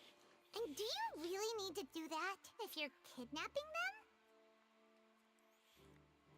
Ugh, this is so confusing. Paimon doesn't want to be a detective anymore. The young lady's clothes. Maybe she changed clothes. Maybe, she left the scene.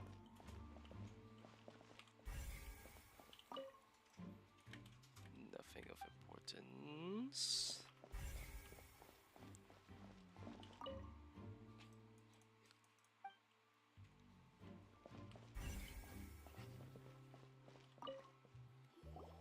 What is this place? It's a vent. It seems someone could fit through here. Huh. Could this have been the suspect's escape route? Alone, perhaps. But if they had to pull another person with them, the space would be too narrow. But there are no other ways in or out of here. Oh, and those that go through the magic boxes. Oh, you're right. Let Paimon write that down.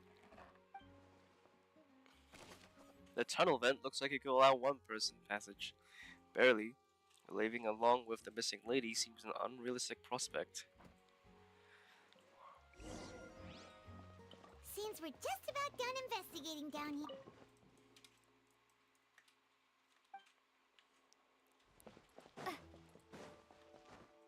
Yes. Let's head back up.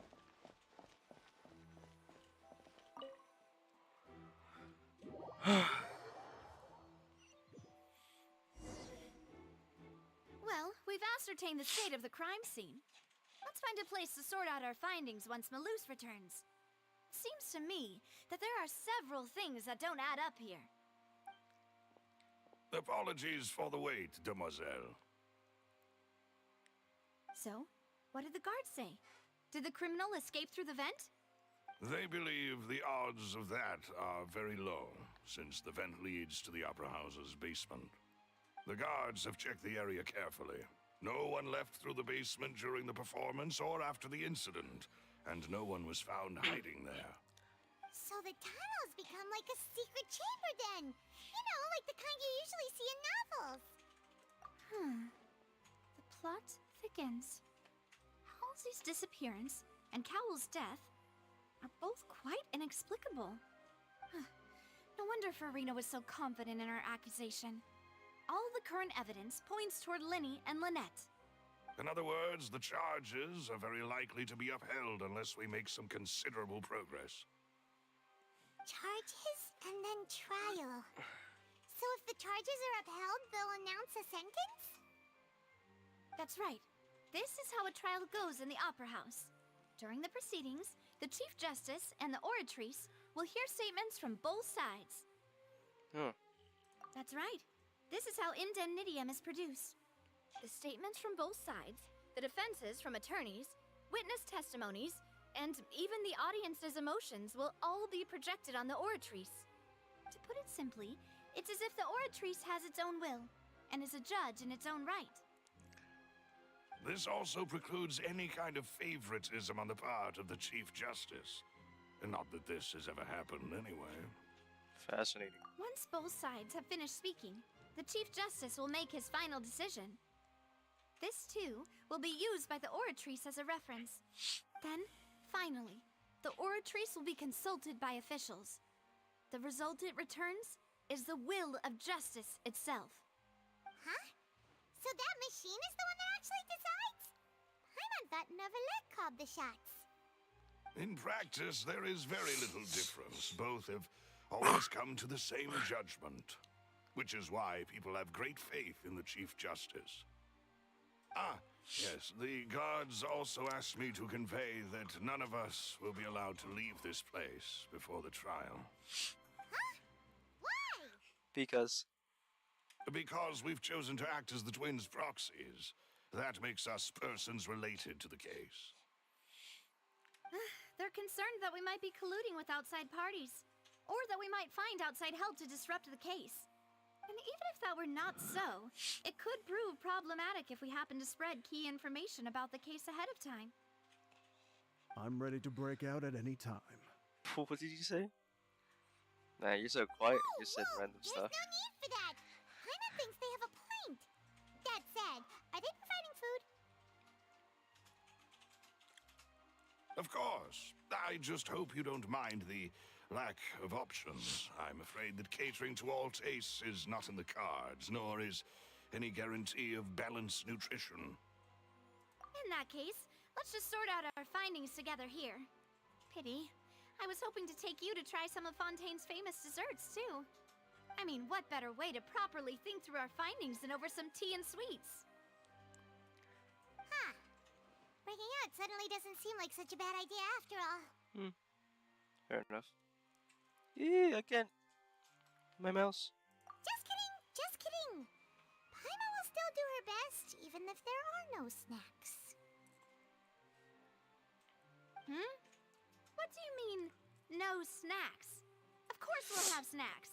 If we cannot buy some, then we'll simply make some. How? Huh? Here? But how?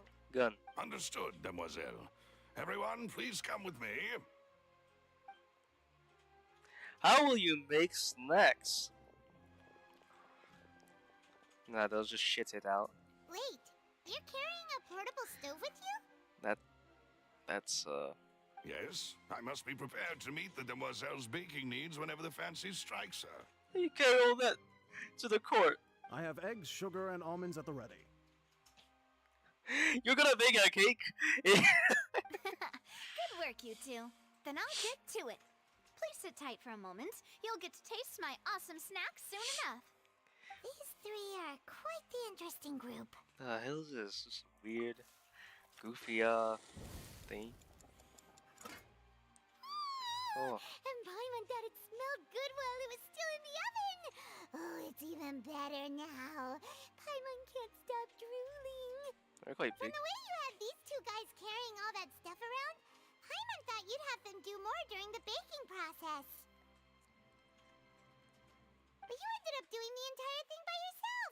Beating the egg whites, grinding almonds, everything. Sheesh. I was applauding. And I was giving encouraging smiles. Paimon was just thinking, aren't you worried about getting your fancy dress dirty beating egg whites and baking like this? Should be fine. I have Well, replacements. I don't think it's carved in stone anywhere that fancy ladies can only read books, sip tea, ride horses, and play the piano. I just really enjoy making snacks. Don't underestimate You make beating egg snacks? whites, by the way. It's a real arm workout. You also need to beat them to just the right consistency, or your macarons will crack. Anyway, give these a try, fresh out of the oven. There's 3 for each of us. Only 3? Free. Well, eating too many sweet treats might send all that sugar to your head. You wouldn't be able to think clearly about the case on a sugar rush, would you? Tea is ready to be served as well. This is Demoiselle's favorite, strong black tea with a floral fragrance that clears the mind and lifts the spirit. Thanks. No need for Why is it pink? concern. I'm merely doing as I should. Why is it pink? The tea is pink. All right then. Down to business. As Paimon mentioned previously, the tunnel seems to be something of a secret chamber. However, we can assume that Linny and Lynette were not alone within it. Some criminal also occupied its sealed confines. The magician twins could have committed the crimes, of course, but they lack any logical motive. Exactly! Why would they do such a thing right when everyone was watching? The flower vase and the thud we heard during the performance could indicate some altercation between Halsey and the criminal in the tunnel, resulting in the shattering of the vase, the discarding of her clothes, and her abduction. Perhaps the criminal thought that since she was chosen from the crowd, she would be too easy to identify if she was still wearing the same clothes. Paimon thinks that makes sense, but the real trouble is... There's no evidence that this third person even exists. True. None of the clues we found thus far support the existence of this third person. But the only people left to consider are both technically victims, whether it's the missing girl, Halsey, or poor Cowl. Huh. Could Halsey have secretly made modifications to the magic props in order to murder Cowl before making her escape? No way. That's right. And even if she had tampered with the setup, she would need to understand the entire trick to pull it off. Nor does she have any motive. The guards said that she has never had any dealings with the Magic Troop's members. Were we not thorough enough in our search?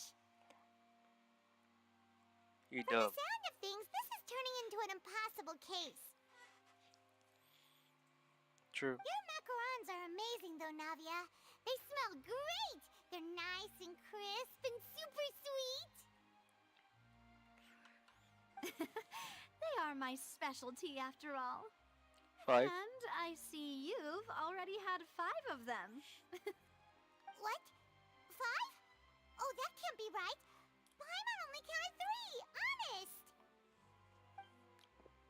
Please don't worry about it. At my age, a few less sweets might actually be a good thing. No.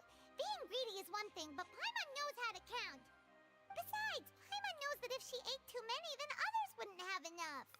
It's 5. You ate them. You ate them. Wait, even you don't believe Paimon? How could you? If Paimon ate those 2 extra macarons, then may they turn into stone in her stomach! Ish. All right, we get it. Well, I suppose one of us might have gotten too engrossed in our chat and eaten them by mistake. No big deal. Lelouch, set up the stove again if you would. What? Gonna make another macaron. Do you still have the Making ingredients? sure everyone gets 3 macarons, of course. Exactly. We don't want to trouble you. As you wish, demoiselle. Makes it anyway. And I have the egg, sugar, and almonds. Not what the subtitle said. Well, this really is your hobby, huh?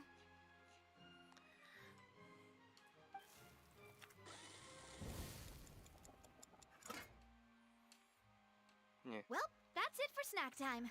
I'm going to have another look around the area. I don't know what we're looking for yet, but we've still got some time. As attorneys, I suggest the two of you think the case over again. Good. It would be awkward if you got all tongue-tied on stage during the trial.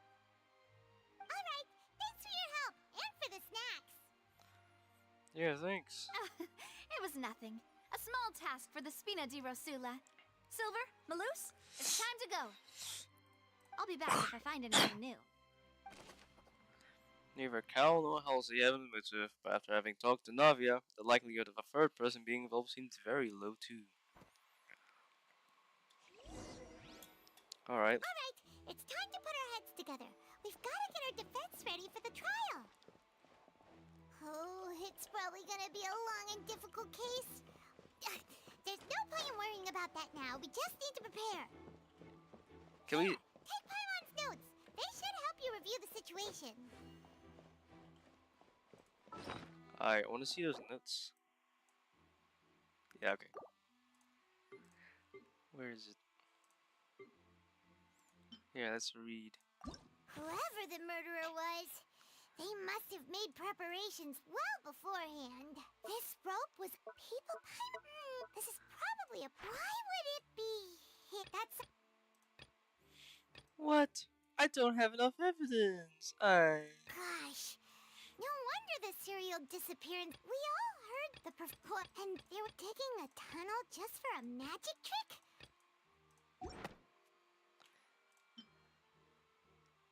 Oh, it's child's vision.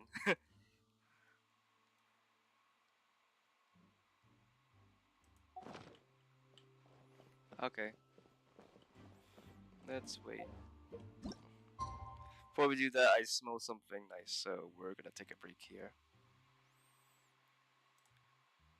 Alright. Be right back. Hope I don't go down in history.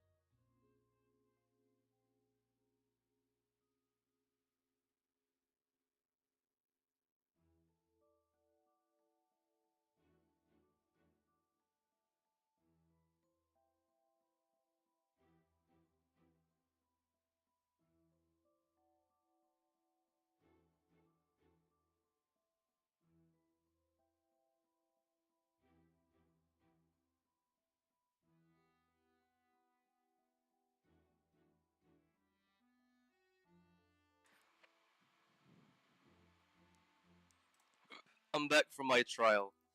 That is. Alright. Let's look what we got so far.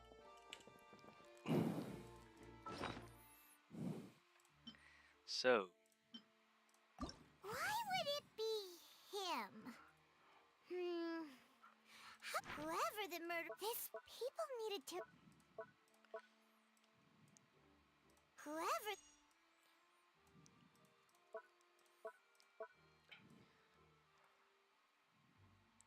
Fireworks launched tail and the magic moons hit the rope. Water tank was intact to fall and kill him. Our rope was broken. Paimon doesn't get this at all. You think about it for a bit, Traveler. This is probably a prop, too. Oh!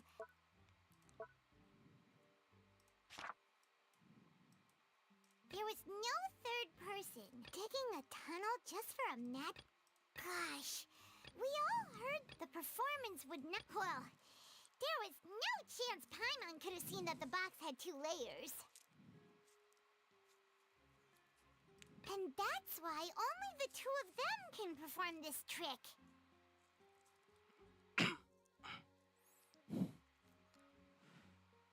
What? You wore her clothes? Damn. Sheesh.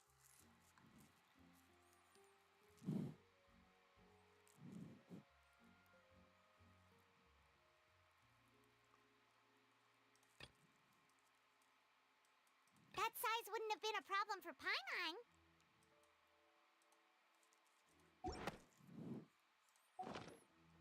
Did we just check everything again, or that's it? Seems like we haven't found enough clues, or maybe the clues will come to us as we speak.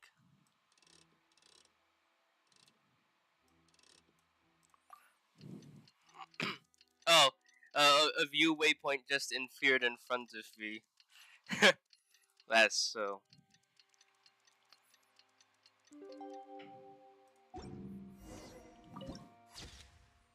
Artis mécanique d'un lisse canal. I'm not French, so can't even.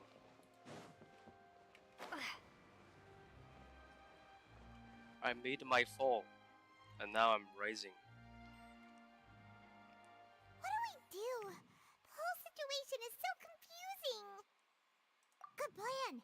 Impossible things don't just happen. We'll get to the truth one way or another. Just relax. Even if everyone else suspects Lenny and Lynette, at least we will be supporting them from the stands. Besides, I doubt Farina understands any more about what happened than we do. Thanks, Navia. Well, we'll be going then. Best of luck to you.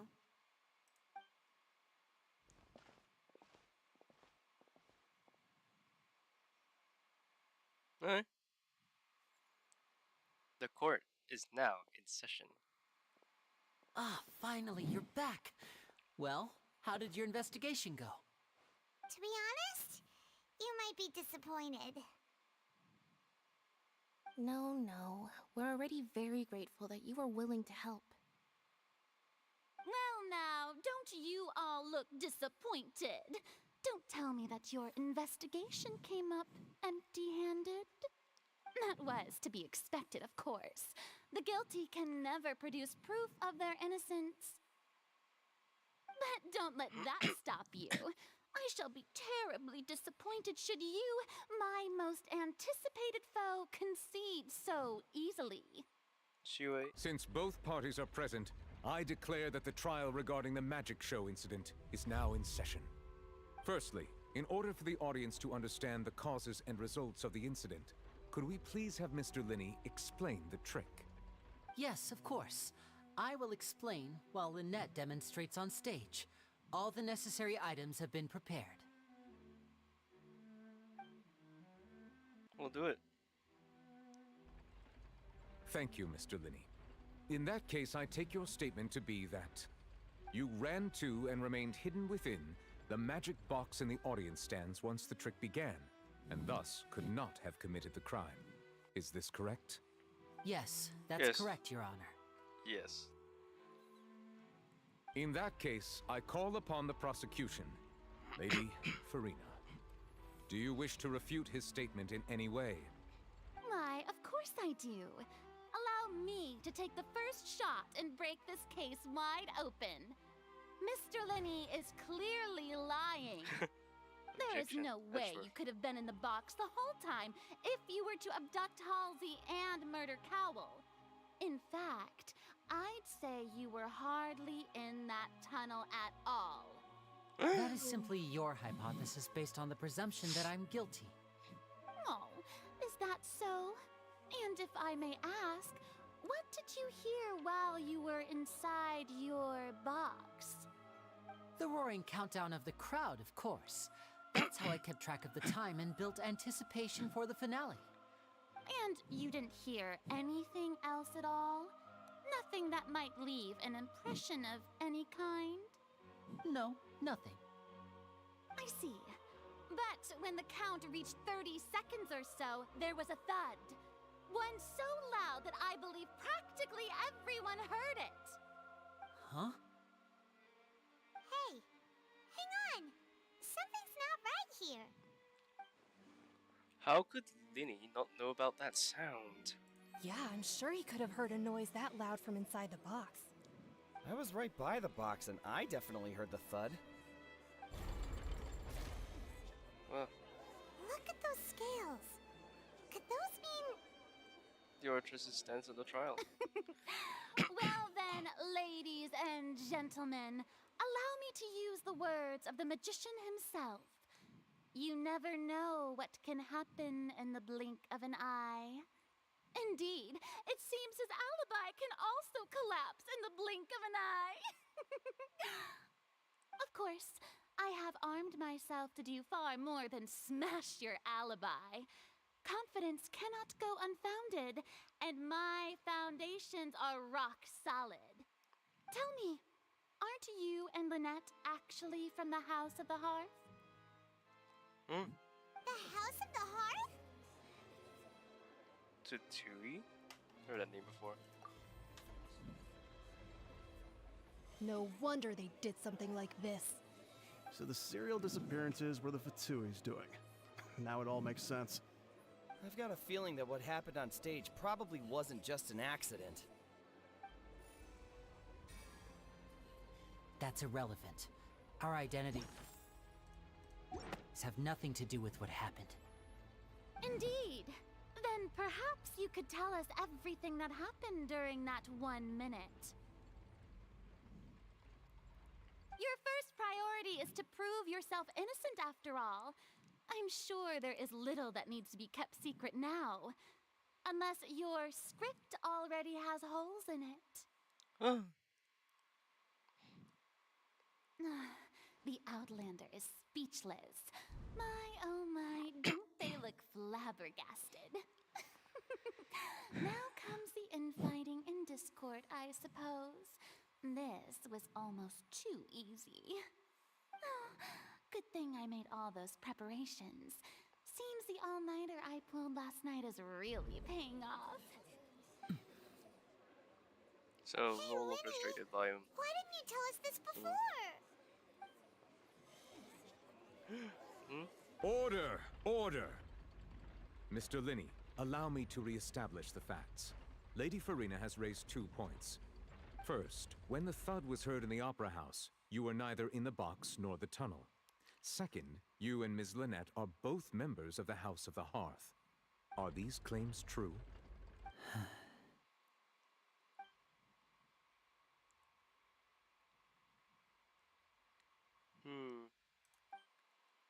Child is here.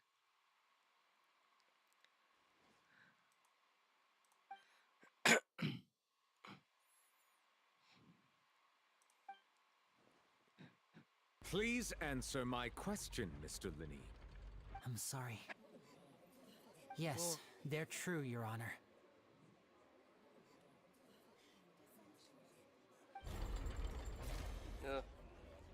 I knew it! Well, that's it. We might as well move on to the sentencing already. What should we do now? Granted. In that case, what is your request? For us to be for Germans, there are things that must be discussed. Is that really necessary? They're already as good as guilty. The defendant deceived their own attorneys. What is there left to discuss? Order! Order, I say! Your request is reasonable, and we shall adjourn. This trial will reconvene in 1 hour. So you would stick to Mr. Linney's defense even after knowing what you do now? You certainly have more professionalism than I thought. In that case, my dear audience, let's allow the joy of victory to steep for a little while longer.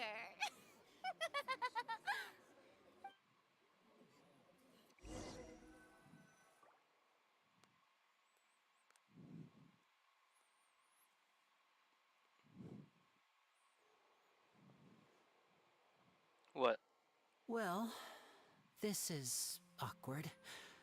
I didn't think the Hydro Archon would dig all that up. I'm sorry, Traveler and Paimon.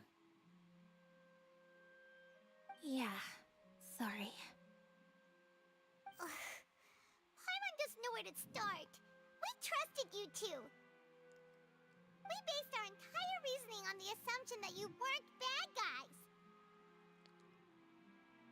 Not to set the wrong tone or anything, but Paimon's really mad! I'm very sorry. I know you're angry, and reasonably so, but please, let me explain. I know you've clashed with the Vatui several times before. I wouldn't be surprised if just hearing the word is enough to make you upset. But our organization is very, very large, and the Harbingers have very different personalities and goals. Right now, we want to save people. As many as we can. That's right. I'm sure we're on the same page when it comes to this nation and the disaster that its people might face. I knew if it weren't for our respective identities, we could become good friends. That's why I didn't wish to flat out lie to you, but chose to hide some details instead. The truth is very important, but being completely transparent about everything would see us spending more effort than we need to. How can we know this isn't all just another lie? I don't know, my mouse is acting a bit funky. It is acting a bit funky. What's happening with my mouse?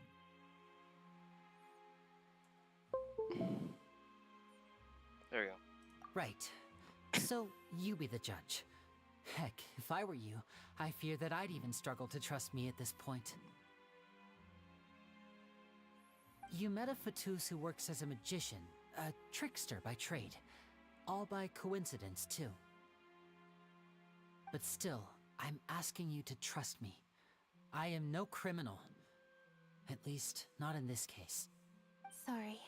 Please forgive us. Well, you both say that, but... Right, let's hear your answer first, and no lies now! Of course. I'll answer any question you ask. We've been trying to find out how the Oratrice operates. We want to know why it has a consciousness. Why can it deliver sentences accurately? During our investigations, we learned that the machine's core is beneath it. From that moment on, Lynette and I have been designing this box swap trick, with the objective of getting close to the core. Is that why you needed a whole minute? That's right. In truth, the audience would take about 75 seconds to count down from 60, while I would only need 15 to get to the opposite box. So, after jumping into the tunnel, I accessed the Opera House basement via the vent, and went to investigate the room in which the core is stored. That air vent was created during the construction of the tunnel specifically to execute this step. What did you find? Well, nothing. As soon as I reached that room and was about to investigate, I heard someone's voice. Which should have been impossible, of course. I was quite certain that I was the only one in the room. That voice seemed to recognize me and tried to speak to me. I chose to err on the side of caution and retreated the way I came. On the way back, I saw the broken vase and the clothes on the ground, but the countdown was almost finished, so there wasn't time to give it any thought. After that, the homicide occurred just as you saw.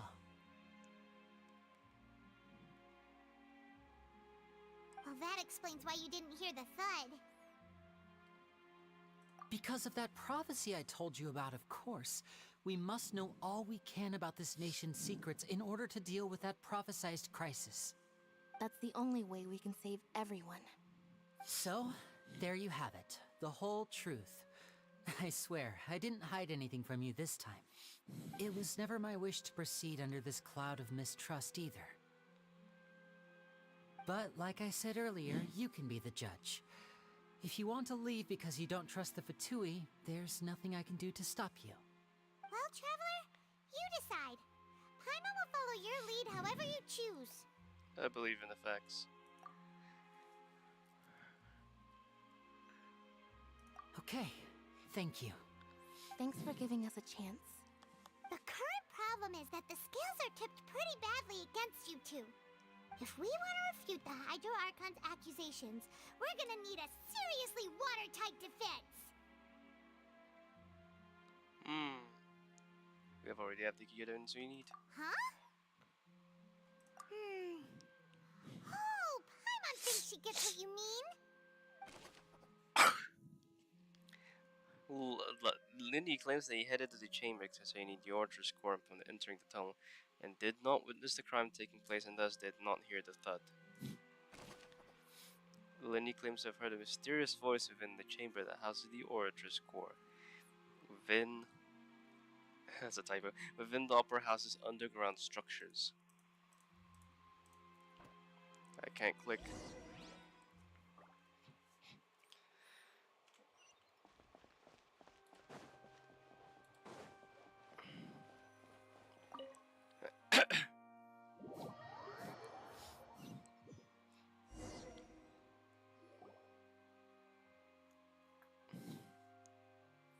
Both parties have returned to their positions.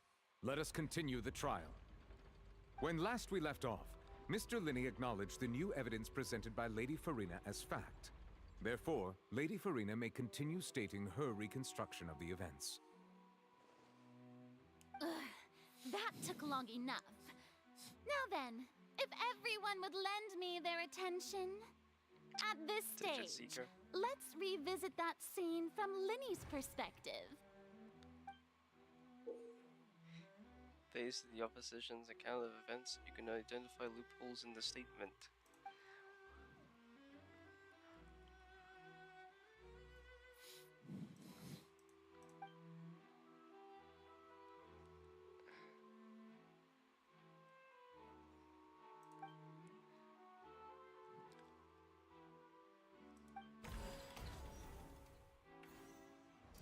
As the countdown began, he entered the tunnel.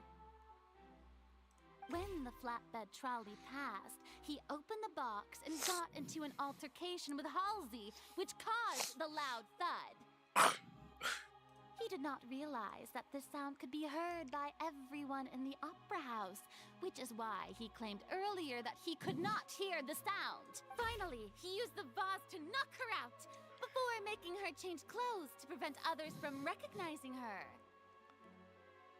At this time, Cowell arrived in the tunnel, having heard that strange noise, and caught Linny red-handed. So Linny proceeded to knock him out too before stuffing him into that box. Afterward, Linny passed the unconscious Halsey to his accomplice through the magic box in the audience stands, before operating the devices such that Cowell's death would be ruled an accident. And there you have it. That's the truth behind what happened. Does the defendant's side have any objections to Lady Farina's description of the events? The key to refuting Lady Farina is the order of events. What Linny experienced and what he saw. Our turn.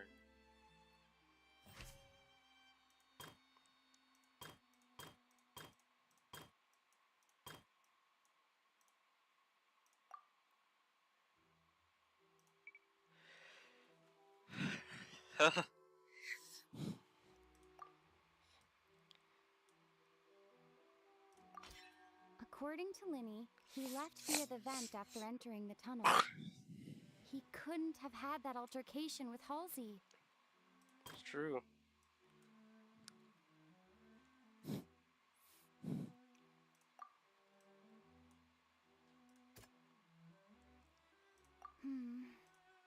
No. Linny went to the room that contains the Oratrice's core. This is the actual truth. Cal walked in on Liddy, so the latter knocked him out with the vase, leading to the victim's death. The existence indicates that Liddy turned to the tunnel. The crime had already taken place, only Liddy saw.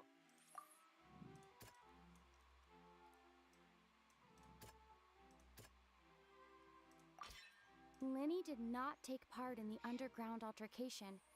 He only witnessed traces of the aftermath. Attention! Ace Detective Paimon has something to say! When the countdown started, Linny did indeed go into the tunnel. But he immediately used a vent to access the Opera House basement, which is where the underground core of the Oratrice is stored. Once he reached that area, he heard a voice in what should have been an empty room. Since he felt something was amiss, he returned immediately. The crime scene had already developed by the time he reached the tunnel again, and in order to complete the magic trick, he did not remain there for any length of time. Finally, he reached the surface, and that was when the accident happened from his point of view. Therefore, he's innocent. He is innocent. Hang on, be right back. The food is ready.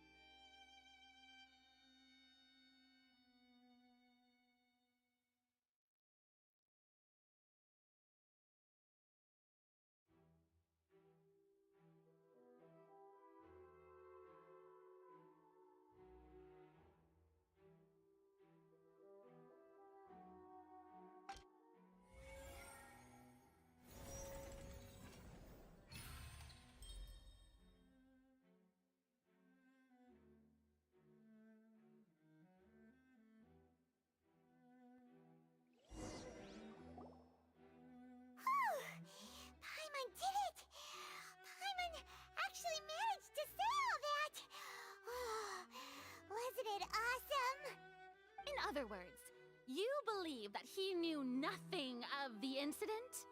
That's right! My reasoning?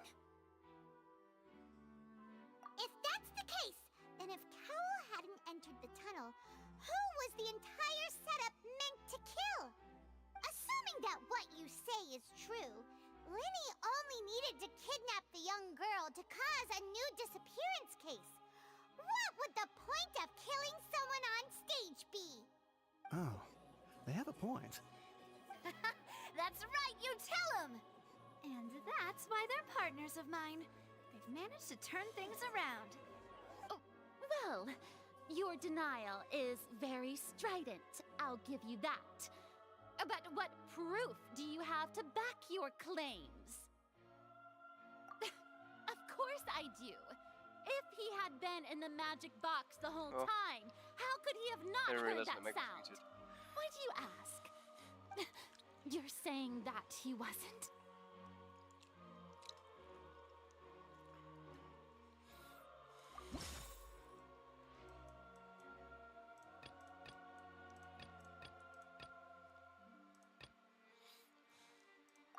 Are you sure we don't need to give this more thought? That's right! Linny wasn't in the box or in the tunnel. That's why he didn't hear anything strange during the performance. This is better than means that when the Nilo's crime story happened, quest. Linny had already entered the basement via the vent. The same clue you used to disprove his alibi has now become the best proof! How do you like that? Well played. To think you'd use such logic. Well then, if it wasn't Linny who committed the crimes, then who was it? The murderer was...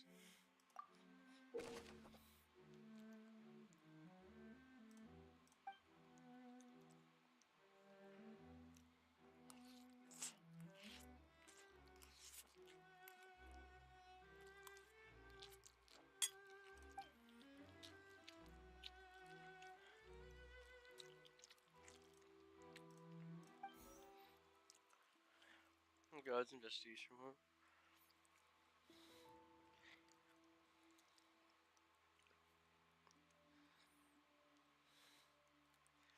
No attack at the station was more holy.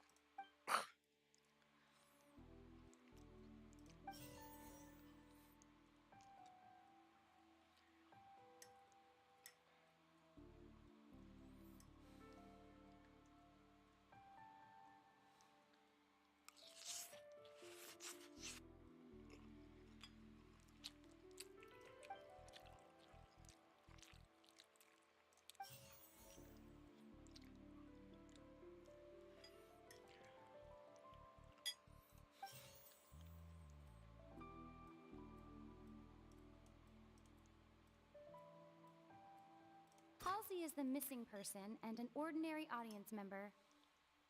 Or did she have her own scheme all along? Could there have been a third person involved? Is that really a possibility? The deceased's name is Cowell, Linny's assistant. He would have been able to tamper with the equipment.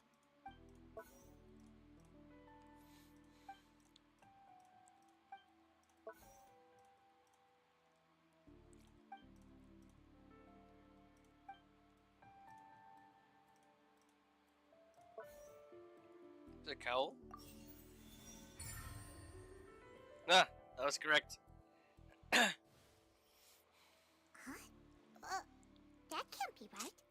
Are you serious? The killer was, in fact, Cowell, the deceased! Oh, is that so? How interesting! Let's hear your reasoning then. What I must do next is recreate the truth. What Cowell did, and how he went from would-be perpetrator to victim.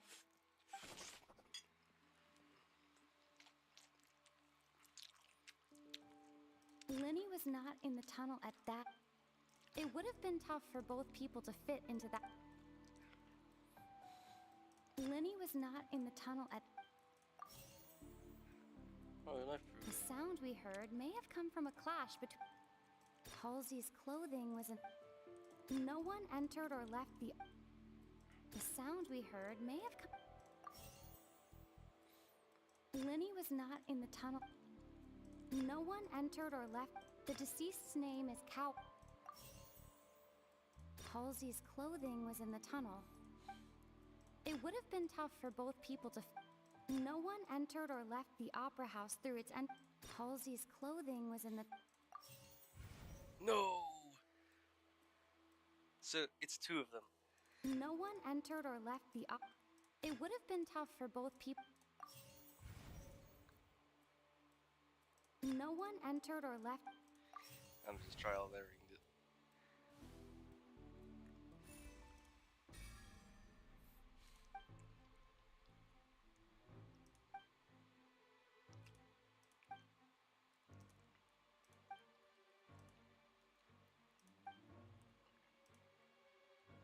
What's wrong, Traveler? Are you still having trouble figuring things out? I see how it is. So this was all just a bluff. And here I thought you had something to show for it. But it seems you're still far from the truth. Look, since we're at a dead end, why not consider a different track? Just like the trick as it transpired, the end result must have been utterly different from the magician's initial design. If only we knew how Halsey disappeared. Well, that would be nice, but the tunnel only has 3 exits, and none of them seem very likely. And it's not like this is a magic trick where you can just make a real live person disappear. You know, like you did from that water tank, Lynette. Excuse my interruption, dear opponents, but do you not see that the crowd is growing impatient? There is no greater sin in this opera house than an awkward delay in the performance.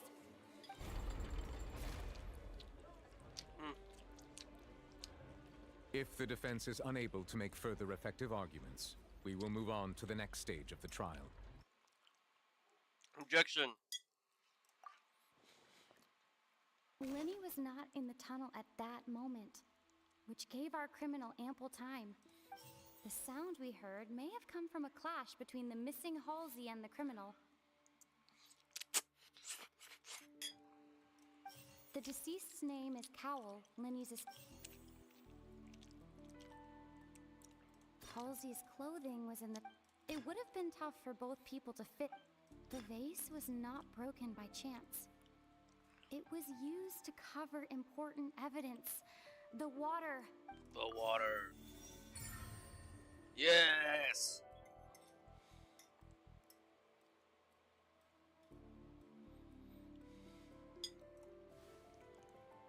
Oh, Paimon gets it! It all comes together if Halsey disappeared instead of being kidnapped. Lynette escaped from the water tank, vanishing gradually and leaving only clothes behind.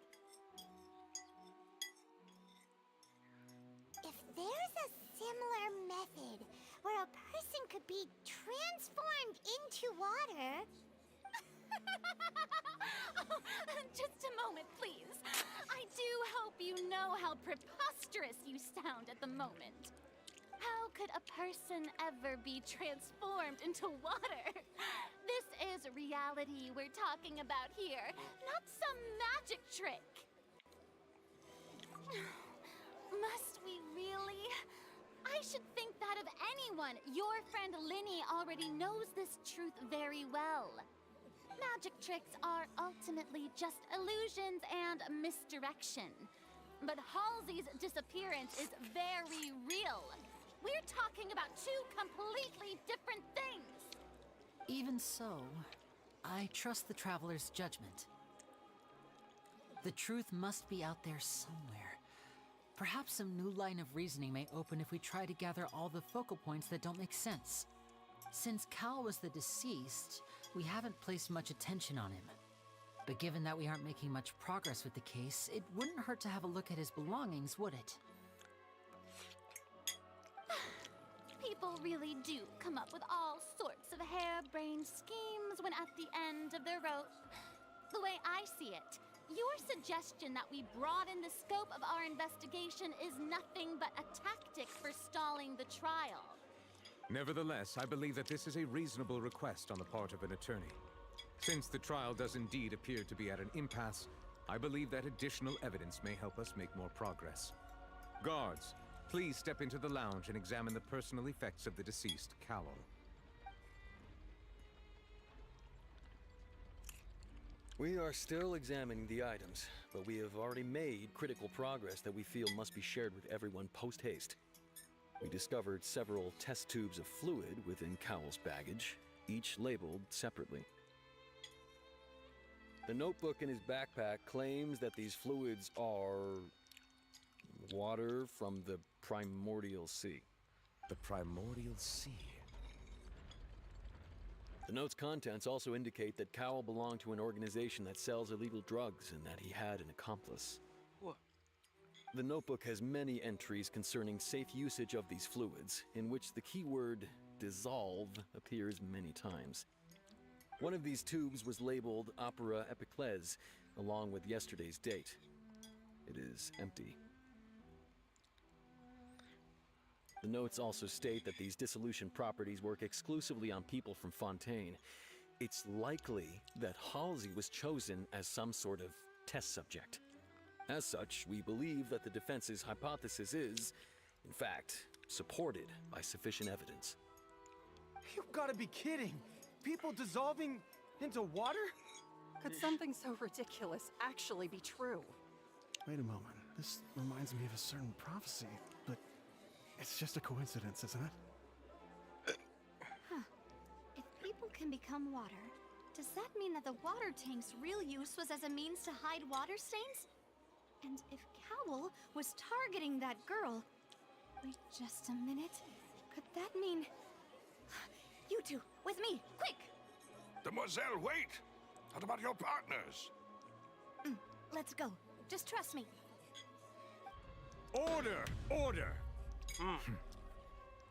It is undeniable that further examination of the deceased's personal effects has yielded some surprising results, but we cannot yet verify the veracity of these clues. Still, let us assume that these clues are indeed authentic, albeit with the understanding that Ms. Halsey has yet to be found. Guards, please continue examining the items along these lines. Mr. Linney, it appears your hypothesis is supported by the evidence, so please continue speaking. Yeah, of course. Thank you, Your Honor. If we uphold this hypothesis, I believe that many of this case's seemingly unrelated clues can be connected together. Right! Like the metal hook! That one didn't make sense at all. Let's think about this. Cowell's methods must have something to do with that water from the primordial sea.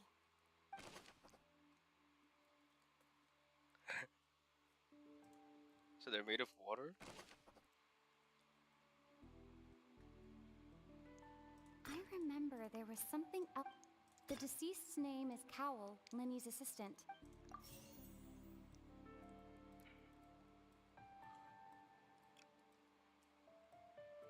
The rope that strung the water tank up was lit by the fireworks and cut. The water from the primordial sea should already have been prepped before Halsey.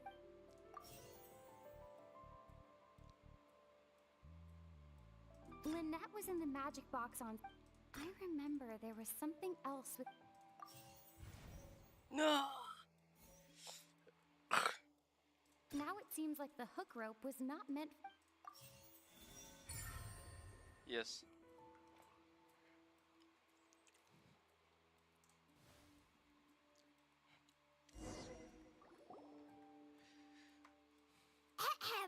It's Ace Detective Paimon's time to shine again! In the original plan, Cowell would tamper with the water tank rope and the number selector securing his target. When the magic box containing Halsey was lowered, the metal hook would retract gradually and pierce the balloon at the top of the box. When the balloon attached to the box popped, the water from the primordial seed inside it would pour down and dissolve Halsey. So she's water now? Afterward, Just water Cal would droplets? enter the tunnel and break the flower vase to conceal the water inside the tunnel, with the remaining evidence being covered up by the water tank on stage. But he encountered something unexpected in the tunnel and wound up being fatally hit by the same water tank he meant to use to cover his tracks. Huh. That does make sense. That actually links together a lot of the more confusing pieces of evidence.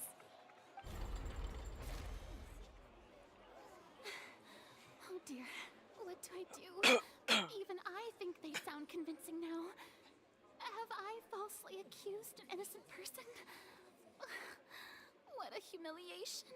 You failed. Now, it seems like the only point of contention remaining is the exact circumstances that led to Cal's death.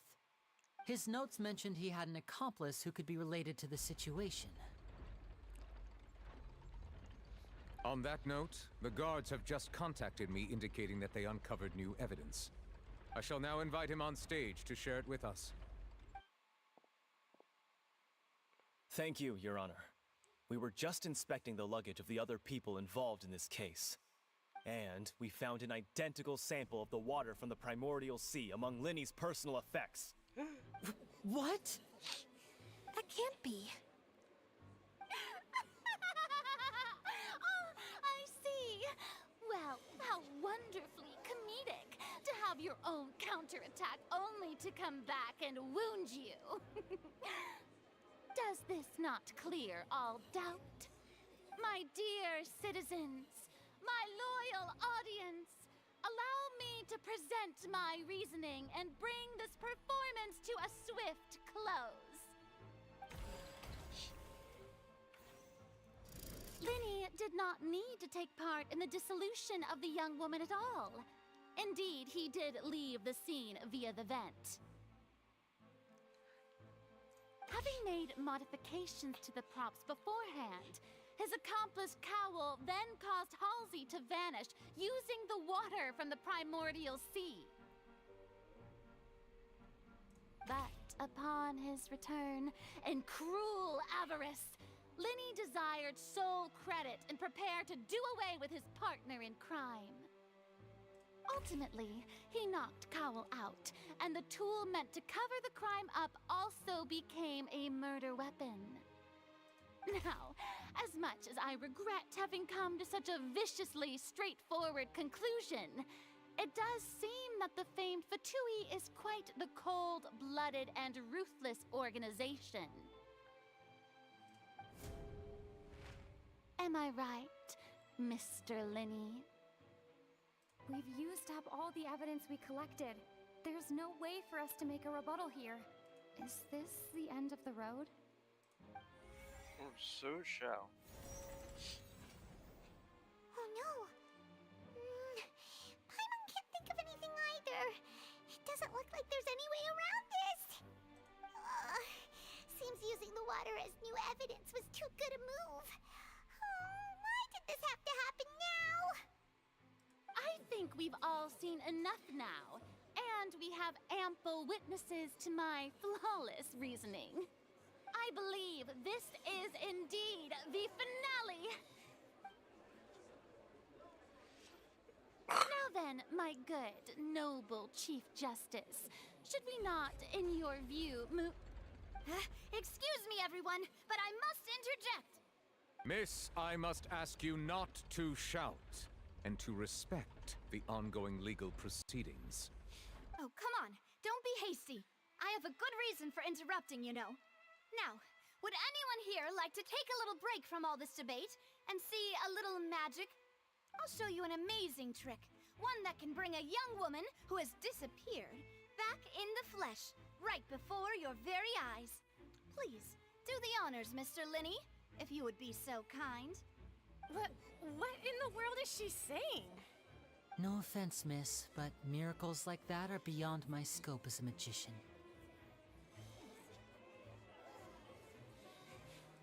on now, don't be silly.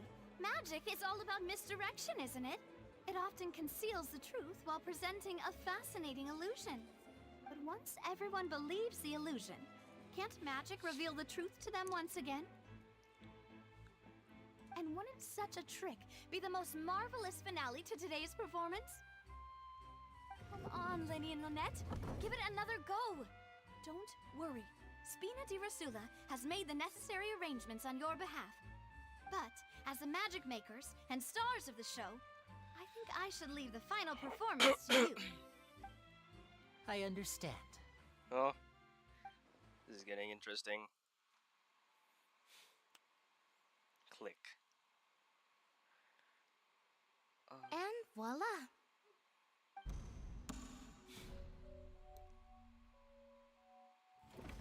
What? Sorry for the interruption. Wait, isn't that Halsey? So the whole thing about people dissolving wasn't true after all? To be clear, I'm only here because this person told me that if I testified, the merit of doing so would lessen my sentence. I was hiding outside this room listening to the proceedings because I was afraid that I would be the one put on trial. I was just feeling happy that no one had noticed me, and then before I knew it, she caught me. That'll teach you to underestimate us three. Where should I begin? I'm sorry. I'm the one who killed Cowell. I admit it. What? Why? Firstly, my name isn't Halsey. It's Lillian, and I'm originally from Mondstadt. I heard that Linny's show was gonna be a real thriller, but I missed the chance to buy a ticket, so I stole one. That's how I make a living. I steal stuff here and there, and I'd never been caught before.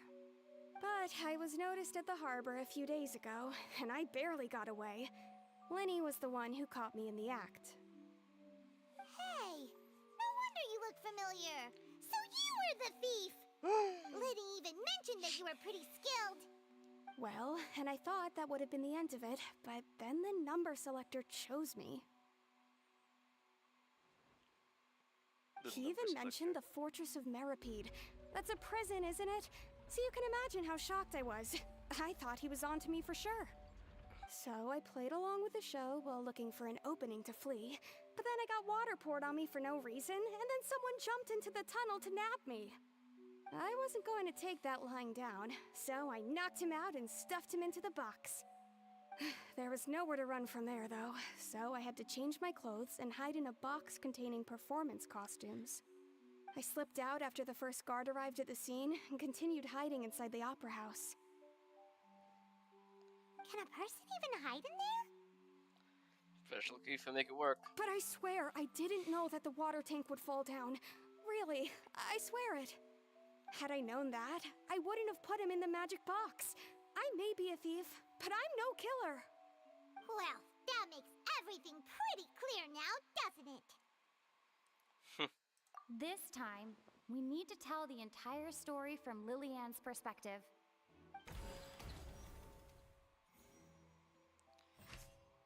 Okay.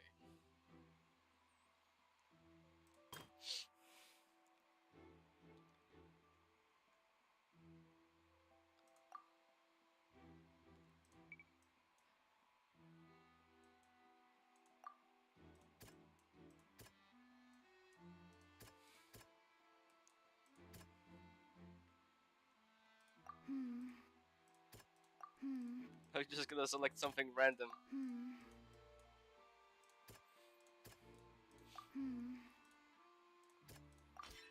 The strange sound wasn't from a fight. It was Lillian's attempt to break out when she was frightened.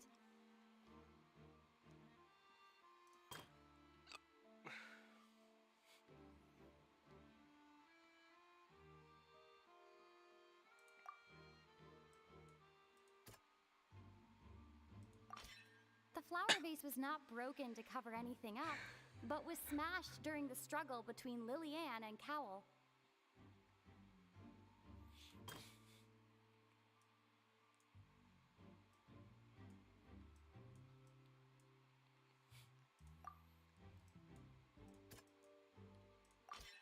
Lillian was afraid that she would be recognized if she left, so she changed clothes and hid, biding her time. Just what one might expect of an experienced thief. And it's Ace Detective time! Having been selected out of the blue, Lillian panicked. True. Her panic only intensified after she entered the tunnel and had water poured on her head. So she kicked the door open, producing the thud we all heard. Hearing the commotion, Cowell leapt into the tunnel, only to discover that Lillian had not dissolved. He did not know that Lillian was not from Fontaine, but was a thief who made her way in by stealing a ticket. Mistakenly believing that the water from the primordial sea needed time to take effect, he tried to force Lillian back into the box. The two broke the flower vase during the struggle, but Lillian came out on top, knocking Cowell out and putting him in the box. With no way of escaping, she changed her clothes and hid in the costume trunk until the performance ended.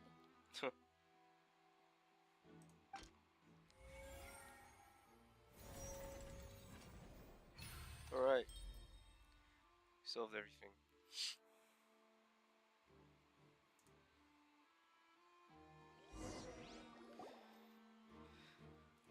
She knew that she would have to go through guard inspection if she tried to leave afterward. So, she has been trapped in the Opera House these last 2 days. She had already become desperately hungry by the time we were chatting over macarons. So, she swiped 2 of them right under our noses. Talk about a sneaky thief. At this point, all the events that happened in the tunnel have now come to light.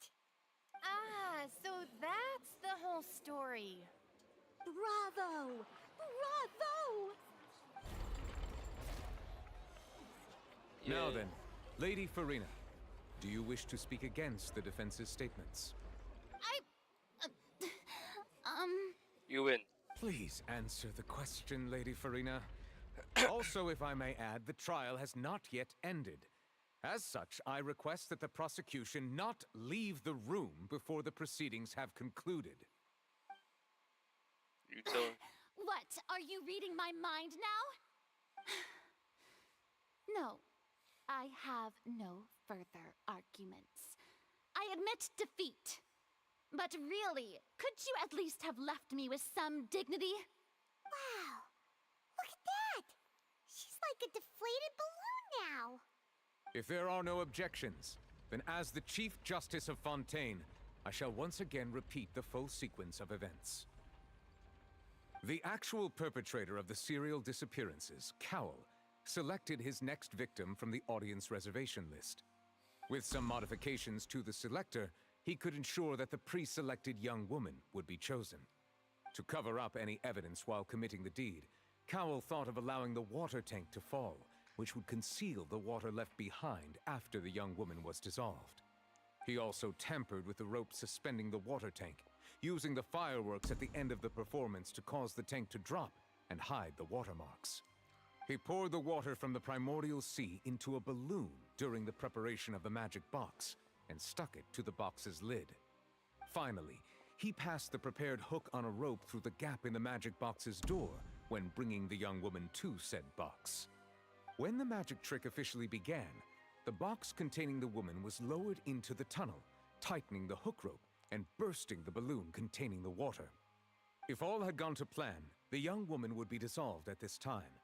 However, Lillian was not from Fontaine, and thus fled the box with a loud noise. Realizing that there was trouble, Cowell entered the tunnel and met Lillian. Thinking that the waters had not yet taken effect, he decided to proceed.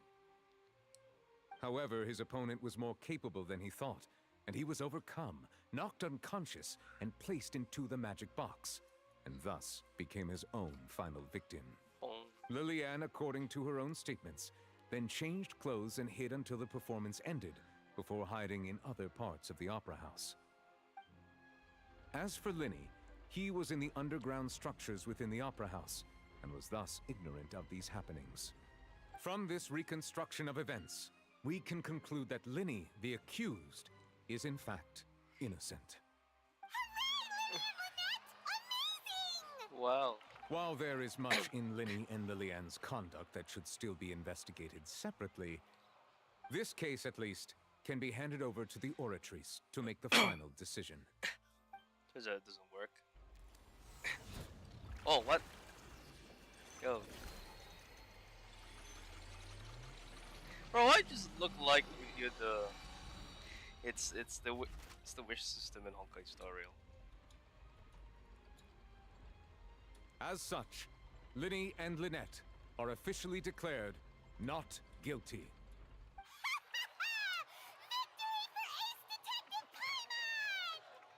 Great work, partners. We did it. Thank you all. Thank you so much.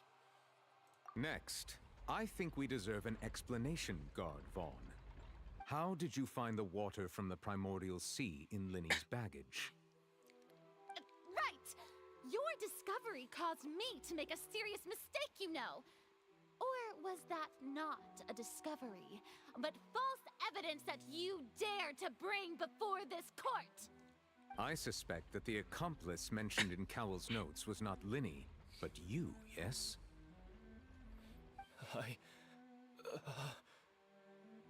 I'm sure you know what you must do to lessen your sentence. Speak quickly! Unless you want to earn yourself a one-way ticket to Coupon Town. I was just following orders. We were supposed to place blame for the serial disappearances onto Linny, and thus cause suspicion to fall on the Fatui. The higher-ups said this was the best opportunity to do so. And now that your plan has fallen through, and the secrets of the water have been revealed, you have become a liability to said higher-ups, yes? Therefore, you would be wise to tell everything you know, and seek the protection of the guards. Yes, I'll tell you everything I know. Our boss discovered that the water can cause people to dissolve.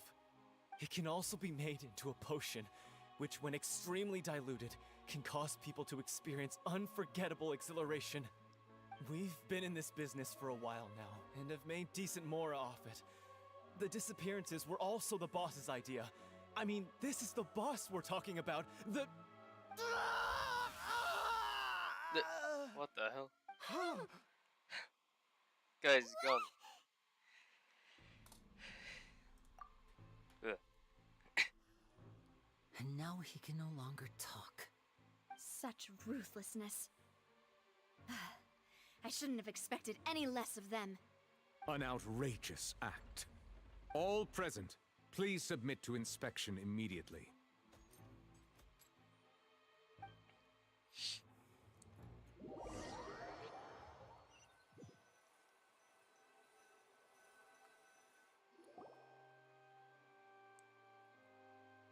So, we're just going back now? That's true, but... Traveler, Paimon, please wait. Please wait. Winnie... I know you may not want to speak to me right now. Maybe you don't even want to look at me. But still, let me thank you again for defending me to the end, even after you learned that I'm a member of the Fatui. I guess. But regardless, I'd like the opportunity to set things straight. I didn't approach you with any ulterior motives or ill intent. I've spoken to you as myself, just plain Linny this entire time. As for why I'm a Fatus, it's because the goals of the House of the Hearth align with those of an orphan like me. That's all. That was how Father, who you might know as the Knave, approached recruiting us back then too. The Knave? The one who controls the House of the Hearth? She's your father? She. That's right. And since we're here, I was wondering, would you mind hearing a story? It's about my past. Back when our parents first died, Lynette and I were left wandering the streets. To survive, I took to surreptitiously observing an older street performer who did magic. It took me several days to figure out how he pulled off his amazing tricks. I took my sister through several streets until we found a crowded corner, and we began to perform magic tricks there. To my surprise, we proved to be pretty popular, and we could at least stop worrying about where our next meal would come from for a time. But I didn't want my sister to remain a street rat together with me forever. Before long, an aristocrat came to me and claimed that he wished to take us in after watching my performances. So you went from orphans to nobility just like that? From rags to riches. That was how we felt at first, too. As if fate was on our side and we could say goodbye to those painful days. But I gradually discovered that while we were called foster children, he was really after my talent for magic tricks. He would constantly take me to all sorts of banquets to garner attention, which he would then use to expand his social circles. That doesn't seem too bad either. Better than roaming the streets at any rate. It took a while for me to realize just how dark his heart really was. After one particular performance at a banquet, I discovered that Lynette was not on the same return vehicle as me. I waited a long time after we returned home, but she did not come back. I went to that noble's bedroom and asked him about her whereabouts. The answer he gave me was, she caught the eye of the most eminent person at the banquet, so I sent her over as a gift. I mean, you'll be able to perform your magic regardless of who your assistant is, yes? Oh no. So he was gonna... But wouldn't Fontaine's laws deal with such people? As far as outsiders are concerned, this is a relationship akin to adoption or foster care, and they have their ways of escaping the eye of the law. I managed to ferret out the location of the mansion of that so-called eminent person and hurried through the night. But by the time I leaped over the walls, avoided the guards, and made my way in, all I saw was the moonlit ground covered in blood, and the knave standing there in the darkness. So, she'd already taken care of that guy. That's right. She had rescued my sister before she could come to any harm, and had even discovered several girls hidden in a basement, all of them orphans. Whoa. Father, I mean, the knave, might have seen something in me, and so she made me an offer. The House of the Hearth welcomes you, for your interests align with ours. Here, none will ever betray you. Indeed, betrayal shall never be permitted here. I was hesitant to trust her. I mean, I had just been betrayed by nobles. But she was also quick to destroy the noble who had taken us in at first, giving us back our freedom.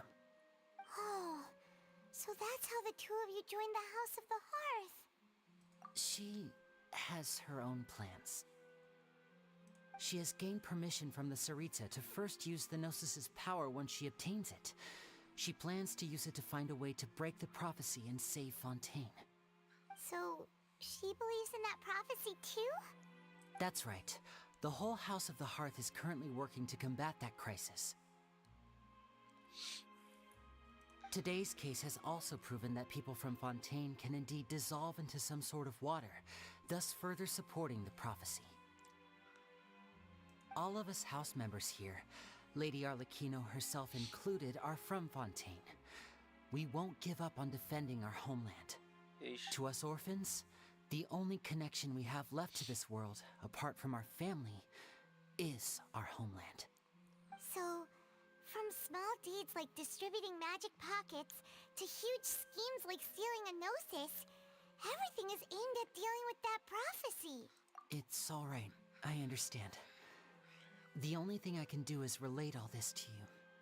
I just hope you can understand that even as a member of the House, I have never stopped making my own decisions, and that I believe what I'm doing is right. If you should need anything at all in the future, feel free to find me. I will do my best to help you, as plain Linny. That's dark. Bye-bye. Bye, Linny!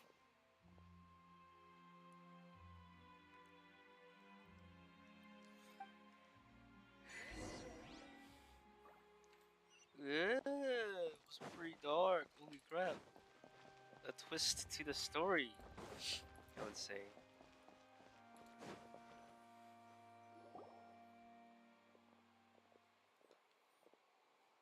hey there. What was with the disappearing act you pulled right as the trial ended?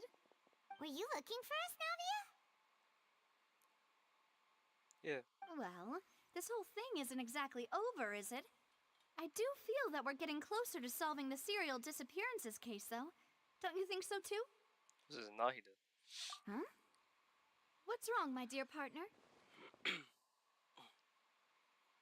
Besides, are you sure we're the ones who can crack a case that's been cold for decades now? And given that there's new evidence from the trial, there should be a trail of breadcrumbs for the Hydro Archon's people to follow now, right? Ah, Uh, I see. Well, I won't lie. I'm a little shocked to hear that from you. But I suppose you are just travelers who have only arrived in Fontaine after all. Sorry. I might have been too presumptuous. Don't say that, Navia. Ah, and we were having so much fun investigating with you, too. It was like having new waters flowing into a stagnant mire, causing new hope to spring forth, and the reflection in the murk to become clearer. Well, sorry about that. I'm a bit prone to nostalgia. Don't mind me. Wait, shall we have a farewell meal? You know, to commemorate our time as partners? we'll see you again. Huh? Do we really need to get that formal? Well, guess you really did treat us as partners, huh? Well, I'd just like to have a proper ending to every important memory. That way there are no regrets later. Anyway, it would just be a meal, so it shouldn't take up too much of your time. So have that meal then. You don't have to twist Paimon's arm. If Boss Navia's treating, count Paimon in! Oh, wonderful.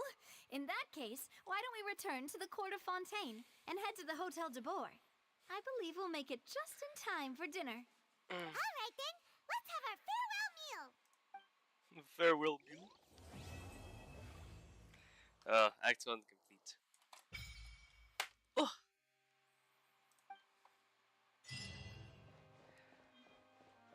Alright.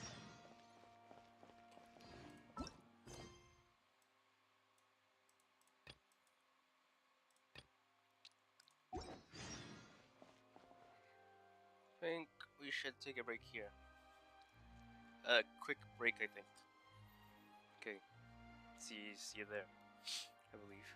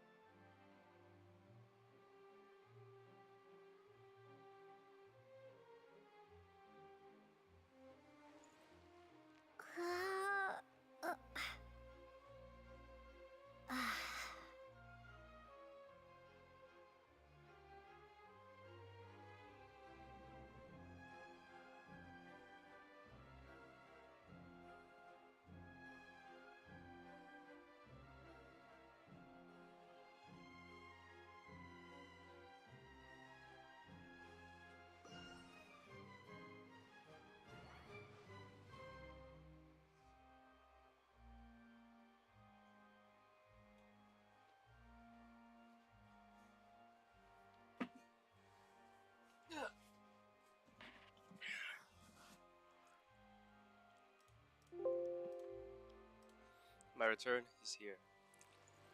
Right.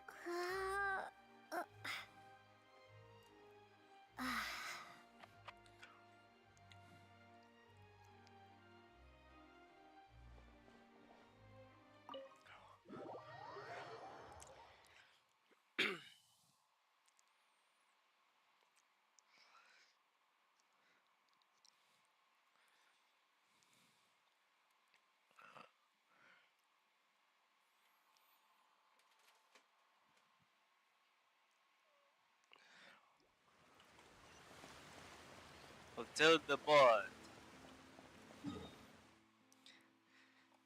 Because I am really Hotel the board out of my mind.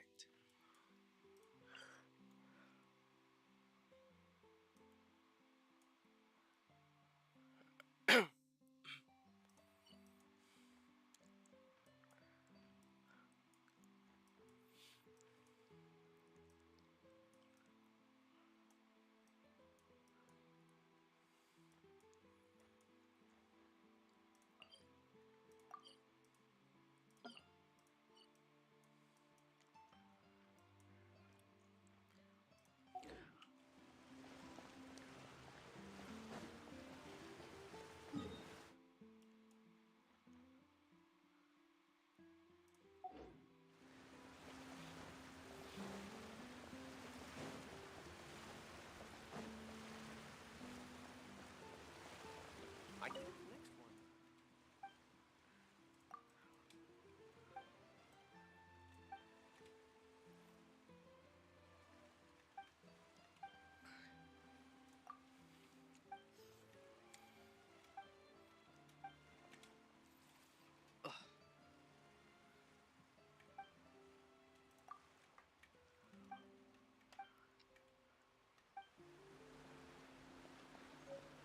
Fish and chips.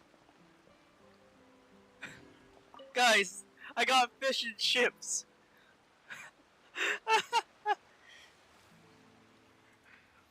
My god, fish and chips. Holy shit.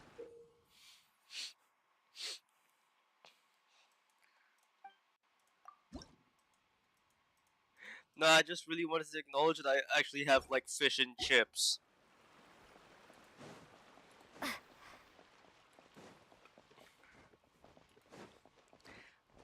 Please, please let that be known to everyone in the world that I have literally just obtained a piece of fish and chips.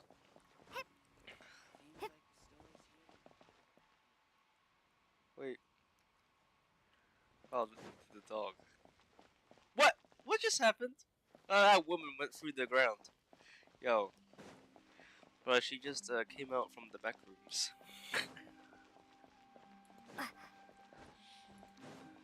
I want to see the swimming. Oh, swim.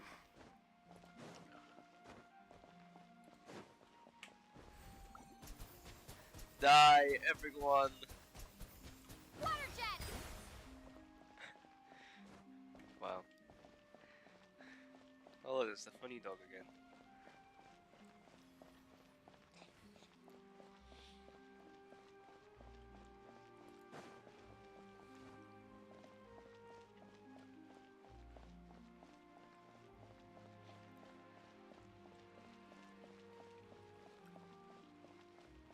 I think the place is pretty good so far. I really like what they did with the place.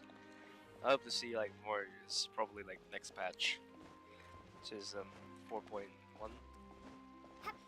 We'll be getting Sam Prokowski.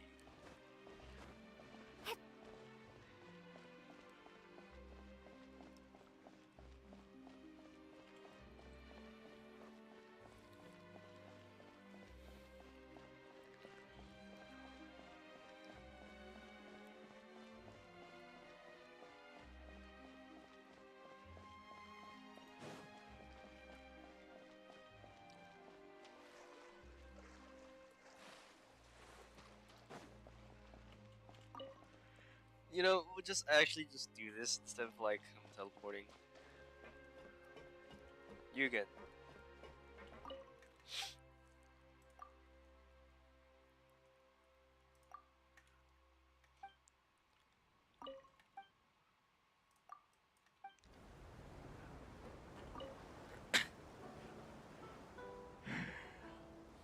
Welcome to the Navia line. This journey will be returning to the court of Fontaine. I am Alfan, your tour guide for this trip. But I hope you won't mind if my commentary fails to do justice to the majestic views before your eyes. Anyway, the destination of this tour is the capital city of this nation, the court of Fontaine. Even the critic who once compared the city to a cage of stone and steel could not deny its aesthetic appeal.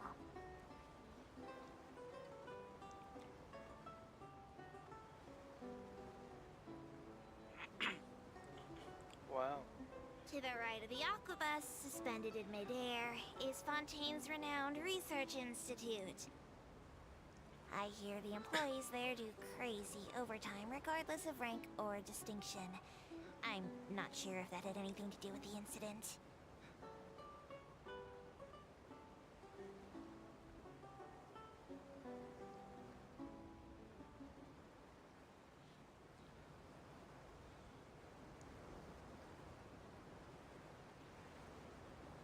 Excellent.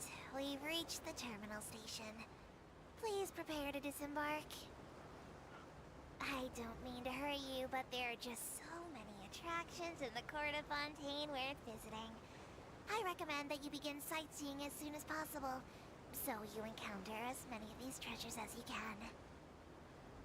As for me, I might use this opportunity for a rest. Maybe I'll go to our ways for a cup of coffee. Even tour guides need a pick-me-up now and then.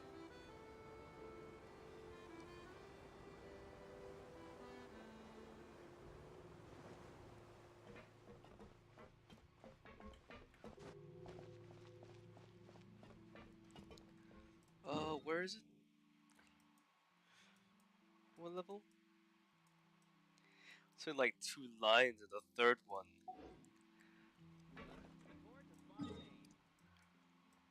Is there more?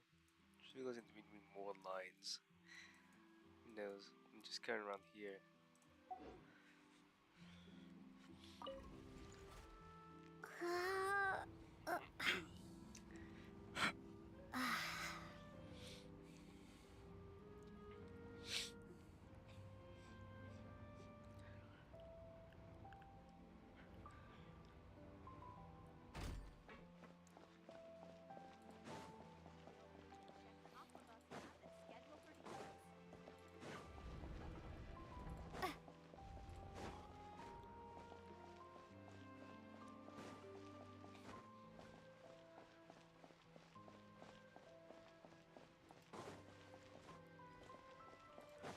This place does look bigger than Sumeru, to be honest. Bigger than Inazuma.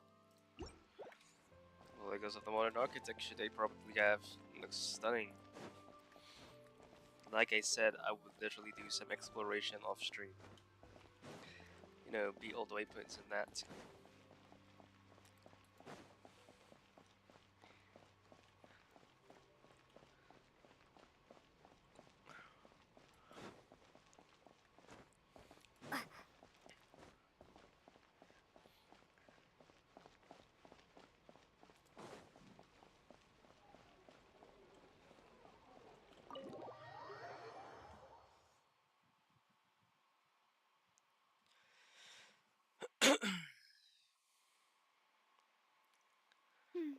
I came here several times with my father when I was little, but stopped eating here as often after growing up. I hope the food here will be to your taste. Oh, don't worry. We haven't eaten at a hotel like this in a while. Paimon's getting excited already. In that case, I'll go order for us first. Please wait here a moment.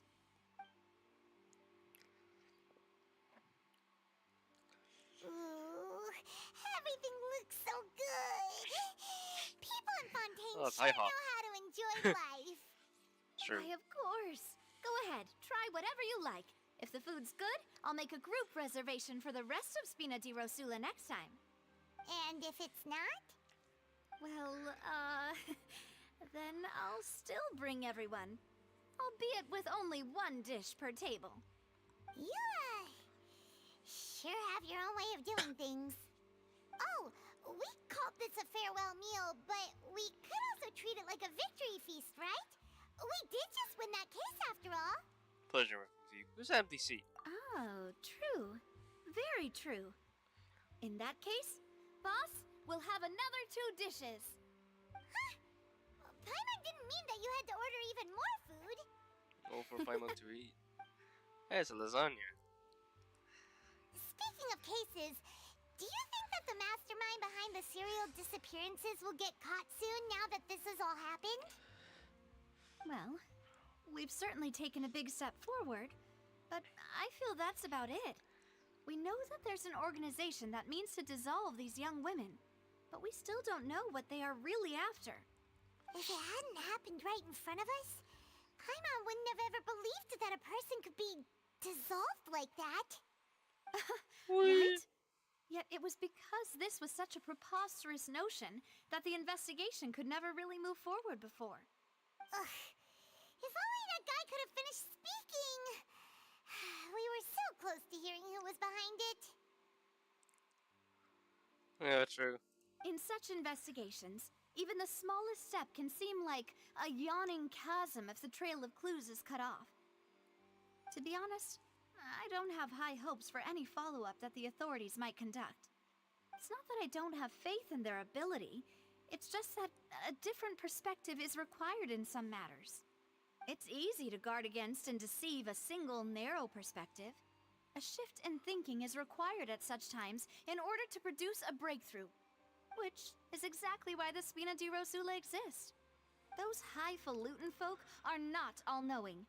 That's why we exist. To seep into the cracks where filth falls through, where their watch fails them. That's the kind of problems we solve. Seems Paimon thought things were simpler than they actually are. It's all right. Well, this was supposed to be a farewell meal, so I doubt you have further interest in this business, right? Farewell. Let's talk about something else. Like, what are your future plans? That's true. We didn't have a chance to speak to her after the trial ended. It didn't really seem like the right time or place to do it anyway. I see. So, your primary objective, which has been foiled so far, was to have a chat with the Hydro Archon.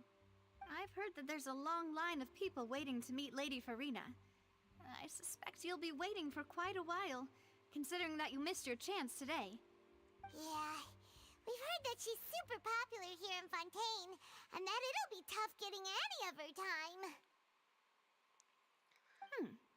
Well, would you consider some more, unique ways? Perhaps even methods of, let's say, questionable legality? Guess that's Spina di Rosula's boss for you. Chock full of sketchy ideas. Well, one way would be to infiltrate a performance troupe at the Opera House, only to abandon your act at the play's climax and ask to speak to her after the performance. I'm sure Lady Farina would be eager to see the ending, and would agree in order to finish watching the play, don't you think? Could you suggest something a little more practical? This plan seems pretty hard to pull off. We'd have to go learn how to act, and acting's really hard. All right, here's another. Find a way to conceal yourselves under her bed. Then wake her up in the dead of night and demand answers. Don't let her go back to sleep until she answers all your questions. I can personally testify that this one works. When I'm sleepy, I'll do anything as long as I can finally get some sleep. That might work, but that's not really the problem. The problem is we don't want to get ourselves arrested. Valid point. I overlooked that part. I was just thinking about leveraging a person's desire for sleep. How can you overlook something like that? All right, no more joking around. Perhaps you could... Oh, I don't know. Cut the line when she's on a break. You did defeat her in court, clearing citizens of hers from false accusations. False accusations she had nearly upheld personally. I imagine that she feels quite ashamed about the whole thing. You mean that if we catch her while she's on a break, she might be too embarrassed to refuse? Oh, that does make some sense. Why don't we give it a try after this meal? You know, strike while the iron is hot and all. Huh? Paimon, did you drink my Fanta? My Fanta. Was this your drink? Hmm? Sorry about that. Paimon wasn't really paying attention and the cup was right next to Paimon. Would you like to order another? No, it's fine. We're just about done here. Alright. Honestly, Paimon wouldn't recommend Fanta anyway. It tastes kind of salty and icky. Is that so? Really? Huh. Well, in that case, we'll have to blacklist the Fanta here then. If we're all finished eating, then I'll go pay. Yeah, we're stuffed. Thanks for the treat, Navia. You're our hero, our savior. Let's go.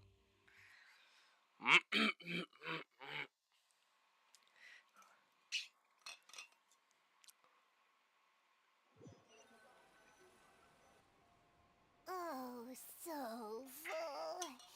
Paimon can barely float anymore. Oh, you could try walking. Nah, that would be so normal. You know, like you. Okay. As for expenses this month, we're left with... Hey, You're broke. Navia, what are you doing over there? Oh, nothing. It was just a meal, you know? Nothing the Spina di Rosula can't cover. Let's get ready to try to meet the Hydro Archon again. Bye, Navia! So this is goodbye, huh? Well, if you do encounter any other trouble in Fontaine, you're always welcome to contact the Spina di Rosula. I'll give your requests the highest priority. In any case, I wish you smooth sailing. I'll see you again, partner. See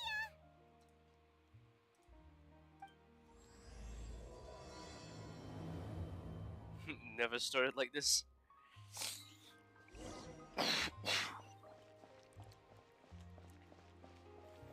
Oh. Alright, we're not wasting our time, like literally taking the aqua bus. We're gonna teleport. That's just stupid. Hey.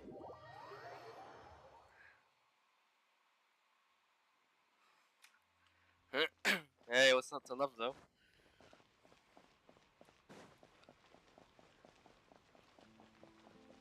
I wanna have try my hand on like going underwater.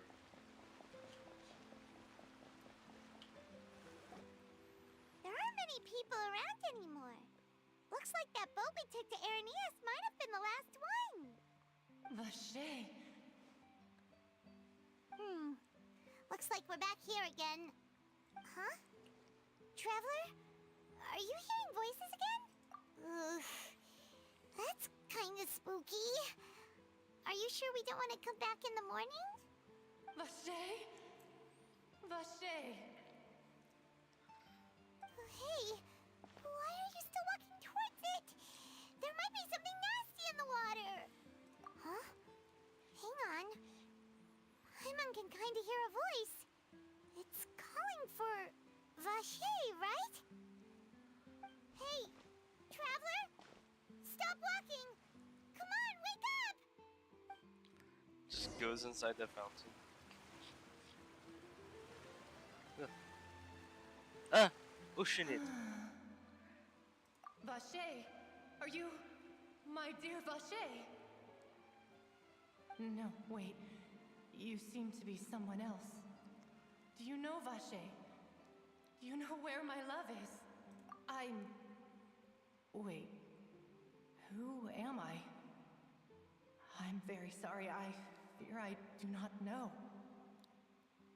My memories feel like they have been washed away like a flood. So many fragments dissolved amidst the tide, never to be recovered. How much have I lost? How many things that I once held dear while on land Have I since forgotten? Yes, that is what I was once. But now, I am but the consciousness of one who has lost their form. You lost your form. I do not know how I came to be like this either. I only vaguely remember being covered in light blue water, and then all grew dim.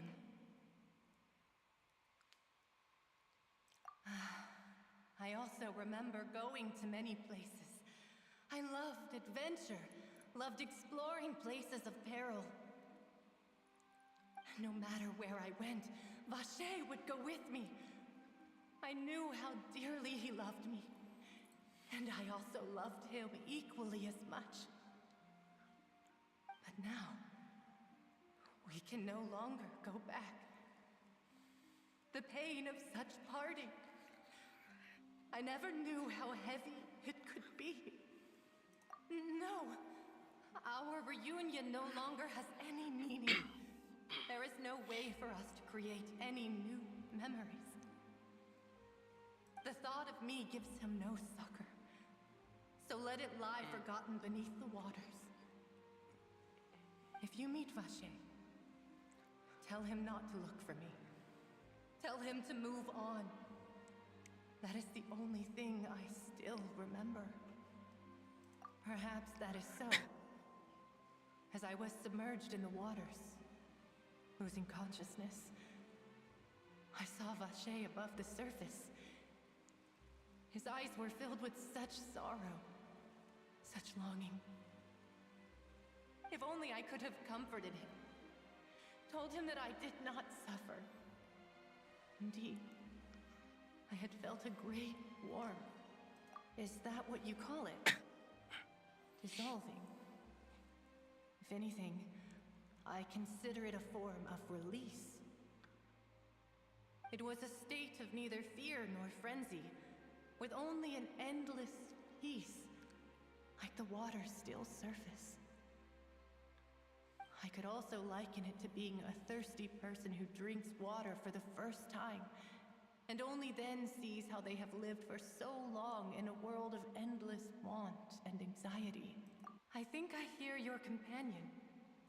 It's time for you to go, I think. Bye-bye. Farewell, then. I am glad that you were able to sense my presence. Remember, if you see Vacher, tell him not to seek me out any longer. Yoink.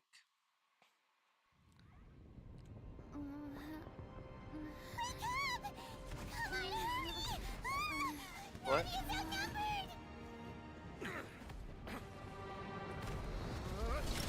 The hell?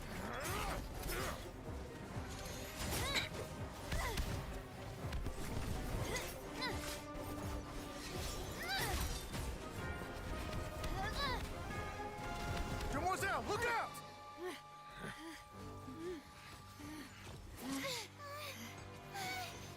Dear God, it's a whole army of Gardamex.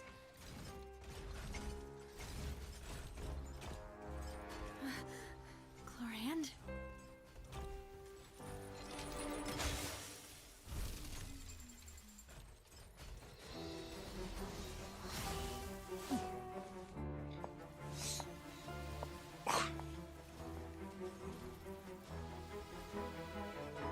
Quick, now's our chance!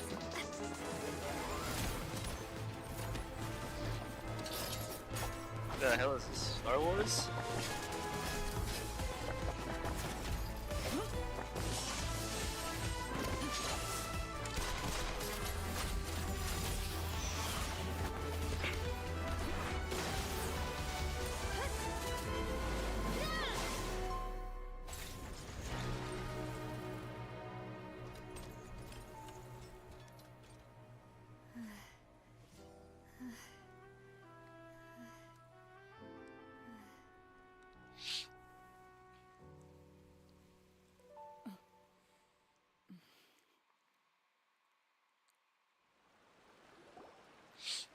Guess we I didn't should fight. thank you for lending us your sword there, Chlorand.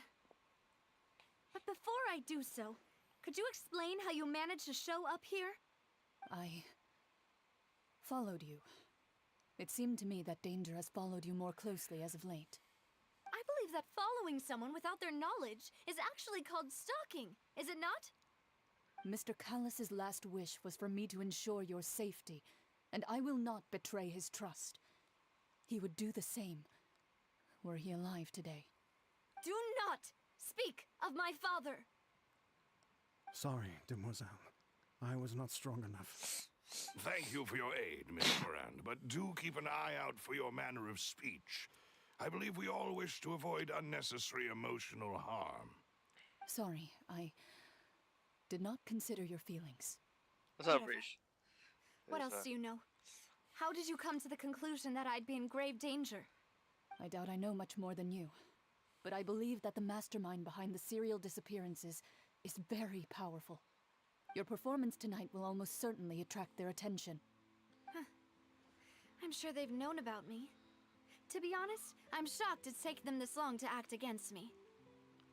And what about these Gardamex? I thought only those associated with a Maison Gardiennage could control them. None of these mecha have serial numbers. I was sure to check a moment ago. They are not the ones used by the authorities to enforce the law.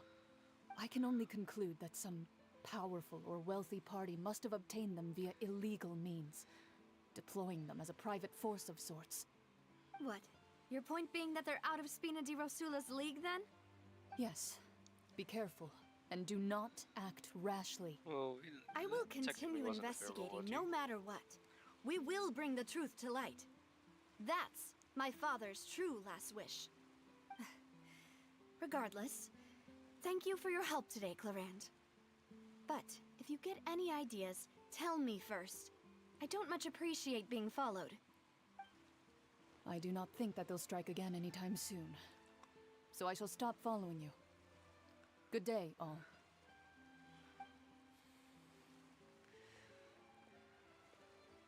Right. I suppose that's the best news we've gotten today. Demoiselle, I believe that Miss Clarand was being sincere with you. If we tried, we could attempt to thaw relations a little. I know, she's... Oh, thank goodness! I thought we were done for! Those Gardamex came out of nowhere while you were unconscious, and Nadia and her gang saved us! Oh, and there was that champion duelist named Clarand who came out to save us too! We got lucky there. Paimon probably couldn't have fought them off otherwise. Thanks for the rescue. Oh, come now. Forget all that polite talk.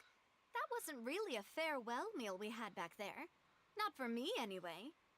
In truth, I hope that every meal we have together shall be a victory feast. As such, we're still partners. There's no need to thank me. It will take 50 years for me to match Demoiselle's magnanimity. If it were me, I would have joined the Spina di Rosula on account of her goodwill long ago. All right, you two. That's enough. Actually, Navia, how did you know that we were in danger? You sure did show up in the nick of time. Well, to be honest, you're the one who tipped us off, Paimon. Huh? Really? Paimon contributed somehow? Ooh, Paimon's even more amazing than she thought! Yes, all thanks to you grabbing my drink by mistake. How did that help? After we parted ways, I was on the way back to one of our bases when I suddenly thought of what you said. That the Fanta tasted kind of salty and icky. Fanta only comes in sweet flavors, so how could it have tasted salty? The color of the drink, if I recall, had also been a bit off. So the Fanta had been spiked with water from the primordial sea? Yes. Looks So, if you hadn't drunk that cup for me... You would be gone. Spina di Rosula is preparing the grandest of awards for you as we speak for saving the boss. Huh. The meal. Really? I sent people to Hotel de Boer to investigate, but whoever did this left no trace at all. That's when I figured out that you might be in danger and hurried here as quickly as I could. But why would they go after us too? we did was defend Linny in court and help clear his name. Ugh, now we're caught up in this mess too, aren't we? Well, you did foil a plan that they were probably pretty proud of, and almost got their name in the process. Speaking of which, did anything strange happen when you drank the primordial seawater?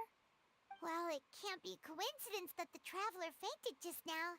She said that she heard that voice calling for Vache again. Oh, and this time Paimon heard it too, but it was real faint. Does this situation have to do with the primordial seawater then? Does that mean the primordial seawater raises someone's sensitivity to hydro when it's used on people who are not from Fontaine? That doesn't sound like too much of a bad thing, to be honest. New intel? While you were out cold? Well, let's hear it, shall we? Oh, that is important. Vache. That name doesn't ring a bell. I suppose he hasn't stepped forward as a witness in court lately. Since he saw that young woman dissolve, he was at least at the crime scene. But he never gave testimony or any information regarding people dissolving in the primordial seawater. Could he have been threatened? Yes, thank you. This is very important information indeed. We will continue to investigate. By we, us too, right? Oh, you mean you'll help us investigate? Well, you did say that our farewell meal didn't really count. That means we're still partners, right? And besides, we're in this now whether we like it or not. You're not gonna let those people who targeted us get off the hook so easily, are you, Traveler? Messing with us, of course. Demoiselle, do try not to look quite so pleased. You are the face of Spina di Rosula, after all. You talk too much. Well, in that case, let's head back to one of our bases, shall we? I'll arrange accommodations for you. We also have some plans to go over, and hopefully we can deepen our bonds as partners. But we'll take that one step at a time, I guess. Don't worry, you two. With us around, our base is definitely secure.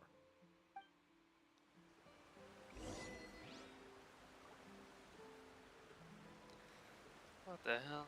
I just have a random foreign achievement that I had.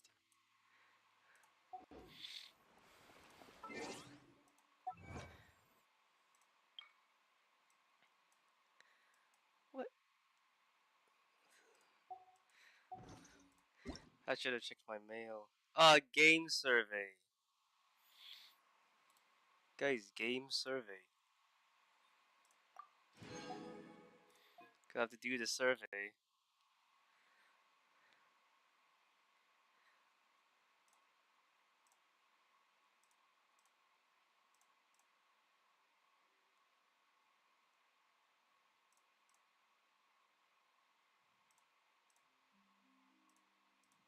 Oh, okay, Starrail.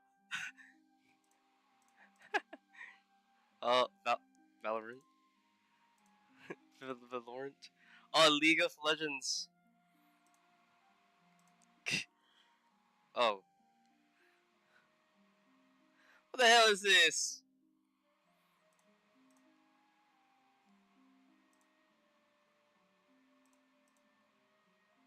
What is this? What the hell is this? Give me a break.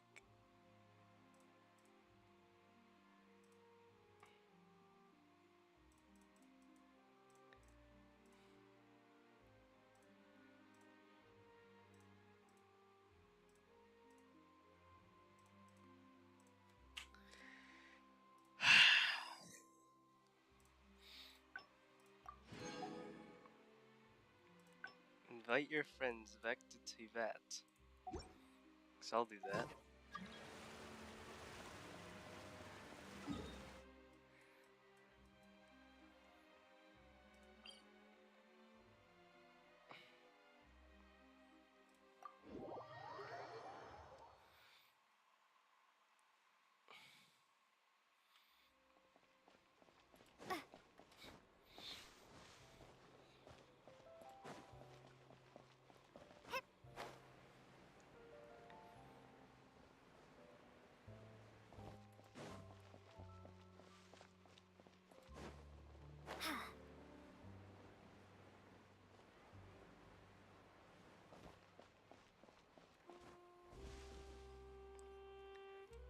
It's right up ahead, but let's make sure we weren't followed first.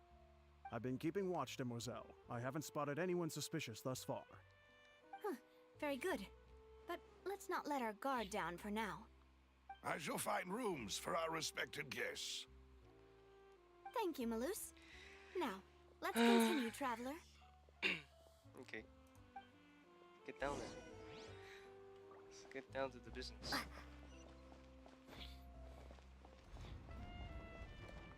Oh, this is the sewers. Oh my god, the sewers, bro. It's crazy. You're gonna have to go down to the sewers.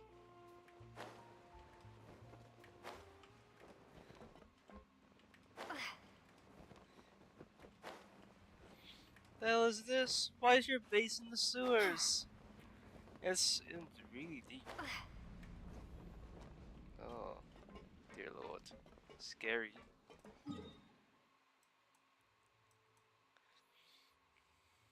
Very scary.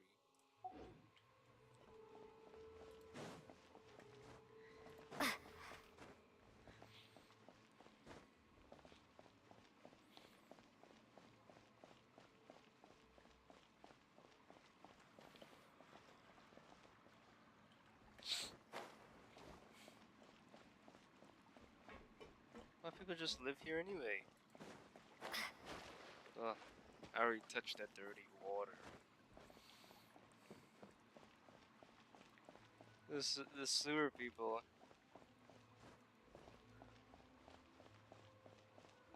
Why did they just come to live here anyway? It's just, oh, confusing, at least.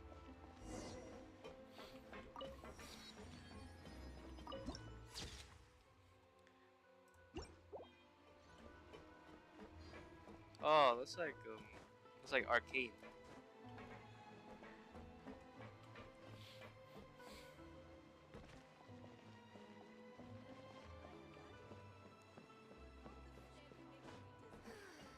People here really need to get more sunlight. If there's anything you need, you can always come to Granny. Creepy granny, bro.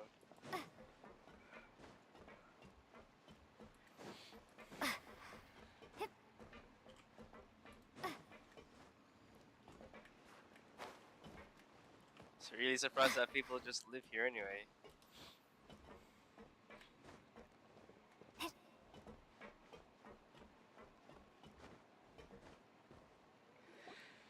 So,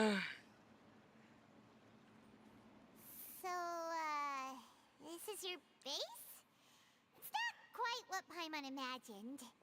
Your accommodations have been arranged. Under the present circumstances, I can confidently say it's the best we have. Well, our funds have been a little tight lately. After all, we don't allow illegal or unethical profiteering. In fact, our funds often come from citizenry who support us. Seems like it's tough times for everyone. But if you have the support of the people, that does sound like it's worth it. To be honest, our financial situation was a lot better back when my father was in charge a few years ago. I'm afraid I'm not quite his equal. Your father... He was the previous boss of Your Spina di father. Rosula, right? How did he... Demoiselle, if you'll allow me to explain. No. I'll explain it myself. I suppose I couldn't run from this topic forever. And as partners, this is something I hope It is they the can soul understand. from the water. My father's name is Callus. Yes, the same one they call Callus the Unfaithful in the streets. 3 years ago, he was accused of murdering his own friend. But he chose a duel to defend his honor instead of standing trial. He died in the duelist's ring. Oh no. It was the soul. But I do not believe my father was a murderer. I'm sure he was set up. At the time, I believed that if he only stood trial and was duly investigated, something amiss would crop up and prove his innocence. But strangely, he not only requested the duel himself, but rumor has it that even after being seriously injured, to the point where he could be deemed as having lost the duel, he refused to surrender, determined to die in the arena. 3 years later, I still don't understand why he did that. How could he protect his honor if he's dead? If anything, he gave up his chance to defend himself. The closest piece of info I have is that my father had been investigating the serial disappearances case at the time of his death. Ah, so that's why you're so determined to get to the bottom of that case. That's right. I've also tried to investigate the murder my father was implicated in, but I haven't found a single new clue in my countless reviews of the investigation records. However, I believe that if the murder case is related to those behind the disappearances, they must know something. I must know what really happened. Was my father coerced? Framed? Even if he really did kill his friend, I must get to the truth. If only he'd been more open with me when he was still alive. He even hid the fact that my mother died due to complications when giving birth to me. And now, here I am investigating his death. You really are a handful, aren't you, Papa? Demoiselle, please. If there is anything I can do, anything at all. I also will never believe that Master Callus murdered anyone. There are none whom I respect more than the two of you, Demoiselle. Master Callus did so much good in life, yet all it took was one murder case for him to be dubbed Callus the Unfaithful. Even our supporters decreased greatly due to that incident, hence our strained finances at present. Wait, if Callus was such a good man, wouldn't people at least be a little suspicious when he was accused? No. Perhaps people just revel in that kind of drama. It's not something exclusive to people from Fontaine, really. Everyone's like that. People love watching the evil turn over a new leaf, but they also enjoy watching good people fall into an abyss from one slip-up just as much. But how could... never mind. If Callus was really falsely accused, we have to find the truth. He didn't deserve to have that happen to him. There is one other thing. Master Callus's opponent in the duel was Ms. Clorand. Oh, her? Well, then, isn't that as good as saying that she was the one who killed him? Yeah, that's not the sort of thing that you can just let go and move on from. Ms. Clorand has always placed great emphasis on the honorable nature of the duel. If her opponent doesn't yield, she will not stop either. She knew Master Callus beforehand and greatly respected him, but seeing how he was resolute in the arena, there was only ever one choice she could have made. It's not that I don't understand her at all, but I just can't deal with this yet. Don't worry, Navia. Paimon knows how you feel. You don't have to force yourself to do that. Afterward, Ms. Clorand told us that at the start of the duel, Master Callus requested that she ensure Demoiselle Navia's safety. Yes, that is our understanding as well. Oh, Papa. What madness drove you to ask the person who killed you to take care of me? Sheesh. All right. Anyway, that's the information I wanted to share with you. Even if it did sound like I was just complaining towards the end. Thanks. You two should go and rest. This was quite a day after all. It was quite a... I want to eat. She goes to Please, sleep. relax and get some sleep. We will ensure you rest soundly. Slept.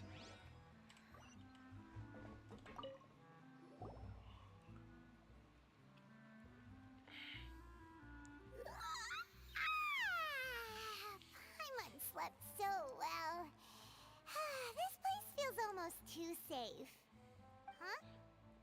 Navia? Where did the other two go? Send them off. I sent them back to Poisson. It's Spina de Rosula's place of origin, and where we have our headquarters. There's not much for them to do here at the moment. Paimon gets the feeling that you're just trying to get them off your back. But never mind that. When did you get back? Were you waiting here the whole time? No, I just returned after going out for a while. I did some investigating yesterday regarding the name Vache. Wait, so you didn't sleep at all? How could I after having such critical new evidence appear? Guess Paimon wasn't speaking for everyone just now, huh? Unfortunately, this name seems to have been wiped from existence. It doesn't seem to have a match anywhere. I suspect that those behind this have already taken steps to hinder an investigation from this angle. But that does prove that this Vache person is a key witness in the incident. Does that mean we're too late, though? No. There is one ray of hope. One place in Fontaine that they would find almost impossible to threaten, no matter how much they wanted to. And that is the archives kept by Chief Justice Neuvillette. A place where detailed files on all the cases in recent years are kept. If the Oceanette you met is one of the young women who went missing recently, we should be able to find some related information there. So Neuvillette maintains an archive of case files? Whew. Guess that's the hard-working Chief Justice for you. Guess we'll have to go in there. Let's go talk to him, shall we?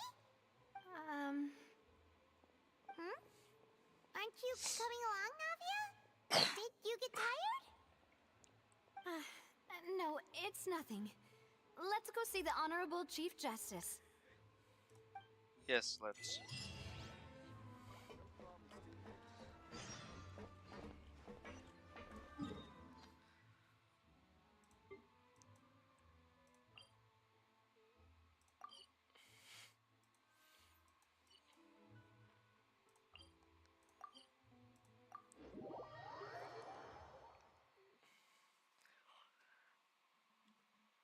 The palais is right up ahead.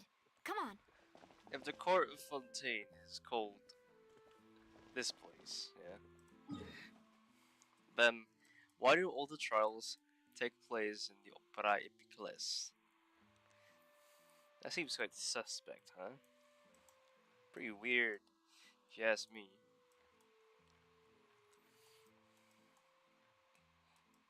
But this land will be filled up anytime soon. We'll reach all the way to here. Said before.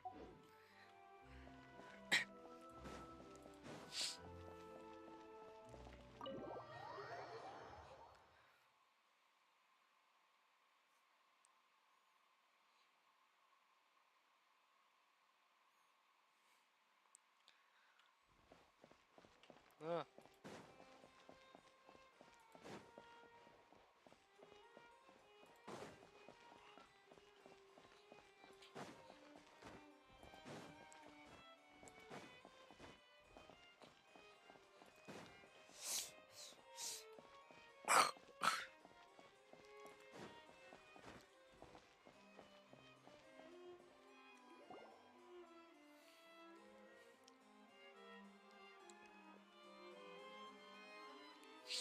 Over there.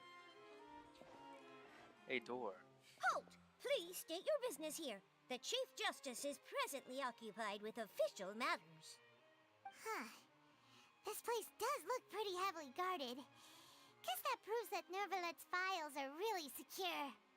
Hey, don't you recognize us? Huh? Who are you? Just to be clear, I don't care who you are or who you might be related to. Our rules make no exceptions. See? They've got great discipline, too. Yep. Paimon can tell. If you're here just to crack jokes, I can point you towards the exit.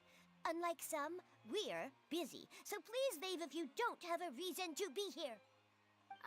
No. What I meant to say is, shouldn't you remember us from a few days ago? We were at the trial of the great magician Linny.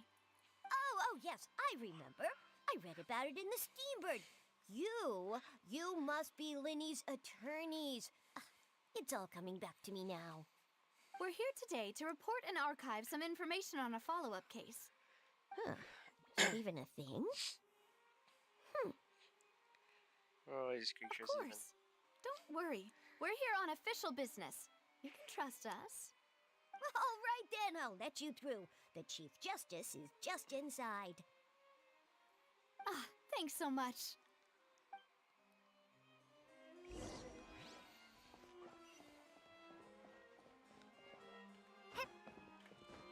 Bro. She can't even, like. She's not even taller than the desk. Please come in. Whoa. Free. Awesome.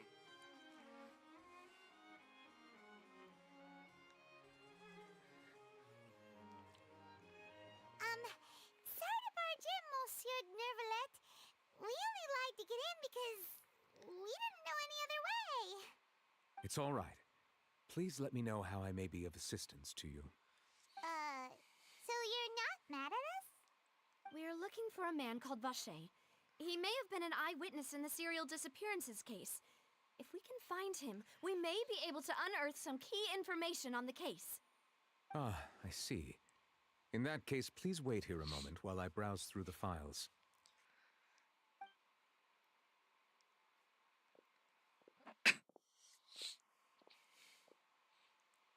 Who knew that Nervalet would be so easy to talk to?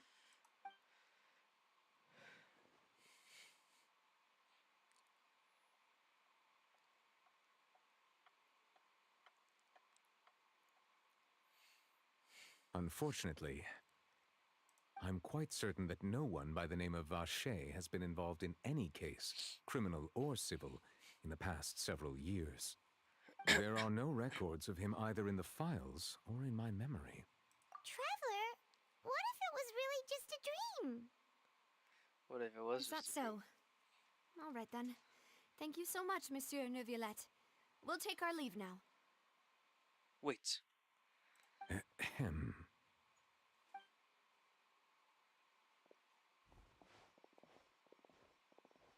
Miss Navia, I can understand how you feel. Your father, Callus, was a truly exceptional man. We deeply regret his passing. And what are you trying to say, Monsieur Neuvillette? Are you trying to console me? Extend your sympathy? Or just express some tendril of regret? No. You are not trying to do any of that. I can hear it in your voice. There's no emotion behind your words. You only said those things because you felt like you should. It's just like last time. After my father took his place in the duelist ring, I pushed through the guards to talk to you as a last resort. You even told me then that you thought there was something fishy with the case, yet you still allowed the duel to go ahead. In your eyes, the value of a human life is nothing compared to those cold laws you hold so dear. Shut up. If you truly regret my father's death, then why didn't you call a stop to the duel? Why didn't you give me the power to stop him from throwing his life away? Why did you just let him die, despised and hated by all? Everything was hanging on a thread at that moment. Just the is this a K drama tiniest or an effort F could have drama? changed everything. There are still so many things I never got to tell him. So many questions he still owes me answers to. If you really have no heart, then just look me in the eyes. I, Navia, will show you the true meaning of regret. Sigma stare. I'm sorry, Miss Navia. No. You and my father are truly alike. You keep all kinds of things in your heart and never say a word to anyone. It's not so much that you can't feel, but that you would never express anything. Oh well. In any case, everyone already knows full well the apathy of the Chief Justice. My apologies for taking my emotions out on you, Monsieur Chief Justice. Let's go, Traveler and Paimon. Yes.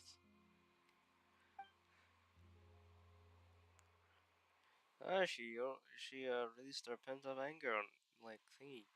Sheesh.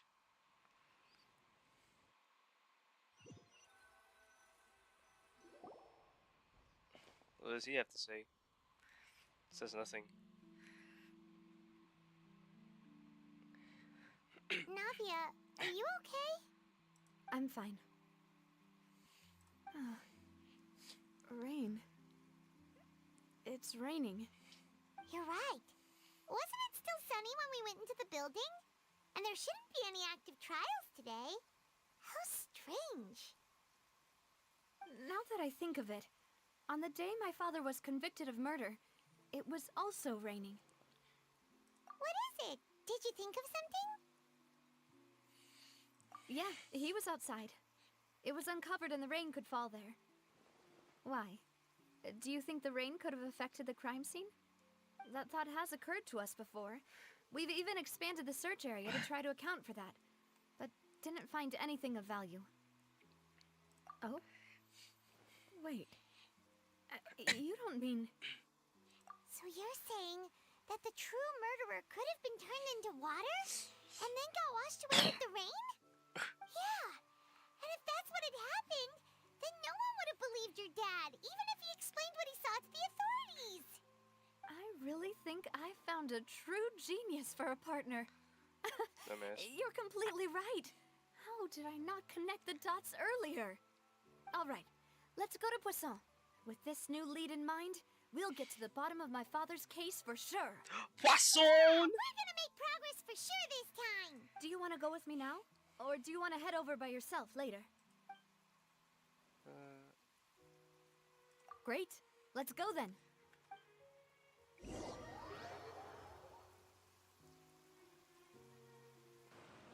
I just want to swim.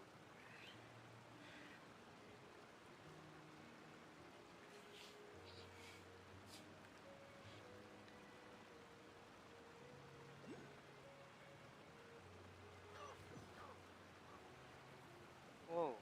Poisson.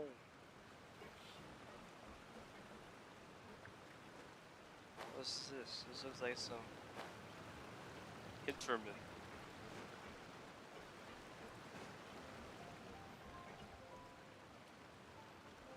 Oh, it's on that tree.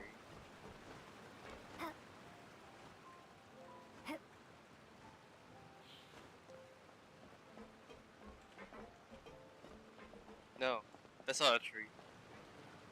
That's a hunk of metal.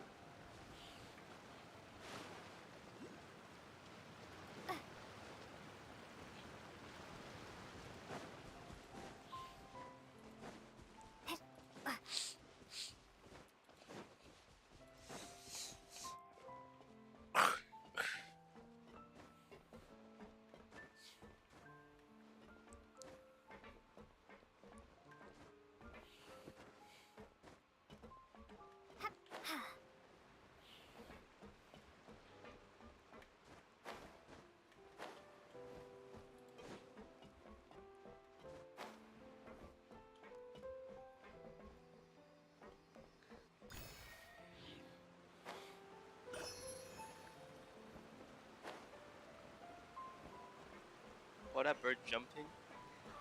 Okay, that bird was jumping.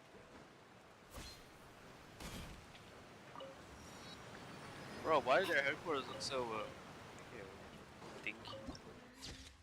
Looks, ass. Whoa. What a huge ship! Why would a ship be anchored at a place like this? There's no need to be so surprised. While it may look like a ship, it's actually Spina di Rosula's headquarters. My father was the one who asked for it to be built like this. Perhaps our taste in exterior design is the only thing we occasionally had in common. A gigantic and glamorous ship embodies discovery, opportunity, ambition, and conquest. It symbolizes Spina di Rosula's bright and limitless future. And Paimon thought you were bluffing when you said Spina di Rosula had a glorious past. Paimon was confused why a group with such a history would live in the sewers. But now that Paimon has seen this ship for herself, she's been convinced. Well, Poisson is where Spina di Rosula began, after all. It's our main base, our home. Really wanted to swim though.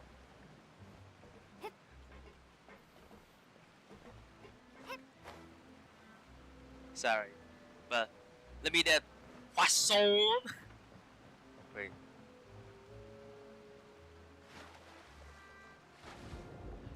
Oh my god! Ah!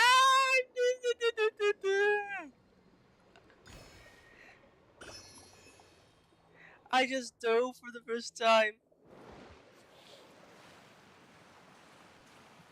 Oh my god, did I just dive? Alright, I just needed to get that thing. Was only for sure. Oh my god, octopus? Oh, octopus. Should be fishing spots here, right?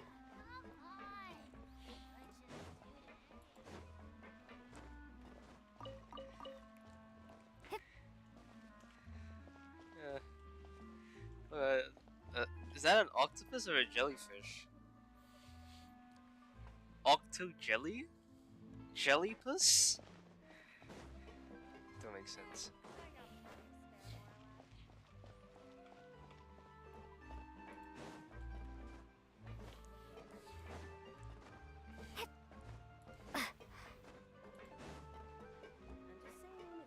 Fire, you're gonna get burned.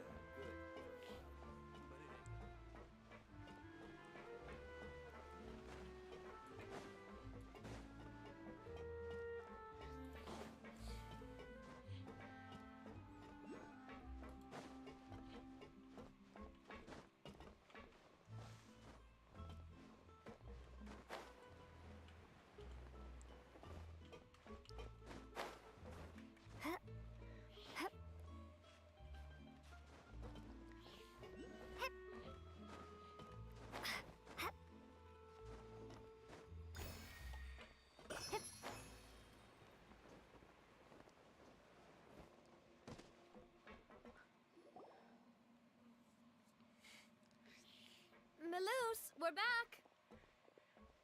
Yes, we are. Apologies for the wait, demoiselle, and our most important partners.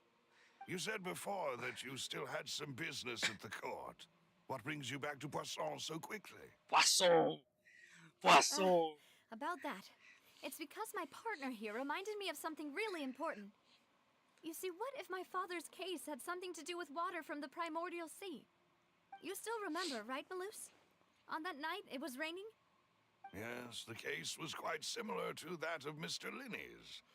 Both were what you'd call impossible murders. Could you tell us a bit more about what happened before? True.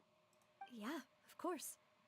Many years ago, something called synth began to gain popularity in Poisson. Poisson. At a Absolutely. glance, it was a kind of drink that could excite your mood and produce many pleasant hallucinations. Wait! Didn't that guard guy who turned into water also mention that the primordial water could be used to produce some kind of potion? Yes, he did. Considering what we know now, it's almost certain that synth is created using water from the primordial sea.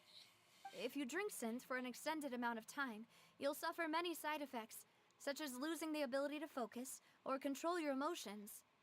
And if you were to stop drinking it completely, you'll experience flashes of paranoia So it's a drug. and anxiety, while lacking energy to do anything. It's an extremely dangerous substance. As he oversaw Poisson, my father was compelled to put a stop to synth abuse, and called for a complete ban of it. Boss's uncompromising attitude incurred the synth vendor's wrath, but no matter how much they threatened or bribed him, he refused to yield. Not only that, Boss became determined to find the mastermind behind the synth operation and put an end to the problem once and for all. Yes, but the enemy was very cunning. So he could never get anything out of the dealers, all of whom only sold the stuff and weren't privy to the rest of the operation. Recognizing that, my father decided to contact the dealers in secret and cultivate personal relationships with them. Finally, he was able to convince someone to become his informant. The man's name was Jacques. He felt greatly ashamed about his work, after seeing many families destroyed by synth abuse. That night, my father hosted a banquet at his countryside estate.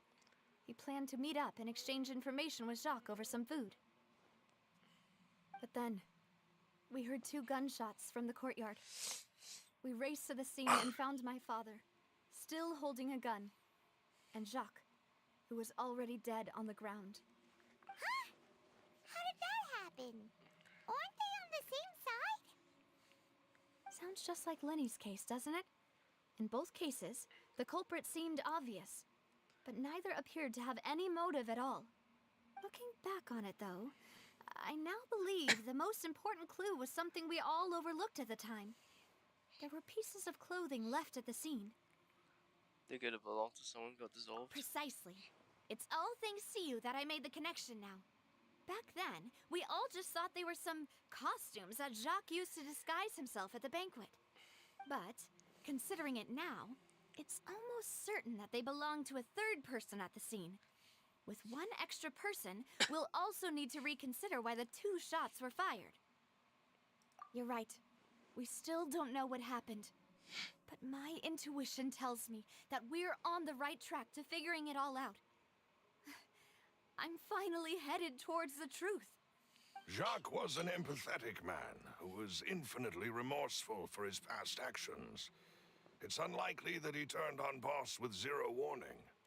I think this third person is probably the key to the full truth. On that note, however, even though this will not please you, demoiselle, as your and your father's butler, I must still offer a word of warning. Our opponent is insidious and cruel. They are extremely difficult to deal with, and Boss has already lost his life trying to bring them to justice.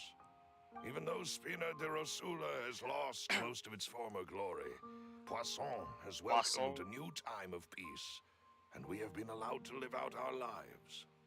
There is no need to follow your father's path. It would be both wise and in line with Boss's wishes to step back and give up on the case. If that's indeed what he wished for, then he should have told me that himself. Was I not the closest person to him? And yet, I was the one most kept in the dark.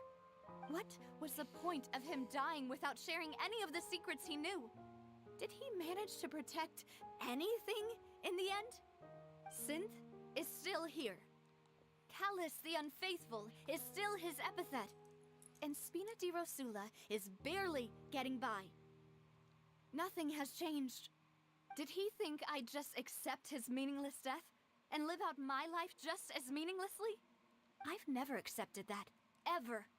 Not since that day, and certainly not now. I want to find out the real answer for everyone's sake. For the missing girls, for the victims, and for myself. Navia. This is indeed the best moment to act.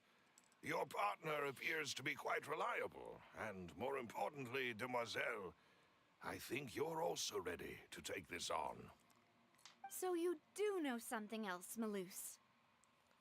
Yes, I do. In fact, even before that banquet, Boss already knew of the connection between Synth and the serial disappearances case. But what drove all the tensions to the boiling point was the revelation that you, demoiselle, had been selected as the next target to disappear. What? Boss also didn't tell you that he had been diagnosed with a rare illness. The doctors told him that he had no more than 5 years left to live. And the serial disappearances case caused him great anxiety. 5 years was nowhere near enough time to resolve this long-standing conflict. But once he passed away, all the danger would pass on to you. Knowing all of this, he decided to use one final intimidation tactic before his death. He claimed to have already gotten his hands on some key incriminating evidence for the other side, and even told some members of Spina di Rosula about the details. But as long as you remained safe, he would not share the evidence with the public. If something were to happen to you, then he and all those he told would immediately expose all they knew about Synth and the disappeared victims. Right. So nobody would be able to get off scot-free. As we've seen, Boss's tactic has worked. Even though Boss has been gone for a long time, the other side has not tried to take Demoiselle's life. No, I don't believe it. He never appeared to look sick to me. No father wants their daughter to see them weak and haggard, especially someone as proud as Boss. To him, dying in a duel and suffering lasting dishonor as the unfaithful was still far preferable than losing face in front of his daughter. So he chose to die in silence, so that he could protect me. I'm afraid you're not understanding this correctly, Demoiselle. What Boss wanted to hand to you was not a parasol, but a sword. If Boss's spirit could hear you telling me that you want to find the answer for the sake of everyone involved, I'm sure he'd be extremely proud. That fool. Couldn't he have just given it to me straight? No. He might have set up everything precisely because he never thought I'd be able to understand him. Is that the amount of confidence he had in me? And what if I was never able to make it to where I am now? Yeah. I suppose that's true. With the way he'd set things up, if I had wanted, I could have just lived out my life without a care in the world. But thankfully, he rarely talked to me about complex matters, and thus understood little of me as a person. In this case, he really didn't need to give me an easy way out. Huh. Malus, what was the key evidence that he shared with you? It's the location where Synth is produced. Essentially, it's the enemy's headquarters. Dun dun. When he was threatening the enemy, Boss didn't share the specifics of the incriminating evidence he found. But if you want to use it against the enemy, you'll still have to take several things into consideration. Why? If we know where the place is, can't we just go storming in? You mustn't forget that we're fighting against a mysterious and dangerous organization that's been in operation for decades. There's no telling what might be lying in wait at their headquarters. We also have no idea what kind of evidence we may be able to find inside, nor what people we may be able to capture. But a single visit to their headquarters would be tantamount to a formal declaration of war. The worst case would be that we leave empty-handed, but also open ourselves up to full retaliation. Then, in that case, why not work with the Fontaine authorities? Well, you saw one of them dissolve during Mr. Linney's case. We have no idea just how thoroughly they may have been infiltrated. Huh. That's true. Seems my father really had no choice. But things are different now. It should be a lot easier to prove the other side's guilt, now that we've connected Synth with the disappearances case. You sound like you've put a lot of thought into this, Malus. I am the butler, after all. I live but to serve the boss and Demoiselle's will. I've always been willing to take on any kind of risk for your sake. But considering my relative lack of ability, I've spent my time keeping secrets, performing basic investigations, and waiting for the right time to come. Thank you for all of that, Malus. Have you discovered anything new in the past few years? Let me think. One conclusion I came to was that the enemy must be quite familiar with Spina di Rosula, or at least have an informant planted here. When I announced orders to the organization's members on Demoiselle's behalf, I used to deliberately keep a few people in the dark and observe the reactions of the synth vendors. If the vendors didn't change their plans, then the individuals informed of our orders must be innocent. If the vendors packed up and fled, however, then someone must have given them the news. After several rounds of testing and investigative tracing, I've narrowed the suspect list down to 3 people. The first is Florent, Spina di Rosula's senior advisor. I'm not even Huh? paying attention. Florent? Yes, surprising, isn't it? He was one of the people Boss trusted the most, which also means that he was someone who understood Boss really well. Thanks to his position within Boss's innermost circle, he always knew our upcoming plans and could thus avoid capture this whole time. There's someone else like him too. Marcel, the head of Confrérie of Cabrières. Uncle Marcel. It's a guild in Poisson. Boss helped it to grow to its current size and prominence. In the beginning, they were only reselling some daily goods, but now they're one of the richest guilds around with a lot of business connections in the city. So, they're Looks like like a organized sister crime. organization of Spina di Rosula? Yes, you can say that. When we were fighting against the synth dealers, they provided us with plenty of support. It's a bit difficult to imagine someone using their own money to hunt down themselves. The final suspect is Thierry, the man responsible for coordinating information between Spina di Rosula and the guards. Although the guards mostly leave us to our own devices, there are still many activities we have to report to the local authorities. Since Thierry is always in the know about our current activities, he could theoretically always plan one step ahead. I see. These are all people who I communicate with quite regularly. To think that the enemy we've been fighting against has been right next to me all along, among those I trust the most. It's almost too hard to believe. If you want to investigate them, please take every precaution to not alert the quarry. Judging from our experience, the enemy is extremely cautious. Oh, sorry. Of course. And thank you, Malus. You've provided us with a lot of great information. You're too kind, my lady. I'm just doing my duty. And before I forget, proving Boss's innocence would also mean clearing him of blame in Jacques' death. After that incident, Jacques' wife and daughter were taken into the Spina's care. They still live in Poisson today. If it might help, you could also pay them a visit. I can make the necessary arrangements. Aw, thank you so much, Malus. You really are the best. A new case awaits, my dear partner. Leave it to me. I hope we can work together to uncover the truth and end this case once and for all. So that Navia can actually have some fucking closure. 3 years ago, on a rainy night, banquet goers heard 2 gunshots outside the house. When they reached the scene, Callus had a gun in his hands and Jacques had been shot and slain. Based on the investigations done then, there was no possibility that anyone else could have done the deed and escaped, and Callus was just adjudged to have been the culprit. Is this another funny, goofy court case again? Give me a break. We still have Child's vision. He didn't want to anyway.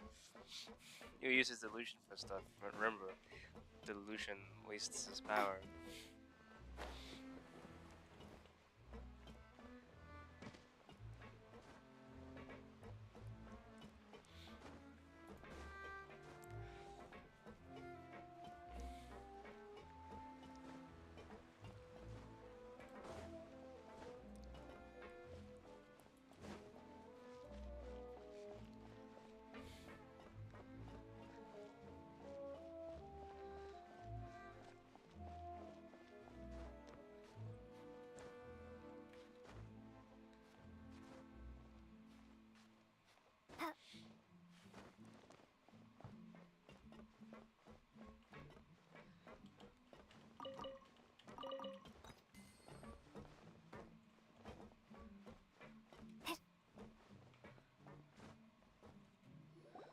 It is settled, then. Please excuse me, and enjoy your conversation at your leisure. Thank you for arranging everything for us, Malus. Excuse me, miss. Do you need anything from us? Oh, Hey, Navia's all quiet.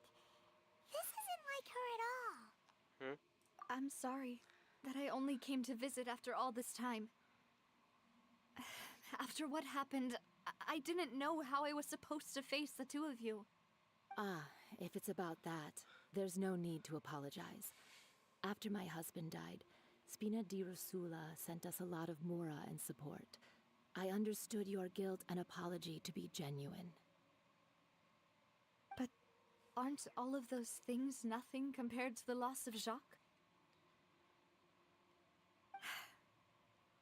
I can understand the kind of pain that comes with losing a father so needlessly. You don't understand at all. I didn't know how to face you, because I didn't know what I could possibly bring as a consolation gift. I know only the full truth could bring closure to you, and to all of us. Mm-hmm. Bro. I'm sorry. I appreciate the sentiment, but you don't have to carry all that guilt. On the matter regarding my husband, my daughter and I have more or less found our answer already. Would you mind sharing it with me? I really can't believe that my father could ever bring himself to shoot Jacques. I always knew that my husband's money was earned through others' suffering. He told me countless times that if he could turn back the clock, he would never go into the synth business again. He had many regrets, and felt that he took the idea of providing for his family too literally. For the longest time, he thought Mora was everything. So when Mr. Callis came to him with a proposal, he accepted it almost immediately. He tried to be as careful as he could, but even so, he was still found out by the higher-ups. They found out about his betrayal? Papa didn't say that exactly, but Papa did tell me that I should never be ungrateful. Before he left that day, he told me that he had no choice. It was only later that I realized it was his final farewell to the two of us. I don't know that for sure, but you could say that's the conclusion I eventually came to. Which is why I'm the one who should feel guilty. Callis had always taken great care of us, both when he was still alive and after he passed away. Even if he fired the shot that killed my husband, it was likely in self-defense. It is impossible for me to hate him for what he had done. But Mama, why is Papa still the bad guy if he did the right thing? Papa always wanted to be a good man, so why did he have to do a bad thing in the end? Well, things aren't always as they seem. You still feel like your papa was a good man, right? Yeah, Papa was a really good man. The best in the whole world. Then you should hold on to that. If a good man had to do a bad thing, then he must have had his reasons. Regardless of whether he left you a parasol or a sword. He must have done so to give you a better life. Oh. Thank you for everything you've told me. I will definitely find the truth. The current state of things is not something I'm willing to just sit back and accept. Thank you. I'm very grateful to hear this from you. Even though your personality is quite different from your father's, your determination when you speak is really similar. You really think so? You really think so? The first time anyone said that to me. Jacques! Jacques' family believed that he had struggled greatly with the order to kill Callis, but did Callis act in self-defense, or was there more to the incident? Are you okay, Navia? I'm fine. Don't worry. Let's investigate the 3 suspects next. Florent should be nearby, and we should be able to find Thierry and Uncle Marcel in the city. I'll get myself together on the way, so please don't worry.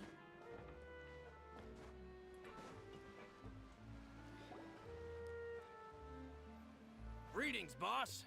How may I be of assistance today? though. I'm sure you've heard about what happened at the Opera House. Someone got turned into water right in front of us. Yeah, I've heard. With something that dramatic, I'm sure journalists will milk it for all it's worth. And it'll be all the talk for the next several weeks. It also reminded me, on the day that the incident happened with my father, it was raining outside, and we found some clothes left at the scene. After my partner here put the dots together for me, I feel like we should try to reopen his case. Can you do me a favor and try to recall what happened that night? Let me think. Mr. Callus was feeling pretty upbeat that day. So he was drinking and bantering away with us at the table. After that, he told us that he wanted to go get some fresh air. So we let him go without thinking much of it. Who knew that we would hear 2 gunshots ring out right after? My first reaction was that Mr. Callus's life was in danger. So I grabbed my holster and made a mad dash toward the scene.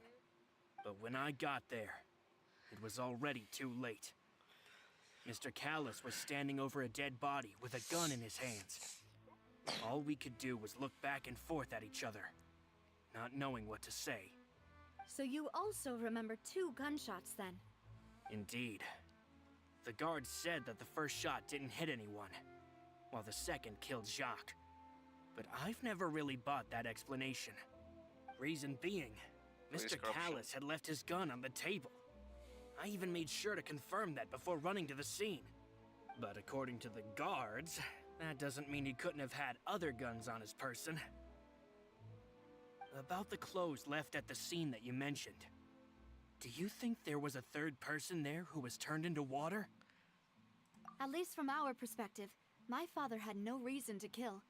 So he would also have no reason to bring an extra gun with him. The gun he was holding probably belonged to Jacques, or a third person on the scene. Yeah, that makes a lot of sense. So you're saying Mr. Callus ended up with the gun because he seized it from one of the other guys? But hold on. If that's what had happened, then why didn't he share the truth with any of us?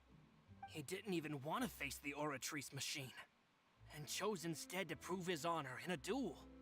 Did he lose all faith in the courts after seeing someone dissolve right in front of his eyes? About that, Malus told me a thing or two.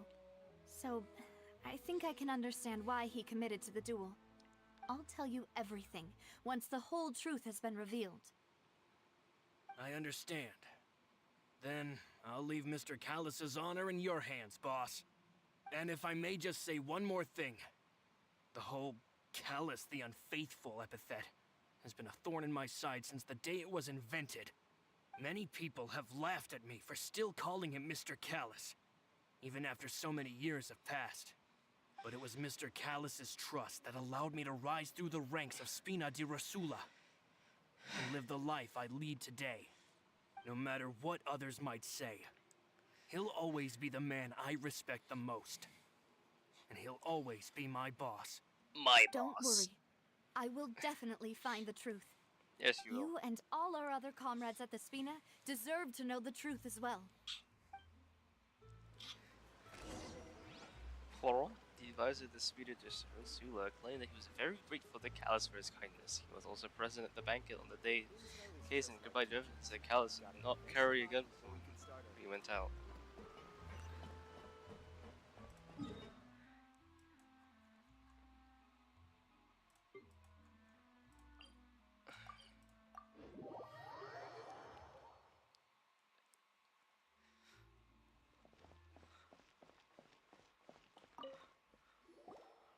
Hey, Thierry, it's me.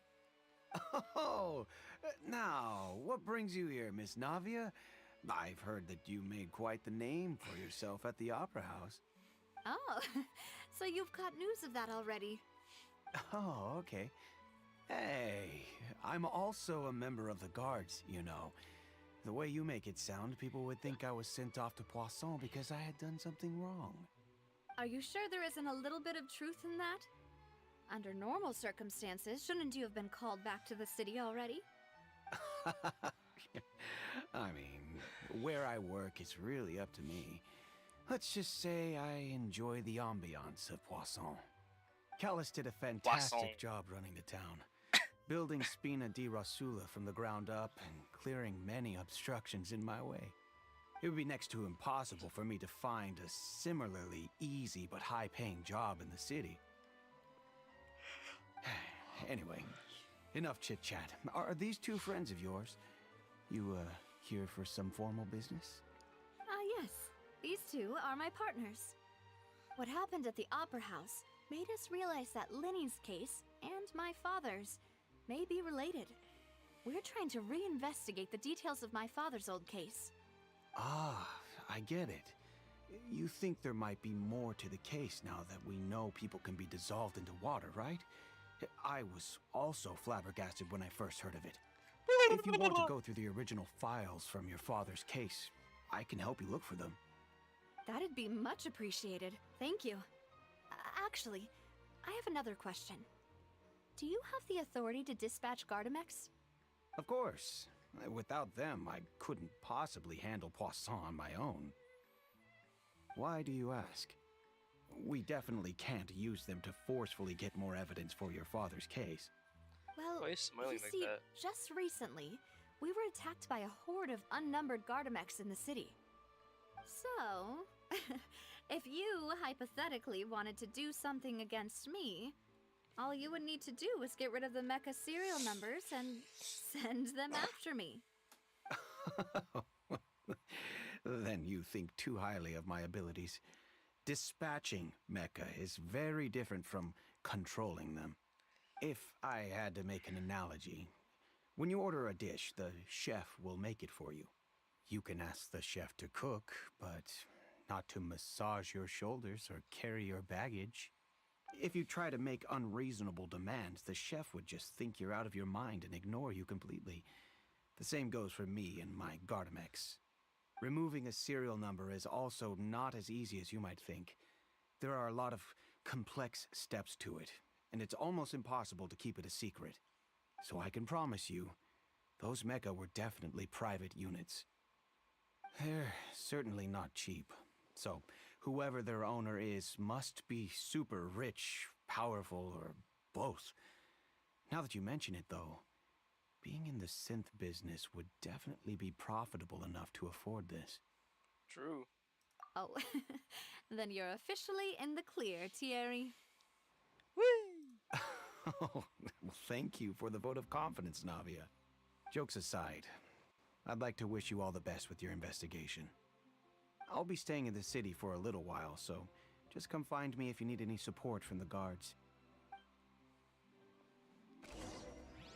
There is the person responsible for official contact between the SDR and the guards.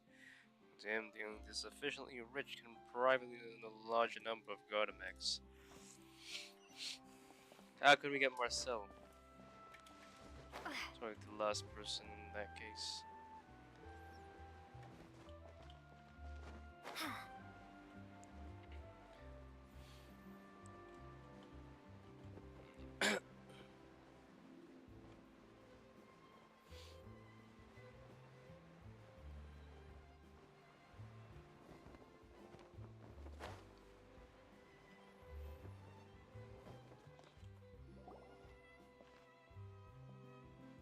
Hello. How may I help you? I'm here to see Marcel. Could you please let him know? You can just say Navia's looking for him. Sure. I will let him know right away.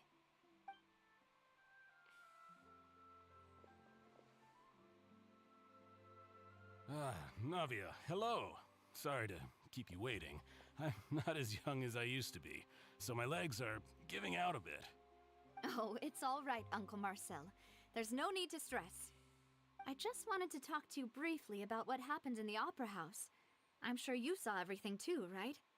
Yes, I've never seen anything so strange. Oh, you were at the Opera House too? That's right.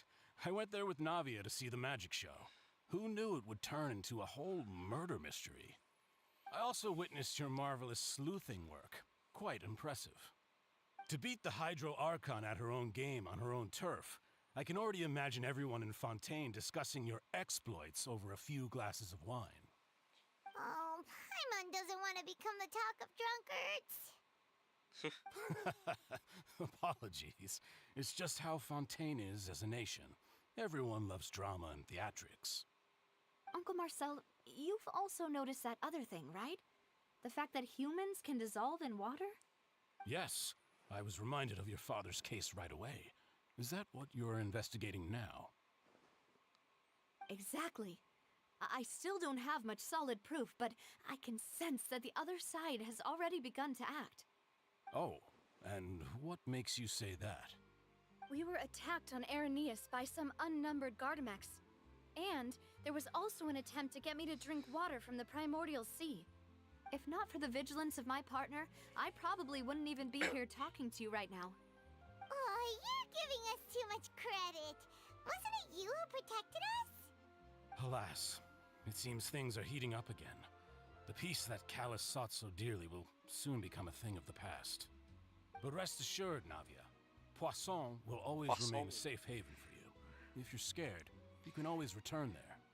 If anyone dares to lay their hands on you there, the Confrérie of Cabriere will use its funds to the last Mora to bring them to justice. Sheesh. Thank you, Uncle Marcel. But I don't intend to go into hiding. I'm going to strike while the iron's hot. So we Do you said. have any new thoughts on my father's case? No. About that. Sorry, my age is catching up with me, so it'll take me a while to recall my memory. Could ya? Would ya? Would ya? The Confrérie was responsible for that banquet, so I was out and about the whole time making sure things were running smoothly. I didn't even have the time to drink with the guests. Then I heard the sound of a gunshot, and the rest was history. Oh, it's okay. No need to push yourself. We'll ask around some more. See if there are any valuable clues elsewhere. Sounds good. Just let me know if you ever need Mora. More. All my wealth comes from Callus's patronage and support. I'll spend however much it takes to clear his name.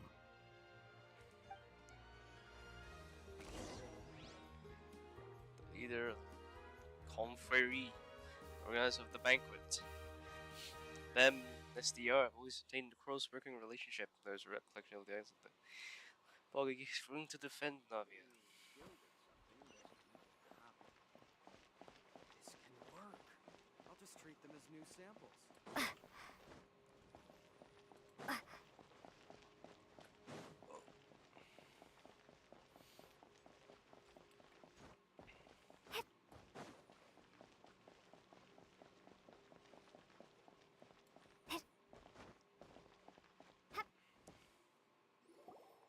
We've talked to all three suspects, purely based on their conversations with me.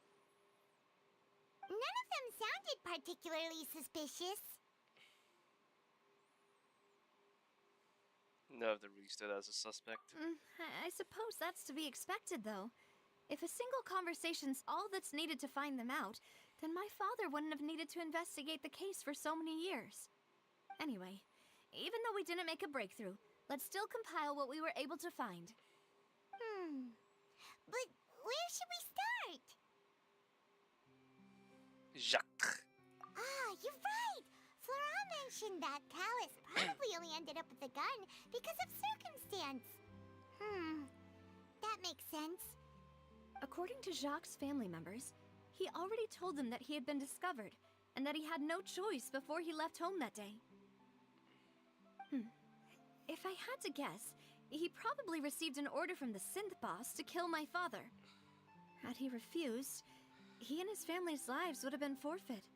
So, Jacques fired the first shot? Oh? And why is that? Oh, that's a good point. Jacques probably already knew that he was just being used as a tool for murder. And once he had completed his mission, he'd be of no more use to his boss. So, what would make more sense from his perspective would be to turn his back on the order and seek protection from my father. Seems the third person was the one who drilled everything. Makes sense. But without evidence, that's still just a theory. Besides Jacques, the attack from the Gardamex has been bothering me quite a bit as well. It's obvious that our enemy has become more antsy after the secret of the primordial seawater was revealed. Do you think he knew, even then, that we'd follow this lead to the end? Given everything that's happened since, it's quite possible. But who among the three suspects would have the ability to control privately owned Gardamex? Theory? Thierry, you say? Huh. It is possible that he's figured out a way to convert the Gardamex for personal use. But I didn't feel like he was lying when he was talking to us about the mecha. I also don't think he'd be able to keep that kind of tampering under wraps. Yeah, had he actually tampered with the mecha, we'd be able to prove it with a simple check of the guard's inventory. If the mecha were taken from the guards, it should be pretty easy to find out when and how that happened. Maybe it's someone else.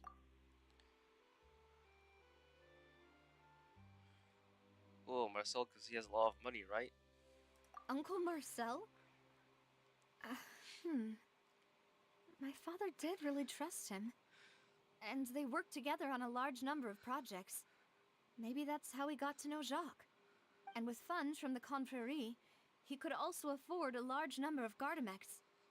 Still really hard for me to imagine, though. After all, Uncle Marcel has been around since I was just a child. Also, wouldn't this mean he has been spending a whole lot of mora and energy to fight his own synth business? Maybe it's someone else. So it's Florent. Florent? It is true that he was closest to my father, and thus had the best chance of learning about his dealings with Jacques.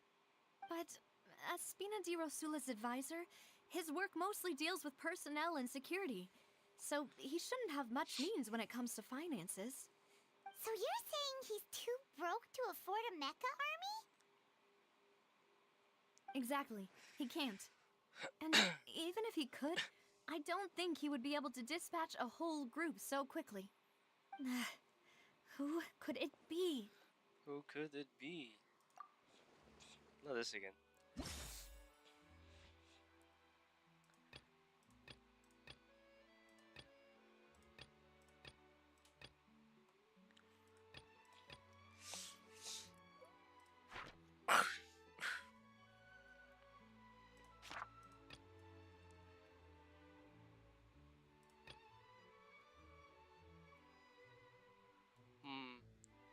Yes, foggy memory.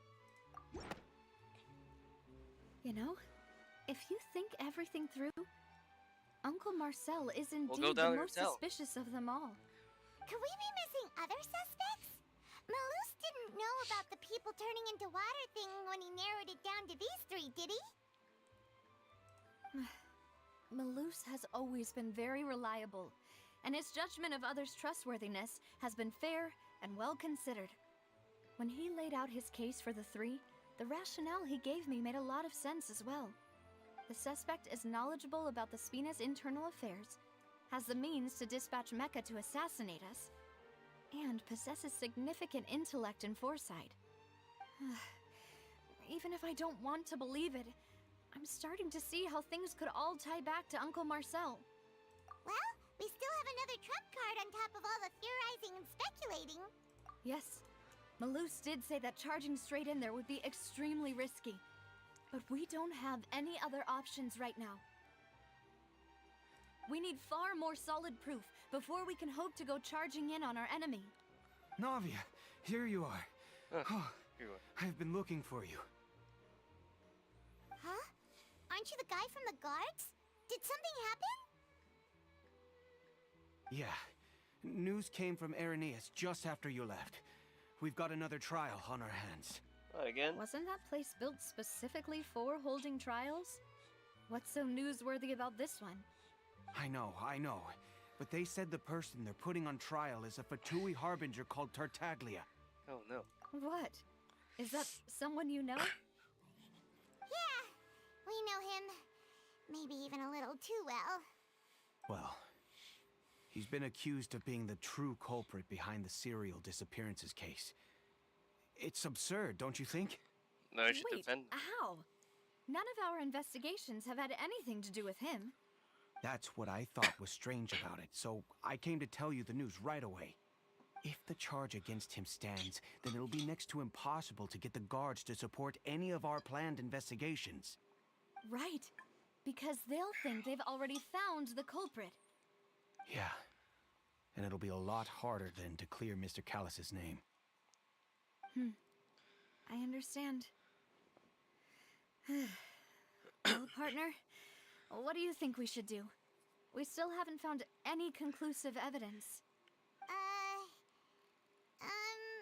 Let's split up. Huh? Split up? What do you mean? I'm confident in my combat abilities. You go rest. Just as expected of my partner. Since this is a trial about the serial disappearances case, the culprit's attention will be focused on Irenaeus, leaving his home base wide open. You're right. This is our best opportunity. All right then, let's do this. I'll stall them at the Opera House and charge Marcel as the true culprit. I won't have any chance of making that charge stick, though, unless we find more evidence. It'll be up to you to make it back in time and hand the decisive evidence to me. Okay. We'll help you, just like you helped us in Linny's trial. Demoiselle, please allow us to accompany you. I'm ready.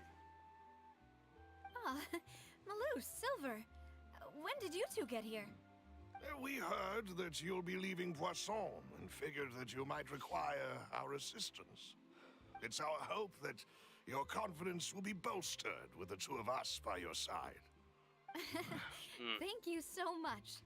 Then, let's make haste for Irenaeus. Paimon, Traveler, I'll see you at the Opera House. See ya. See you then! Combining face carding guard mechs so far, it's been good as our own one person.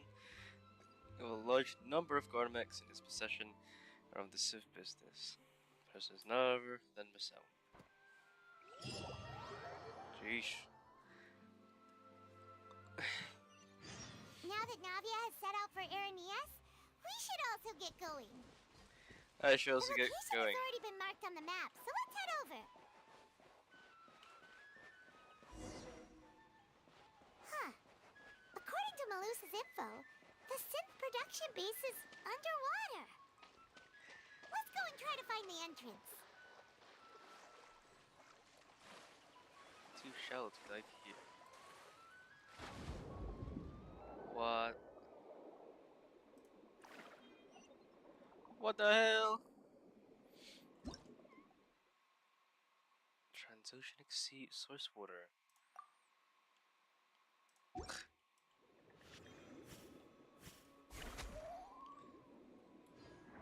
Just absorb these guys.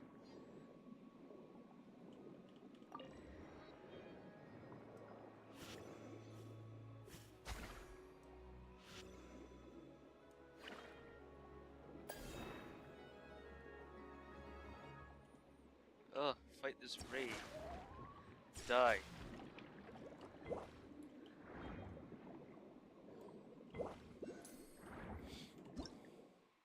Sometimes see these energy emitting blocks on the water.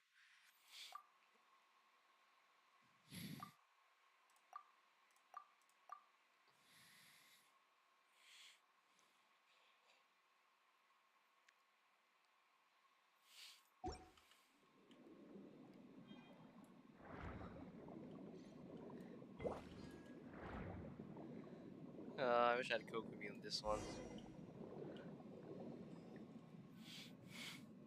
Finally found it! Huh. So this is the entrance that leads to the synth production base.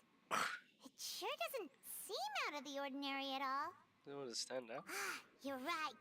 An important place like this is bound to have a ton of protective measures and mechanisms. Shouldn't Paimon sound like Probably this? arguing up a storm right now to spell for us. Why is she talking in the water?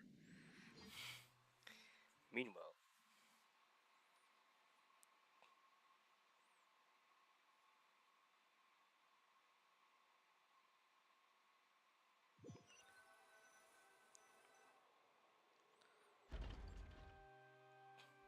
It would appear that I must repeat my question again, Mr. Tartaglia. Do you accept the charge that you are the true culprit behind the serial disappearances case?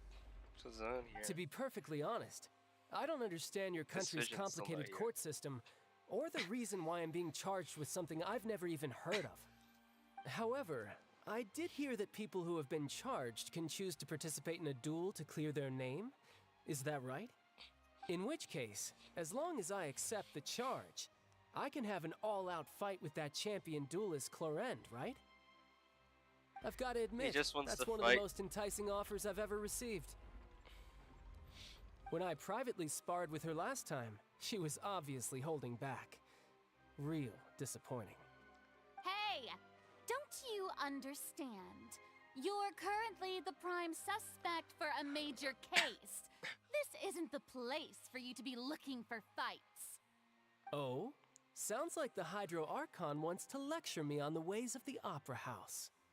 Then why don't you duel me too? I'm the kind of student that learns best in the heat of battle. No. That's not what I meant. Alas, it would appear that communication with the defendant is going poorly, and we have made very little progress. In that case, let me explain everything from the very beginning again. The goal of this trial is to determine the culprit behind the serial disappearances case. That case had nothing to do with him. You've got the wrong man. Huh? What's going on? You really Why is she interjecting again? I told you it couldn't be one of the Fatui Harbingers.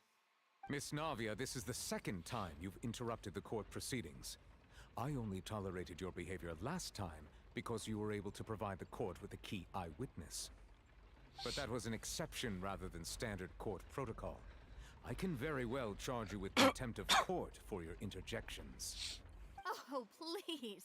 Did you ever think I had any respect for this place's pointless theatrics? We can put that discussion aside for now. I'm not here to argue with you. I'm here to charge the true culprit behind the serial disappearances case. And if my charges prove true, then Tartaglia here will be proven innocent by default, correct? Oh, a young lady has charged in and offered to clear my name. How fascinating. Well, I'd gotten half bored to death by all these rules and procedures anyway, so I'll take you up on that offer. So, Your Honor, is there nothing else for me to do now? You may take a seat for now in the audience, but that doesn't mean the suspicions against you have been lifted. Now then, Miss Navia, who is the person you would like to charge instead? That person is...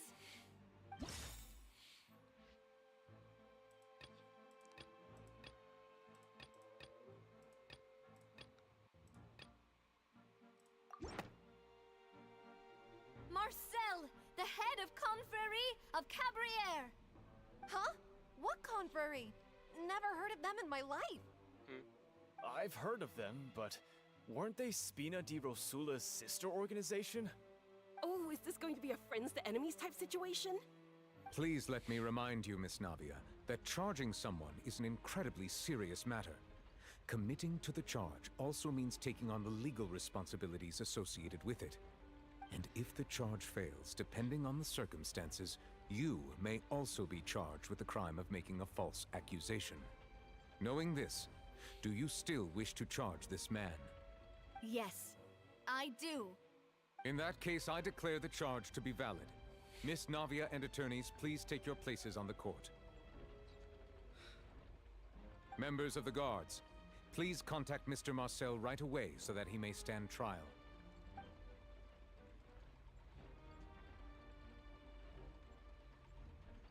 Mr. Marcel, you will not require an attorney. Is that correct? Apologies. It all just happened so quickly. I still haven't figured out what's going on. I think an attorney won't be necessary. This is probably just a misunderstanding between me and Navia. Very well. In that case, since both sides have now arrived, Miss Navia, please present your charges. I would like to take everyone back to 3 years ago, to the case of Callus the Unfaithful. Only through elucidating what really happened in that case can we connect all the dots for the serial disappearances case. Navia, do you really think that I was the one who killed your father? Come on, why would I do that? Callus was my benefactor, and remember, both you and I only ran to the scene when we heard the sound of a gun. If that's enough to make me a suspect, wouldn't that make everyone at that banquet a suspect as well? I think there's no point in getting into the specifics right now. The audience doesn't even have the big picture yet. Even I'm struggling to remember some details of that case. Exactly correct, Your Honor. I must refresh everyone's memory about that case before I can explain my charge and reasoning. I see. In which case, I will recount the findings about that case as originally recorded by Maison Gardiennage.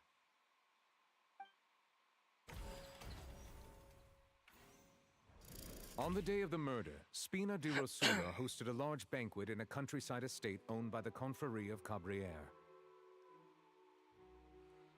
During the banquet, all attending guests heard 2 gunshots from the courtyard. Yes. When the guests arrived at the scene, they found the primary suspect, Callus, holding a gun, while his acquaintance, Jacques, lay dead from a gunshot wound. The guards' investigation did not recover any other firearms from the scene. As a result, they concluded that the suspect's first shot must have missed, while the second must have taken Jacques' life. The suspect did not dispute this conclusion, and also declined to defend himself in court.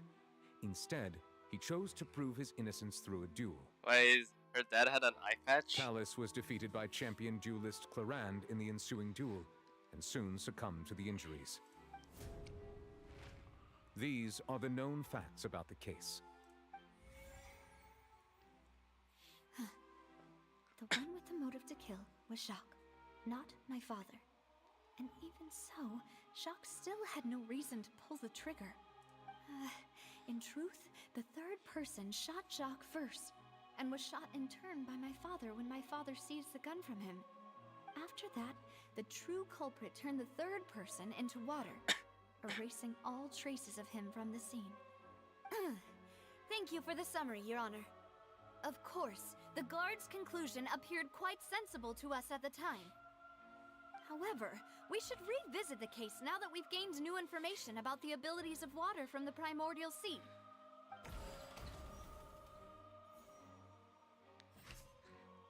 Day of the murder.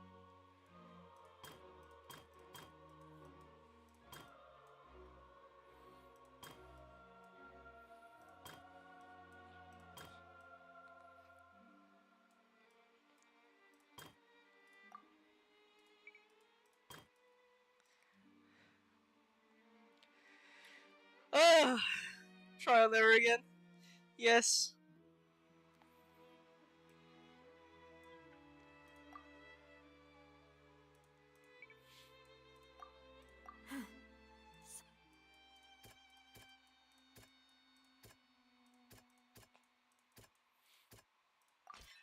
The testimony of the victim's family confirms that Jacques had thoughts of assassinating Callus when he set out for the banquet. How, unfortunately for Jacques, the true culprit had already considered this possibility and had sent out another assassin.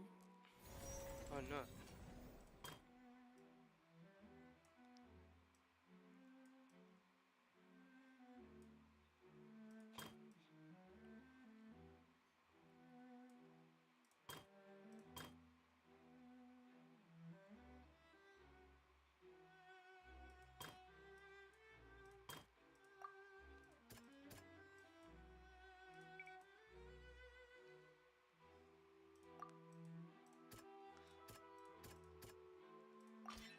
This assassin first shot Jacques, then turned to shoot Callus, only for Callus to wrestle the gun from him and kill him instead.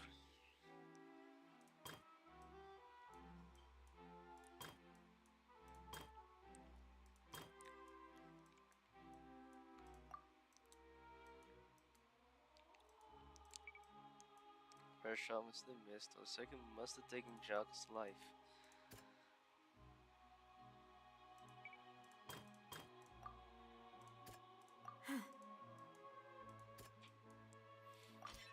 A pile of clothing was found at the scene.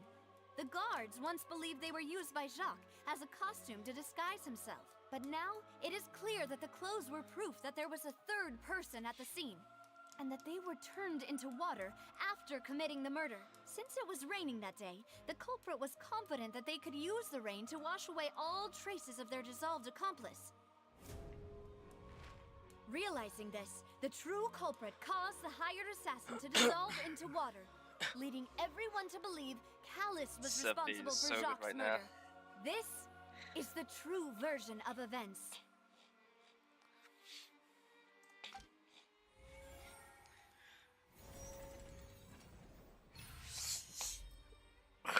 Yes.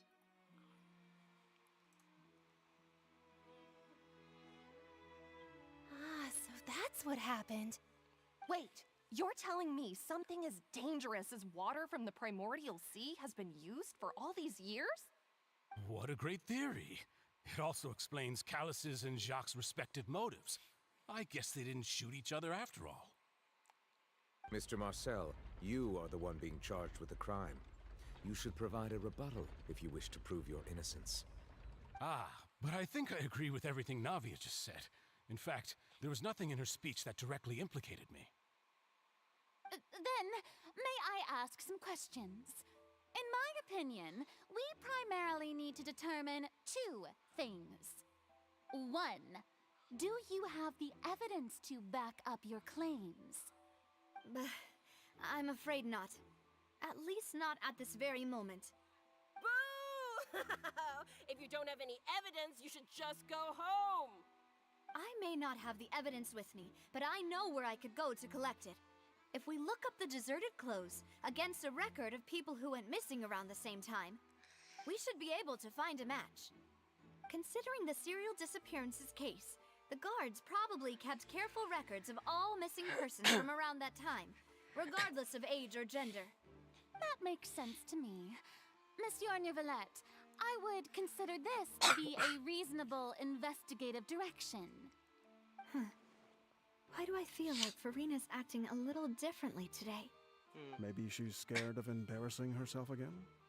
Alternatively, she's become more diligent after charging an innocent citizen in the last trial. My second question has to do with the ensuing duel. If the truth is indeed as you described, then why didn't Mr. Callus explain himself in court? If he had testified that a person had been dissolved, he could have at least mounted a defense. I've thought about this too, and the answer is actually pretty simple. He felt there were things that were more important to him. The dissolving power of water from the primordial sea is an important secret for the true culprit of the serial disappearances case. My father could have exposed it for all to see, but he chose to take it to the grave. At that time, Spina di Rosula was in dire straits, and his reputation had already been shattered. He had no guarantee that going forward with the truth would allow the culprit to be brought to justice. What was certain, however, was that it would paint a gigantic target on my back. Boss once told me that Demoiselle had already been selected as the next target of the serial disappearances case. What? If the secret had gotten out, the culprit would have fought an all-out war with Espina right there and then. I wouldn't have been the only one in danger. All of us would have stood to lose our lives. Of course, the guards might eventually figure out the truth of the matter and determine that we were in the right. But what good would that do? How can a hollow verdict protect anyone? Had this opera house ever given my father any kind of confidence in its brand of justice, Spina di Rosula would have had no reason to exist. But by staying silent, we retained the ability to deter our opponents and continue the stalemate. I was able to become Spina di Rosula's president, which made me harder to target, as well as giving me more time to grow and learn. And once I have figured out the truth and stepped up to the challenge, I will do what this opera house cannot, and restore my father's truth and honor back to him. So, you mean to say, your father intended to die in the duelist's ring? That's right. Do you have any proof? Of course. Where's the proof? All you need is to ask his opponent, Clarand. I don't need your apology, your guilt, or your support from the shadows. You don't have to do anything for my sake. But since he entrusted his will to you, Clarand, you should tell us the truth about his sacrifice. So, during the duel, did you believe that Callus was intending to die? Yes, I did. As a champion duelist, I've fought many battles and taken a countless number of dishonored lives. In my line of work, I've What's your seen kill all count? kinds of people give their all for the faintest hope to continue living. Some were determined, others passionate, and some even manic and twisted. Just one look and I can tell if a duelist is hoping to live or if they're looking to die. I hereby swear on my name and honor as a champion duelist that Mr. Callus never intended to leave the ring alive. Since that's your testimony, I have no more questions. It appears there really are good grounds to reopen this case. I concur. However, Miss Navia, you still have not explained the link between your father's case and the serial disappearances case. Right? What she said was fascinating, but kind of beside the point. Wait, weren't they just talking about the serial disappearances case? Of course, Your Honor. The two cases are connected via a matter of timing. In my father's case, the culprit intended to kill both Jacques and Callus.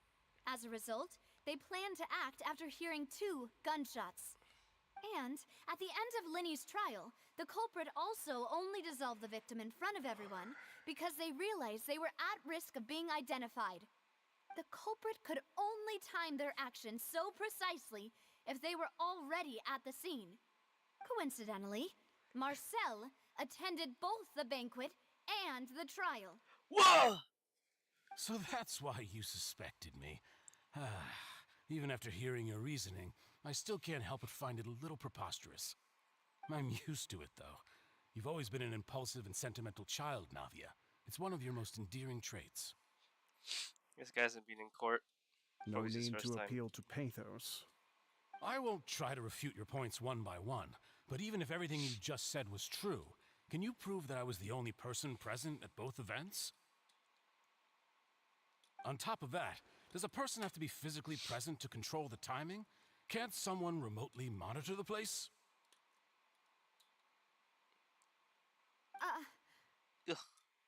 You got. Don't know what she can say to that. I know that even with that, you might still think you can reduce the list of suspects with some further investigations until I'm the only one left on the list. Alas, who won't feel at least a little hurt by an accusation of murder from a girl you see as your own daughter? But if I were to dismiss this completely, you'd also think I'm not being considerate of your feelings. Ah well, let Uncle Marcel teach you another lesson. Do you know what the biggest flaw in your reasoning is? I suppose you're gonna tell me anyways. It's timing again. I'm a businessman by trade. From that standpoint, there's no reason for me to kidnap young women. It's a high-risk action with nothing to gain. In addition, I left my home in Snezhnaya when I was young to come to Poisson and work in some trade. My business only thrived when I received Callus's patronage. But the disappearances began before I ever stepped foot in Fontaine. I do apologize, demoiselle. This was my mistake. No, it's not your fault. I'm sure he had come prepared. Is there anything else you'd like to say?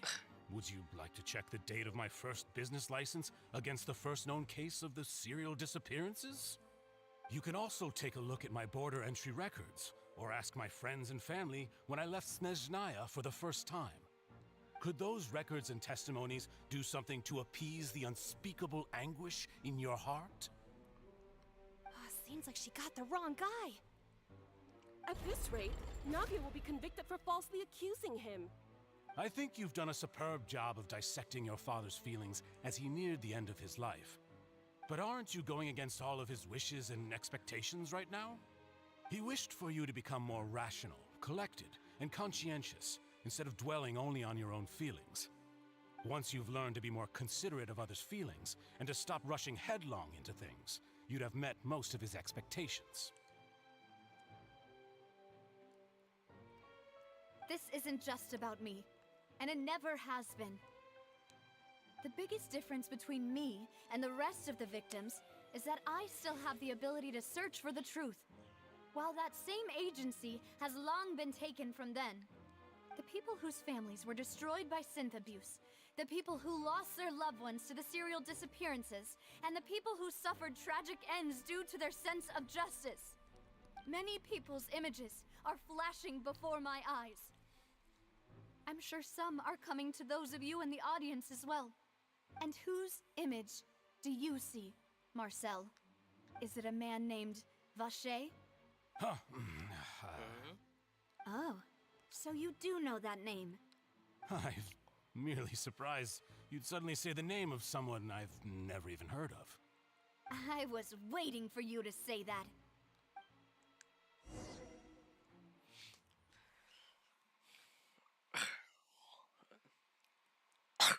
Meanwhile, back at the underwater base. First of all, my character's intact. Oh.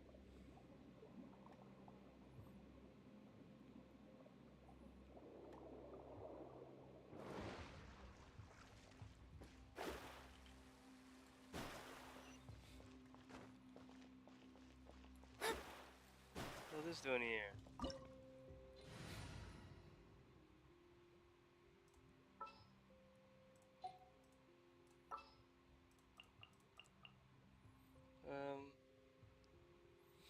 I just pick my strongest team.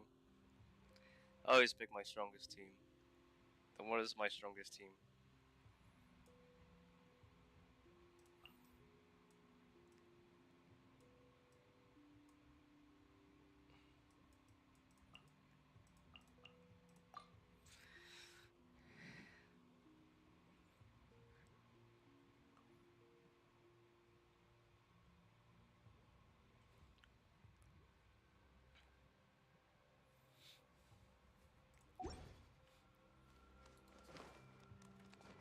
Robots.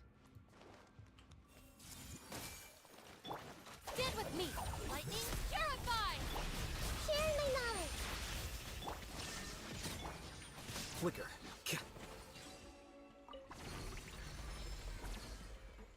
Whoa!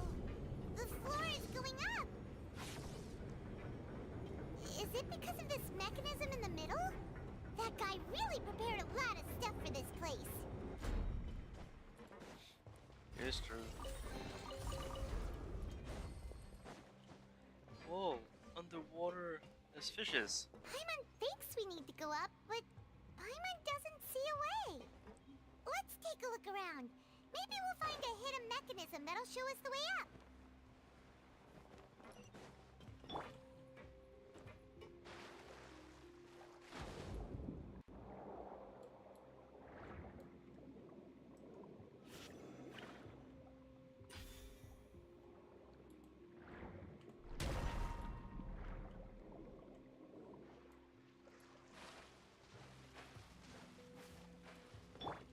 Torn to oblivion!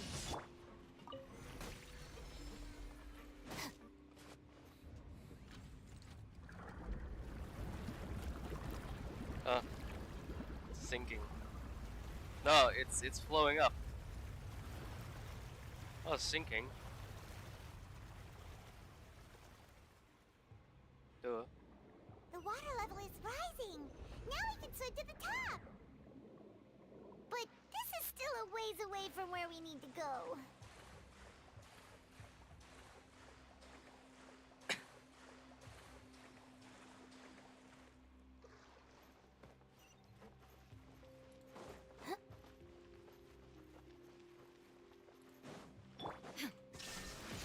I see everything.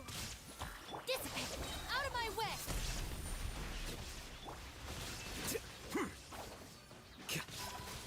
A process of elimination.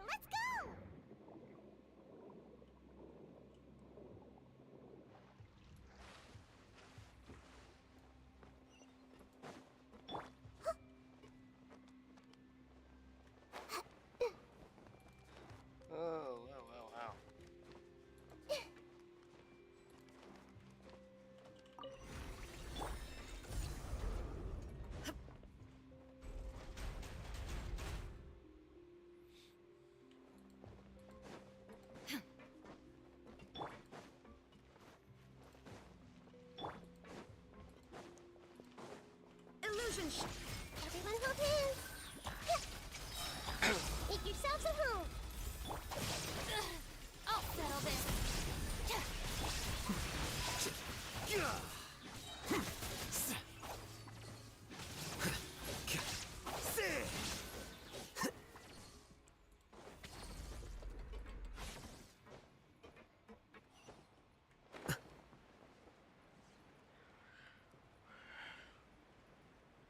We've been live for 7 hours. Crazy. After all that, we finally made it to the innermost sanctum. Though, as expected, the mastermind isn't here. That's right. Then let's hurry up and find some evidence so we can get back to the Opera House and help Navia. Quickly!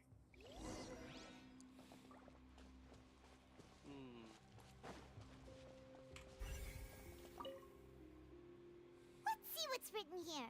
Nothing escapes Detective Paimon's eyes. Still got that thing. Callus. Navia's father. Oh, this seems to be an investigation report on him.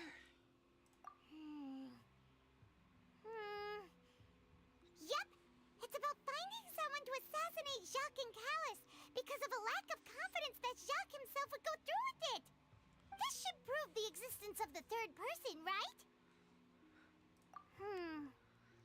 We still have not determined the exact content of the key information Callus has passed on to certain members of his organization. The old dog's a real menace to deal with. Even if he abides by the promise he's made to us, he will still have the upper hand. He can act whenever he wants to make our lives miserable. The only option left is to remove him from the picture entirely. I concur. Let's send someone to kill him. He won't declare war as long as we don't touch Navia. Oh, seems like we've got a bunch of correspondence between the higher-ups. Plan is well in advance. They're all just so evil. Clues concerning the Callus case were found inside the bookshelf. The mastermind did not believe that Jacques would do the deed, and thus ended with third parties in his death. Boom.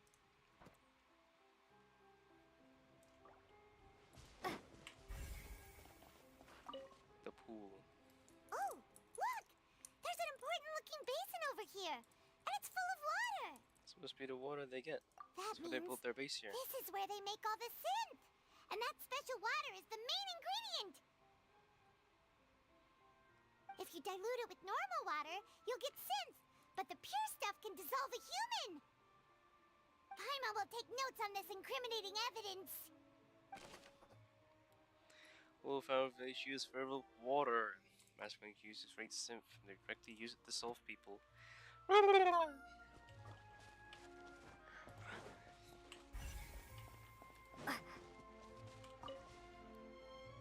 What's all this? Aw, it's a bunch of really cute things. Pink accessories, a hair tie, a necklace, even a makeup box. The hell? Oh, Paimon sees it too, but why are all these cute things labeled with different girls' names? Huh? You mean the girls from the serial disappearances? They were brought here? And then they were turned into water. And all the boxes of things. These names. That The means... victims. Oh, this is terrible.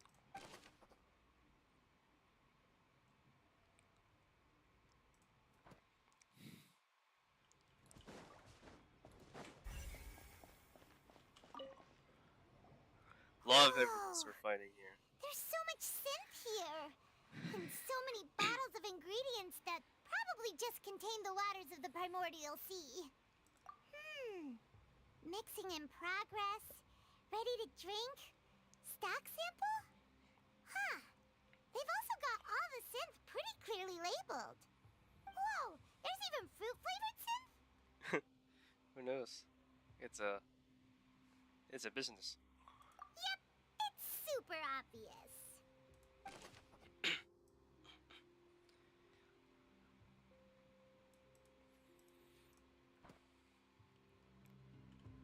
Obviously, if you drink it, what would it look like?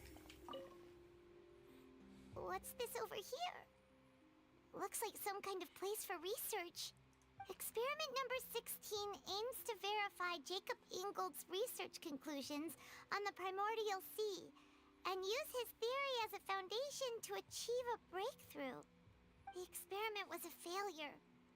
No individual managed to resurface from the water from the primordial sea. Female specimens 22, 23, and 24 were dissolved. Sorry, Traveler. Paimon will try her best. It's just that Paimon's never read something so scary before. How could someone write something that terrible in such a matter-of-fact tone? You read the rest. Paimon's too scared to keep going. The goal to research is to save her lover. So that's why he did all of these experiments. But did he really think he'd be able to find a way just by dissolving people over and over? That's just insane! Vasher. Huh? Isn't that the name you heard by the fountain? Paimon thought he was an eyewitness in the serial disappearances case. You mean Vasher is the one who did all of these... experiments? So that's it! Vasher was no victim, but personally took his lover and... No, that's not it either! If that's the case, why would he want people to resurface from the water? Must be more to this. In any case, Paimon will write it all down.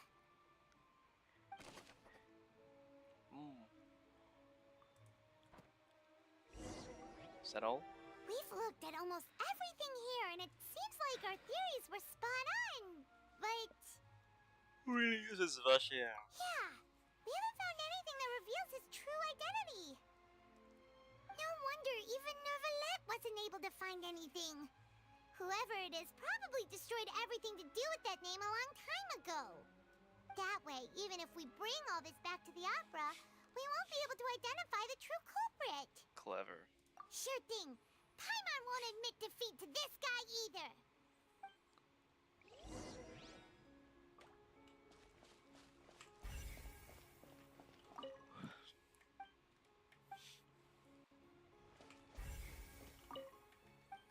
We already found the stuff that we've already found. Amazing.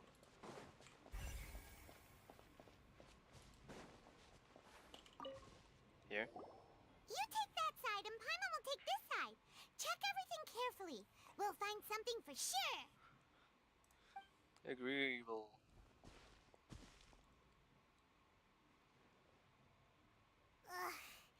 Nothing at all. And Paimon can't even find snacks either. I found it. Whoa, really? The choo-choo! Vinier. Isn't that Vasher's lover's name? Yeah. Then you found her diary. Let's see.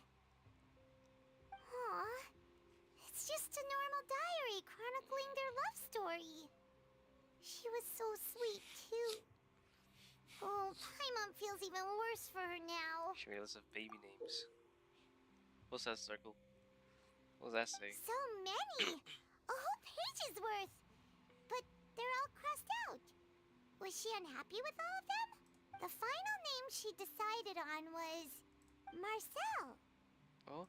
Wait, but Marcel's pretty old. Has this case been going on for so long that he's Vasher and Vinier's grown son? Hey! Paimon still hasn't figured it out yet. So, then why did he say he's from Shineznaya? He ain't from Shineznaya.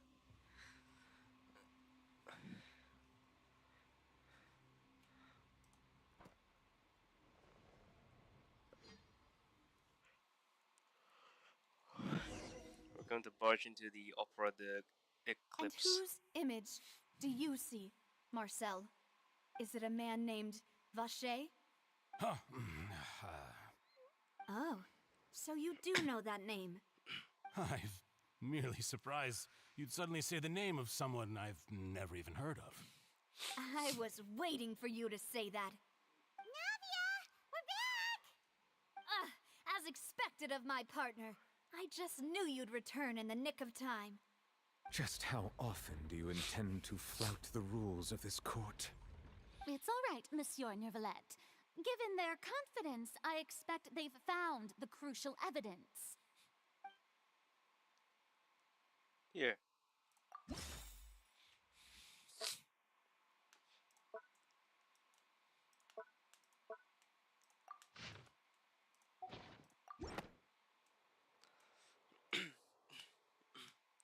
But the truth of it, Marcel, is that you've always been Vacher.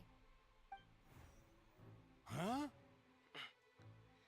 We've investigated your lair and we already know everything. Wow, Travel actually After said your something. lover, Vinier, was dissolved, you kept abducting young women to experiment on the hopes of bringing her back to you. You even created Marcel as a new identity and destroyed all records of your past as Vacher. So that's it. Even the villains in opera performances rarely go that far. And with that, Marcel's motive has now been established. This information regarding your past also dismantles your prior timing defense. Well, Marcel, do you know where you went wrong?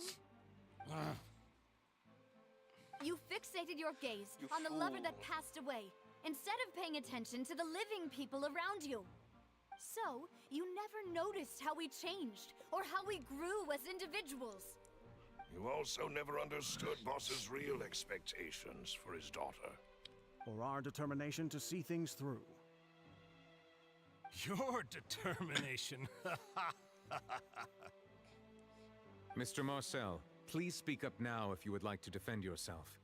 Otherwise, the trial will move on to the next stage. Warzone? Do you think? Do you really think I wanted to do any of this? He's been cleared. Pay attention to you. Oh, what so for? there he was. Have you He's ever on paid there. attention to me? Ever empathized with my pain? Ever known how it feels to watch the love of your life dissolve right in front of your eyes? No one helped me. No one even believed me. All those decades ago, even the officers from the Maison Gardiennage were laughing at me. They said there's no way a human being can turn into water. So I must have gone mad from grief. Vinier's death was brushed away by all of you as if it didn't matter at all. Well, now you know, don't you? Ha! Well, it's too late now. All those who were dissolved are gone forever. You only have yourselves to blame. You set up this ornate opera house in pursuit of your so-called justice, your beloved drama, while turning a blind eye to the suffering of the people. Vinier is dead. We promised each other that we would always be together. Wherever she goes, I will follow. But I'm not from this blasted place, so I can't be dissolved. No matter what I do. He takes the drink, he drinks it. Is that water from the primordial sea that he's drinking? I can't dissolve! Can't dissolve! Can't dissolve! Do you all see? I can't go! I can't follow. So if I can't go where she is, what choice do I have but to try to bring her back? Trying to do a pull off slow all down. of that, and in the end, that accursed Callus still got the better of me. I spent my entire life living on pins and needles, only to get stabbed by his idiot daughter at the very end. The suspect is exhibiting signs of mental distress. Guards, please restrain him. Don't touch me! Don't anybody come near me! I still need to save Vinier. A promise. We made a promise. Vinier. Vinier! Please, Vinier. Don't think badly of me. All I want to do is fulfill our promise. At this point, the verdict of this trial is clear. With Mr. Marcel's conviction, the charges against Mr. Tartaglia no longer have any basis. Fine by me. I was in a bad mood, but after a show like that, I'm actually feeling pretty good. Traveler, please submit all the evidence you have collected to the guards, so that I might review and summarize the truth behind the serial disappearances case. The man now known as Marcel was originally named Vacher and worked as an adventurer with his partner and lover Vignier. During an underwater expedition, Vignier accidentally came into contact with water from the primordial sea and was dissolved in front of Vacher as a result. Vacher learned of the primordial water's existence through the work of others and began to kidnap young women for research, with the goal of discovering a method to restore Vignier back to life. To cover his tracks, he invented the new alias of Marcel and began to operate a business in Poisson. During the course of his research, Vacher discovered that a diluted concoction of water from the primordial sea can induce feelings of euphoria, and began to manufacture and market synth. However, as he accumulated wealth to fund his continued research and expanded the scope, he came into conflict with Spina di Rosula.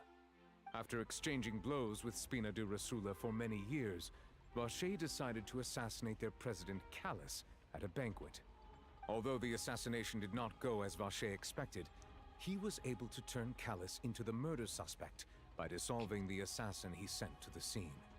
And just recently, Vacher attempted to frame Linny as the culprit of the serial disappearances case, using a similar method.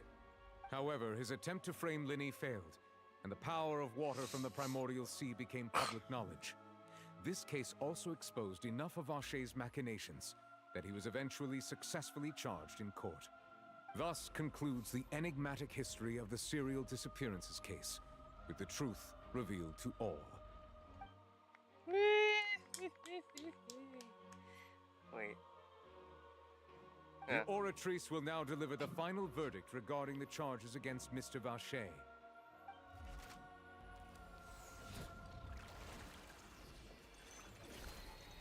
Again, that thing. Whoosh. Here's your card. According to the judgment of the oratrice mécanique d'analyse cardinale, Mr. Vacher is guilty. Discharged. Guards! Take Vacher away. Good. It's what he deserves. With that, the serial disappearances case is over now. We really just witnessed history. Who could have thought the true culprit would be such a polite and well-spoken guy? Yippee! We helped Navia bring the bad guy to justice! He's hurt so many innocent people and now he's finally getting what he deserves. Huh? Are you okay? She finally got closure. Demoiselle, you were absolutely brilliant. The day our late boss had always hoped for has finally come. You can rest easy now, knowing justice has been served. Yeah. Yeah. It's finally over. It's all thanks to you guys. And my partner. See, Papa? Spina di Rosula's still doing well with me at the helm. Well now, hasn't this been a most delicious piece of drama? The villain has been caught, justice has been served, past wrongs have been righted, and it's a big ol' happy ending. Since it's been such a great show, I'll just let the false accusations against me slide.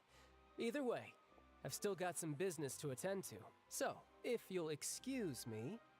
Please wait just one moment, Mr. Tartaglia. What now? None of this has anything to do with me. According to court protocol, since this trial was initiated due to a charge against you, a verdict must also be made regarding the initial charge before the trial can conclude. Oh, come on.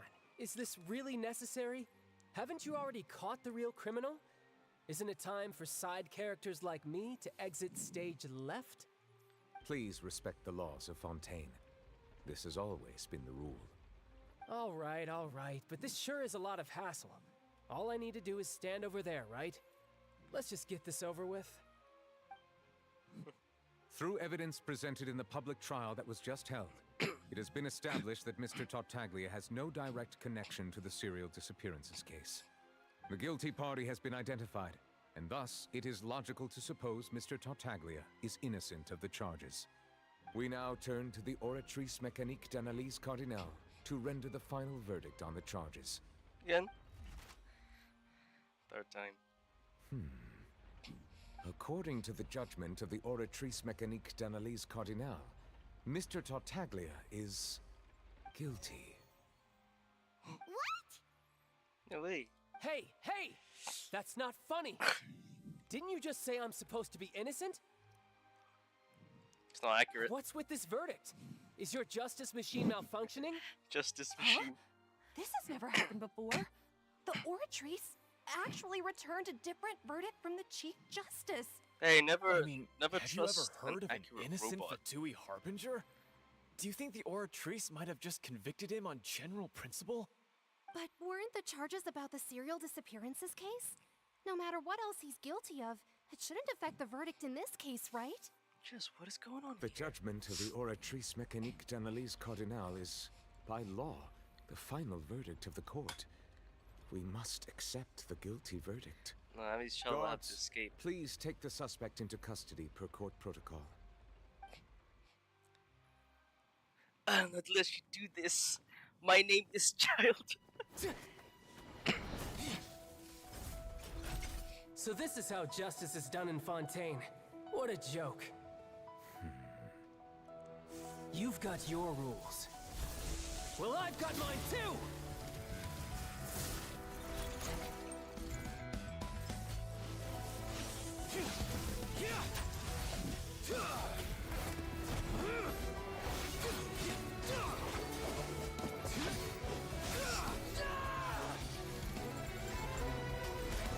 It's just half of his power. Okay. He's using all of his power. He's activating his spell legacy!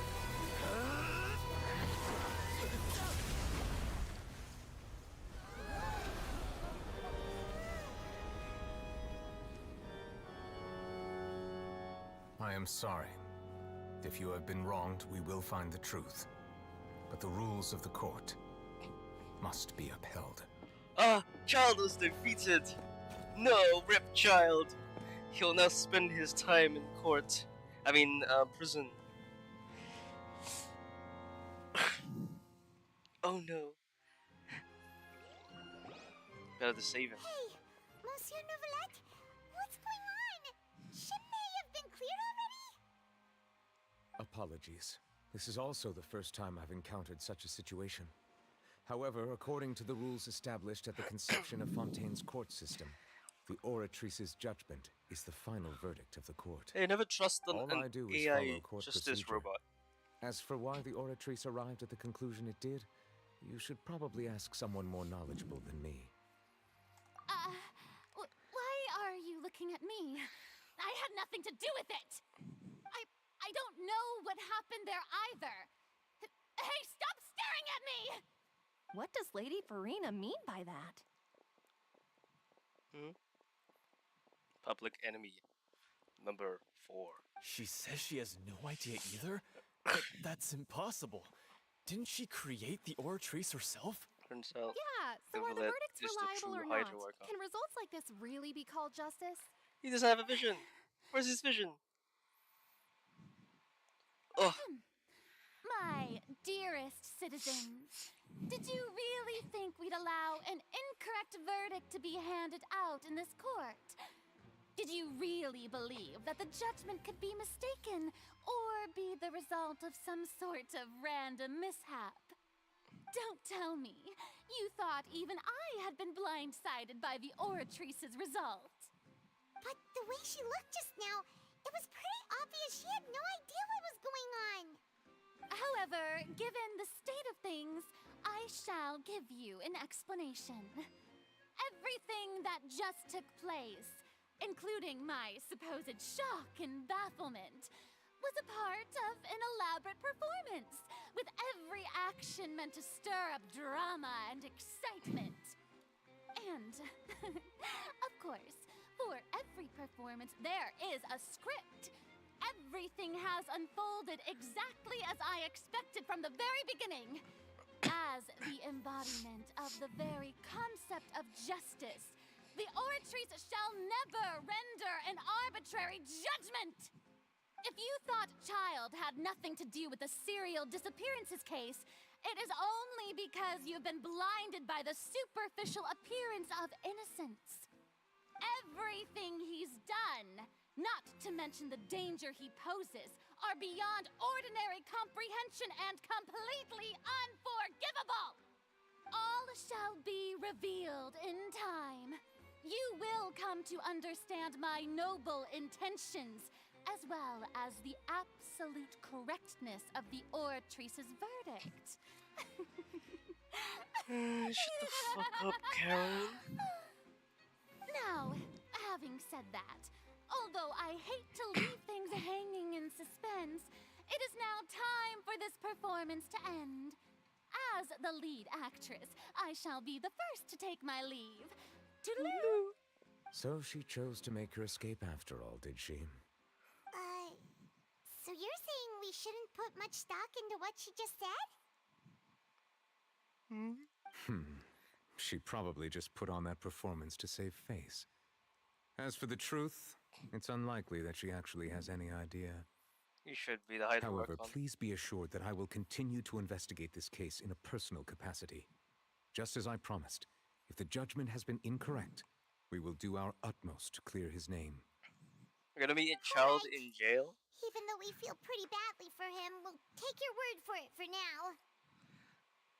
After all, he's done plenty of bad stuff, so he should have known he'd go to prison someday, right? Obviously. Ooh la la. Okay. Ooh la la. Ugh, why does it sound like the church music from what's that?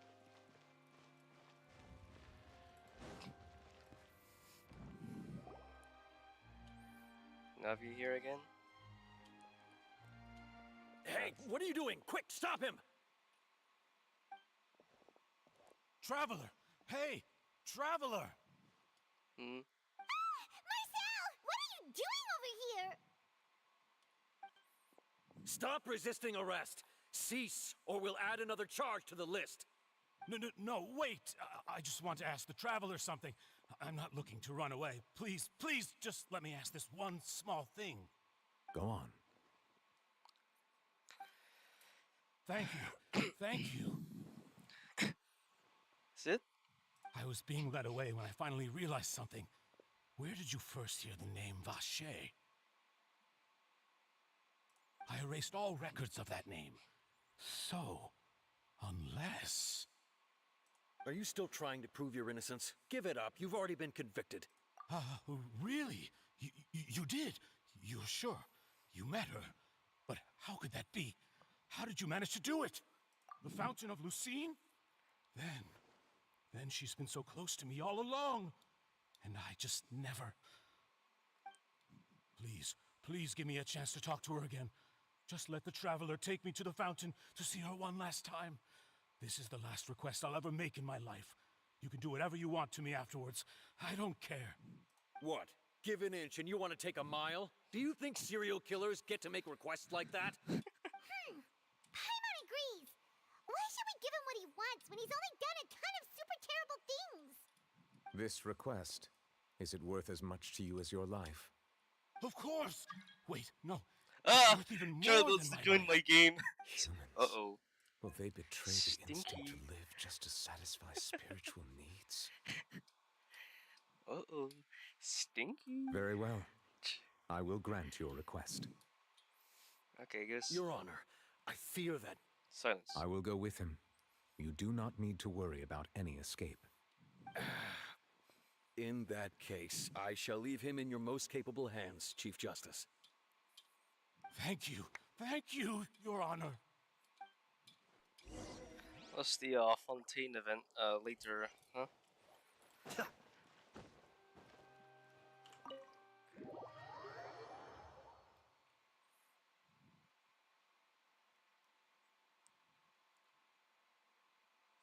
Tell me.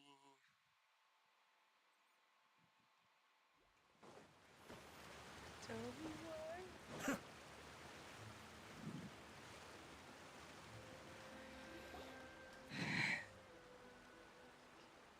Is this the place? You said she's here, but what do I need to do to see her? Drink the water? Yeah, and even Paimon could hear her after drinking that thing. Didn't you just drink a lot of it on the stage as well? Oh, in that case... Vache! Ah! Yes, that's it! So you heard it too! Vinier, it's me! It's me, Vache! Vache? Vache! I'm here! I'm here! Where are you, Vinier? I'm coming for you. I'm finally here for you. Hey, wait! Be careful! Hey, wait! Splash. Vinier, is that you? It's me, Vache! Vinier! Vache? Why did you come? Didn't I say? You don't need to look for me. You look a lot older than I remember. How long has it been? It's been more than 20 years. I've suffered for over 20 years since the day you left. 20 years? All this time, only the thought of bringing you back has kept me alive. Nothing else mattered to me. I must be dreaming. Who would have thought I'd get the chance to tell you all of my feelings like this? Vinier, you are my everything. I really don't know how I could live without you. But Vache, if you ask me, this world would be better off without you. What are you saying? If not for you, I would have finished my law degree and probably become a top-tier attorney one day. If not for you, I would have continued to pursue my love of the arts, and my works would have been displayed in the Palais Mermonia itself. If not for you, I would at least have been able to take care of my mother. And she would not have grown old and died alone, with nothing but the tears on her cheeks.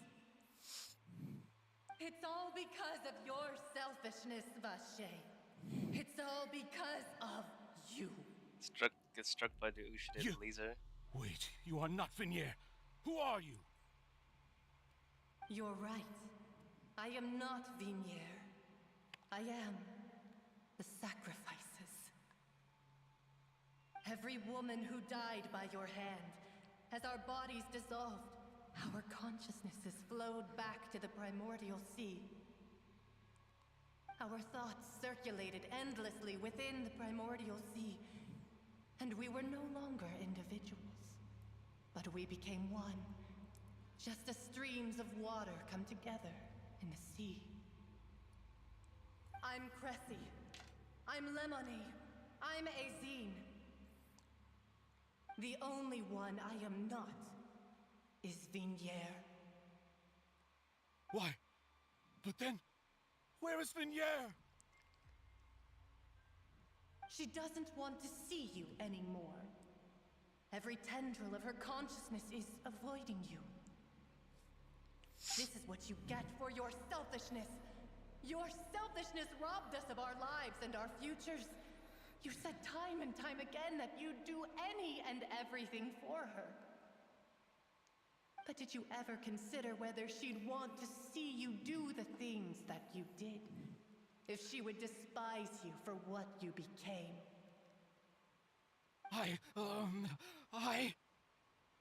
Enough. You are a liar, a heartless murderer, and a cowardly narcissist. The only thing you are not is Vigniere's beloved. From the moment your first victim died and her consciousness merged with Vigniere's, she has had nothing but pure hatred for you.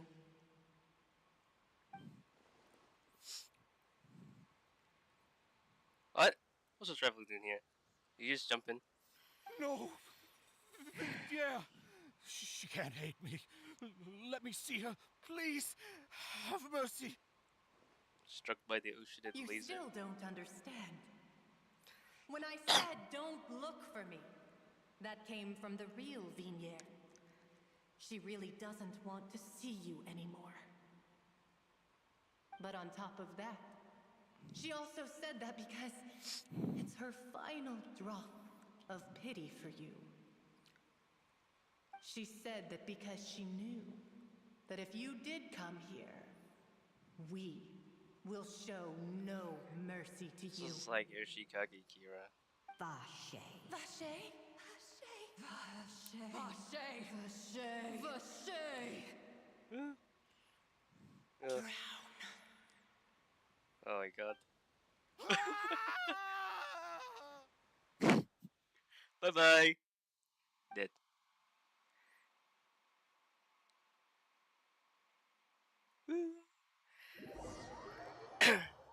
Oh, I am being spooked. His body was found inside the water. Leash. That's crazy. It's raining again.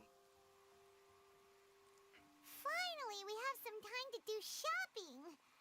Gosh, it's really been a long time since we've been able to relax. Well met, partner. I knew something great was going to happen when I woke up in such a good mood today. Even this weather can't put a damper on the demoiselle's mood. It's a pleasure to see you both again. Why is this guy so cute? Navia, it's been a few days. Paimon's already started to miss you. Oh, now that I believe. I'm easy to work with and always bring home the bacon. Who wouldn't treasure having a partner like me? Sounds like you're really enjoying life these days, Navia. What have you been busy with since the trial? It's just been one thing after the other. I've been making non-stop trips between Poisson and the courts in Sen. Ish. Everyone from Spina di Rosula organized a memorial for my father.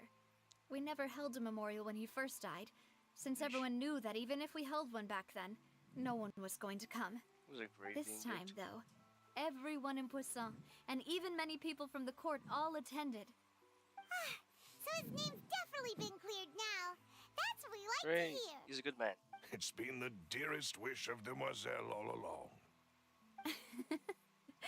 That blasted stubborn fool. I was right to put my faith in him. I'm so glad I didn't give up on the case all those years ago. Things turned out as well as it could have. Oh, by the way, I ran into Charlotte just after I left the memorial service. Well, maybe it'd be more accurate to say I knew she would be there, and there was no way she'd just let me go. Huh? So you know Charlotte too? The Charlotte? Journalist from the Steambird? Yeah, way back when I first became the president of the Spina di Rosula, she was all over me. Wouldn't take no for an answer. I believe the story was called The True Heart of Darkness, Secret Tales of the Yellow Rose. To be fair, though, it was a really flattering feature. So, we've been on pretty good terms ever since. She was trying to lean on our friendship to get me to do an exclusive piece on the serial disappearances case. Oh yeah, she told us about that. She's always been super interested in that case, so now her wish has finally come true too. Anyway, I told her to make sure that when she writes about you guys entering the opera house with the critical evidence, that you both sound really cool. Now that's another thing to look forward to. We trust Charlotte's skills with a pen for sure. Oh, and in other news, I also took Clarand out for a meal. Oh, are you two on better terms now? While you were investigating Vache's headquarters, Clorand gave testimony on my father's behalf. It was thanks to her that we were able to turn the tide. I wanted to thank her. I mean, there's also no point in being awkward all the time, so we took the chance to reconcile with each other. Oh, that's great. Paimon also thought Clorand wasn't actually a bad person. It's always good to have more friends. Anyway, now that the case has finally been solved, perhaps it will slowly begin to fade from the public consciousness. Will be a legend. Actually, there's still one last thing I need to do. What is it? I should pay a visit to my father's grave. And tell him the truth of what happened, as well as how it all ended. And on top of that, just how much people still look up to him, to this day. That includes me, too. Miss Navia. Indeed. Yes, you can. We want to go too. We also think Callus is a really admirable person. Yay! Sure thing. I'd like you two to share the moment with me. After all, without you, there might not have been such a positive ending. And in that case, everyone, let's be off. Considering the recent weather, we'll be lucky if we can reach Poisson before dark. Yeah, you're right. It's been raining non-stop for a few days now. Raining! You need an umbrella to umbrellize yourself. This is where my father's grave is. To be perfectly honest, even I haven't been back here for a long time. Huh? There's someone there already. Wait. That figure. It can't be. Isn't that Nervalette? Why would the Chief Justice be here? Huh? Navia?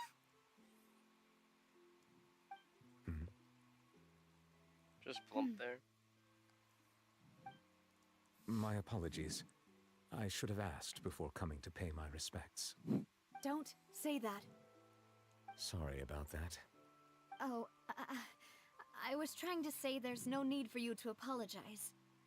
I wanted to show my father how much I've grown, but still, I doubt I've grown to the point that even the Chief Justice would feel compelled to apologize to me over and over.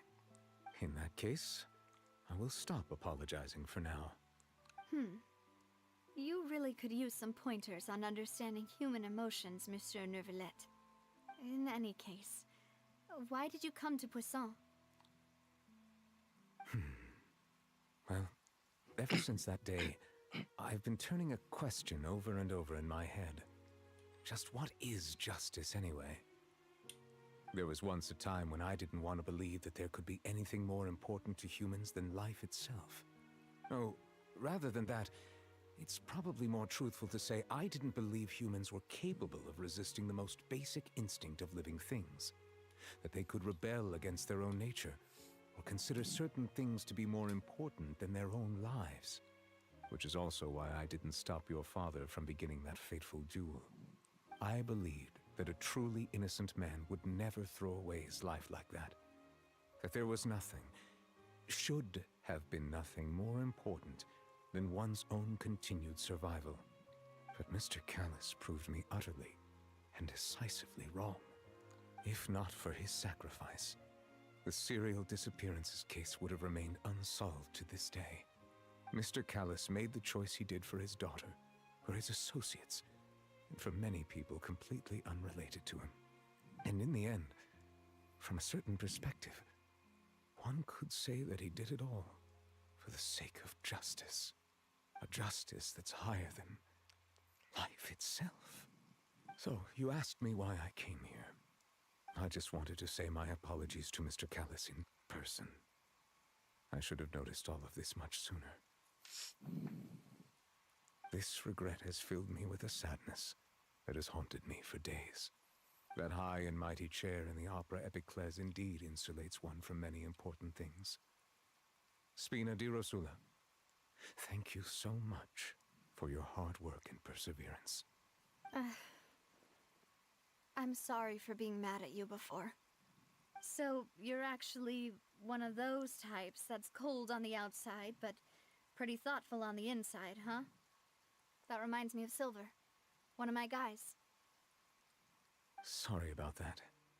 Self-expression is not one of my strong suits. Didn't I just say you don't need to apologize? Ah, so Navia and Neuvillette seem to have made their peace as well. Let's not disturb them for now. We can wait till after they're done. Ah!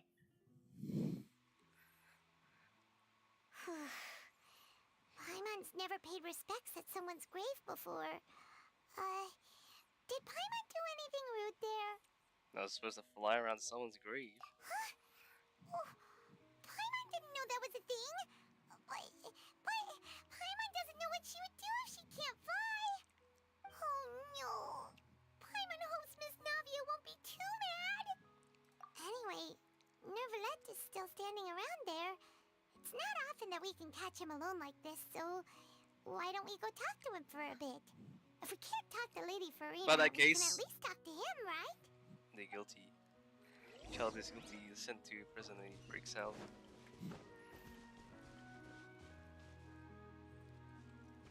Ugh, I'm really tempted. Oh, it's you two. Did Miss Navia invite you to come pay your respects to her father? Mm-hmm. We ran into Navia on the streets today, so we just followed her here. I see, I see. Then is there something that I can help you with? Well, it's pretty hard to run into you like this since you're usually super busy. So we figured we could try to ask you a few questions, if that's okay. Please feel free. Though outsiders, you helped us solve one of the greatest mysteries in Fontaine, and it would be my pleasure to return the favor. So, at court, the bad guys referred to that special water as water from the primordial sea. But what is it really? Truthfully, that name is already quite accurate. I can only surmise that Vacher and his ilk only learned of its nature and existence after extensive research. There used to be a special sea on the surface of this planet. The nature of its seawater was rather different from that of the sea we know today. Most of Tevat's life forms were first born in that special sea. You could say it nurtured much of the life on this planet. Huh. So it really was where everything began. It makes sense to call it primordial then. But today, the primordial sea no longer exists on the planet's surface. What Vacher discovered must have been some kind of special case, or a remnant from a truly ancient age. Huh. So that's how it is. Oh, you really know everything, Monsieur Neuvillette. But if that's the case, then why would people, at least people from Fontaine, dissolve in that kind of water? Indeed. Why would the primordial sea, which was known to engender and nurture life, suddenly reverse itself and devour life instead? To be frank, that also doesn't match my understanding of this world and its laws. There must still be some unknown secrets around the people of this land. Is there anything else you'd like to ask me about? Just gonna ask you, we're going to Natlan. That the sea levels will rise and everyone will be dissolved in water, leaving Farina crying alone on her throne, but the sins of the people will be finally washed away for good. Does that appropriately summarize the version you've heard? That's right! It was Linny that told us back then. And that about covers all the main points. Yes, up to the present, I think we reached a point where we have no choice but to confront this prophecy directly. Rumors have it that this prophecy is rooted in the last words the former Hydro Archon left to the world before she passed away. A prophecy? Of the former Hydro Archon? Wow. That was Druka Devada. This is the first time that we've ever heard of it. Oh, wait. 2 parts of the prophecy have already proven correct. The rising sea levels and the ability of the people of Fontaine to be dissolved. We should be more vigilant and stay on the watch for further signs. Speaking of the prophecy, Farina has also always taken it quite seriously. Indeed, she has been collecting information and intelligence from across Tevat for this purpose. If the rumors were true, And perhaps this prophecy is the conundrum left to Farina by her predecessor. But with Farina being the way she is, can we really trust her to solve it? Is there anything else you'd like to ask me about? Child. My apologies. My investigation has still not reached its conclusion. However, I still believe the judgment of the Oratrice was not rendered arbitrarily. But you also said you thought he was innocent.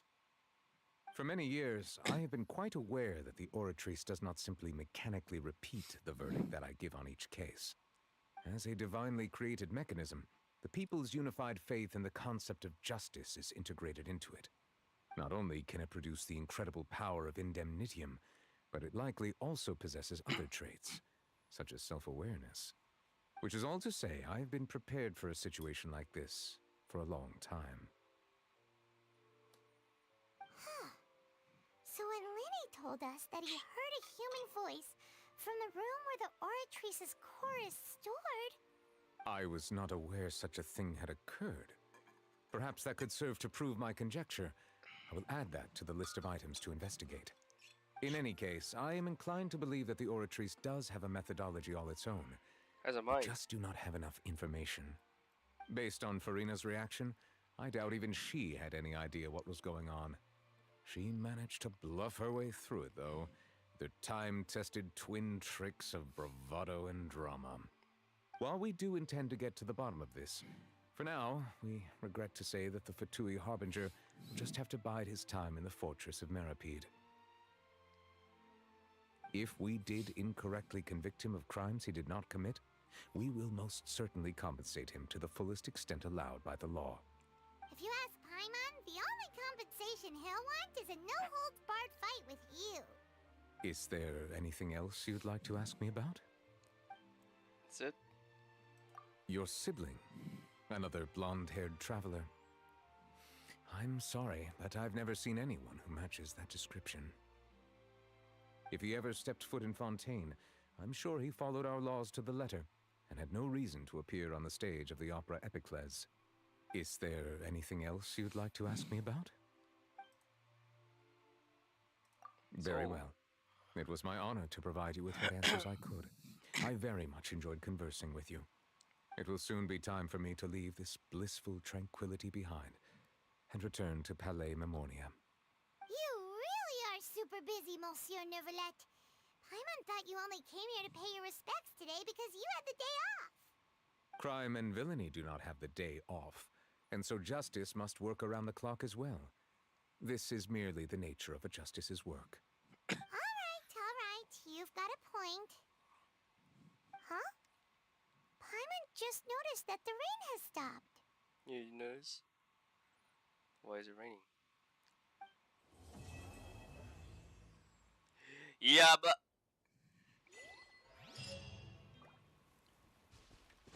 I need to take a break from all of this, bro. Is that all?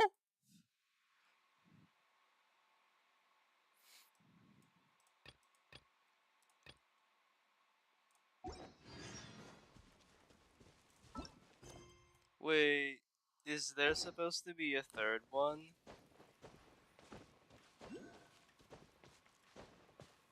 Hang on, guys. I need to lift myself off this chair.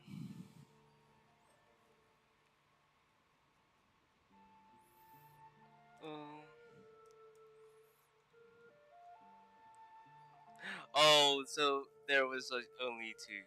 Alright.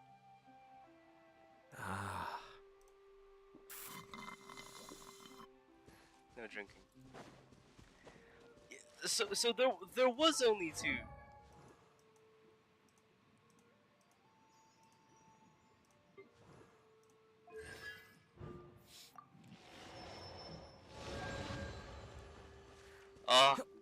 Maybe the thing made a mistake. We were supposed to like play 1, 2, and 3, but only were presented with like 1 and 2.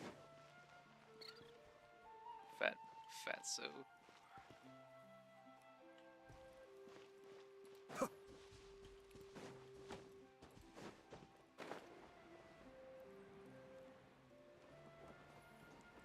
understand.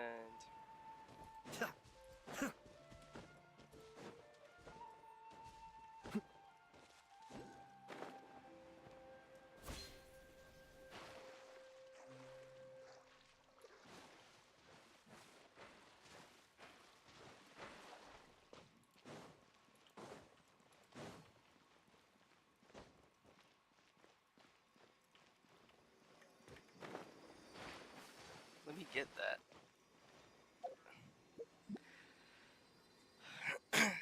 I wanna get that thing. Guess I'm using this team though.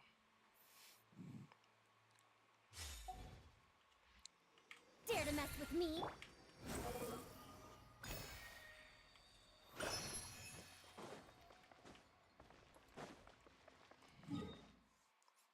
Fontaine is crazy.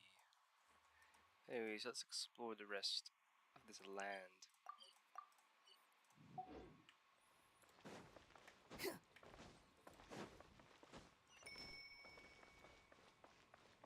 I should do. Yeah.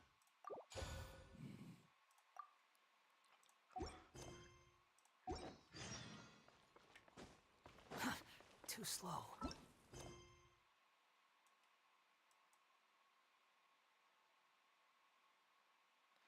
Uh.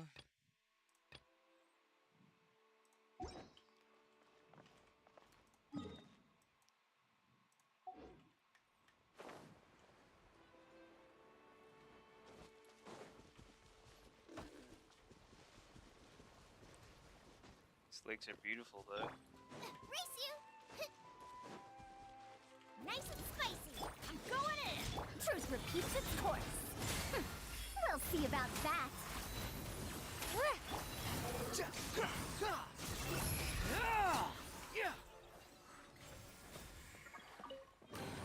Take it and have fun. Yes, I think we'll have to find out the truth behind the child in the prison.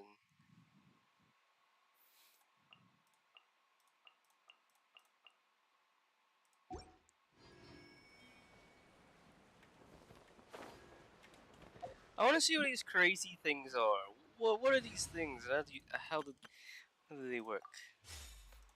Magnets. How do they work? So these are the new, easier things.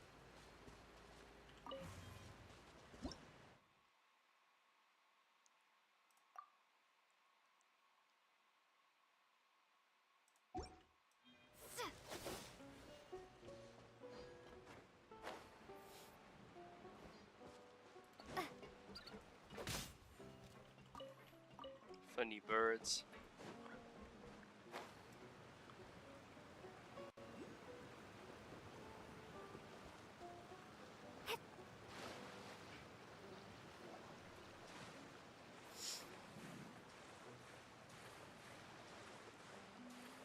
Wait, so how do I get more diving stamina? It's just like that. We'll just have to do is swim underwater.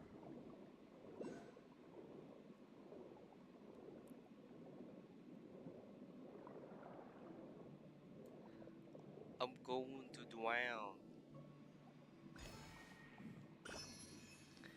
Blub blub blub blub. Death.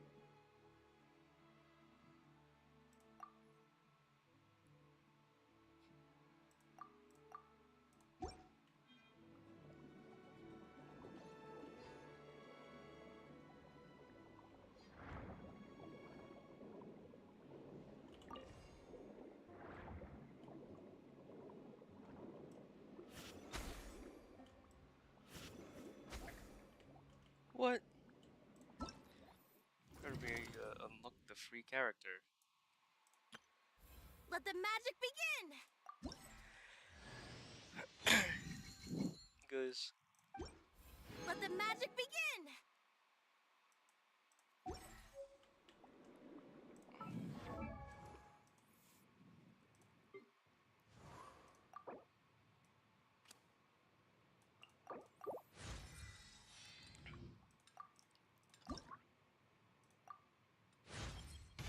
My perception has been heightened.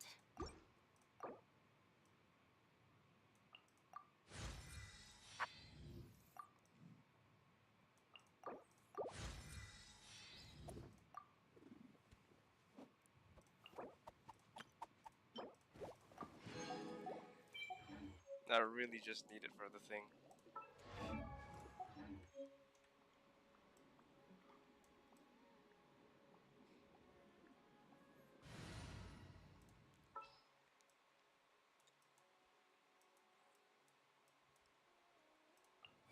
Is it time for a magic show? There you go. Oh, what's this room? It glows. I'll keep this close.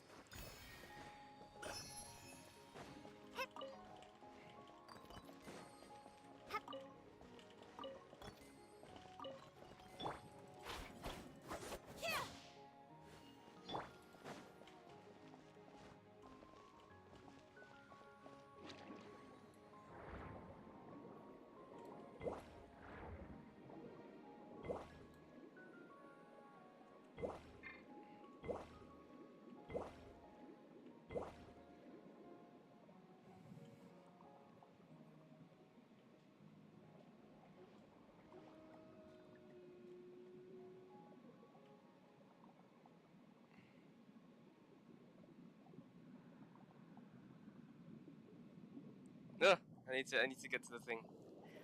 Damn, he's so distracted by swimming underwater for some reason. I can't believe a lot. He didn't pay attention.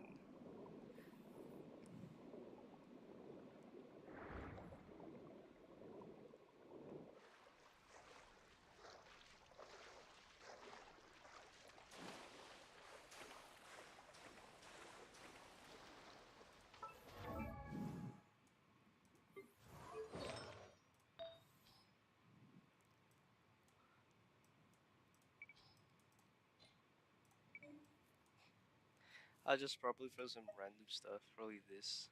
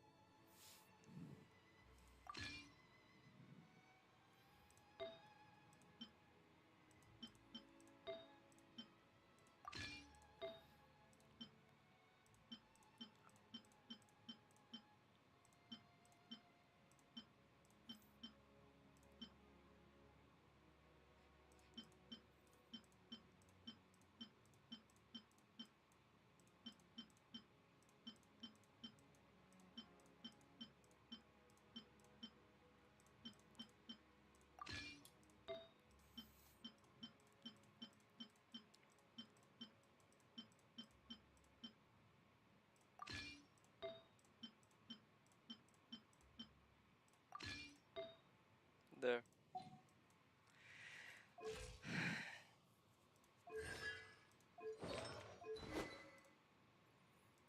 I don't know what she could be good with. Check her this.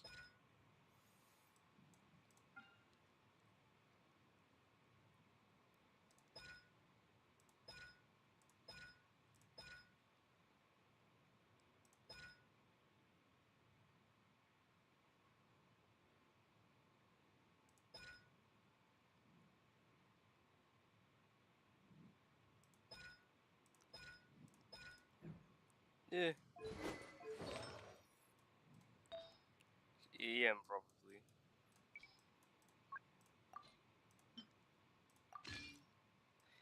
Has the most feasible stat.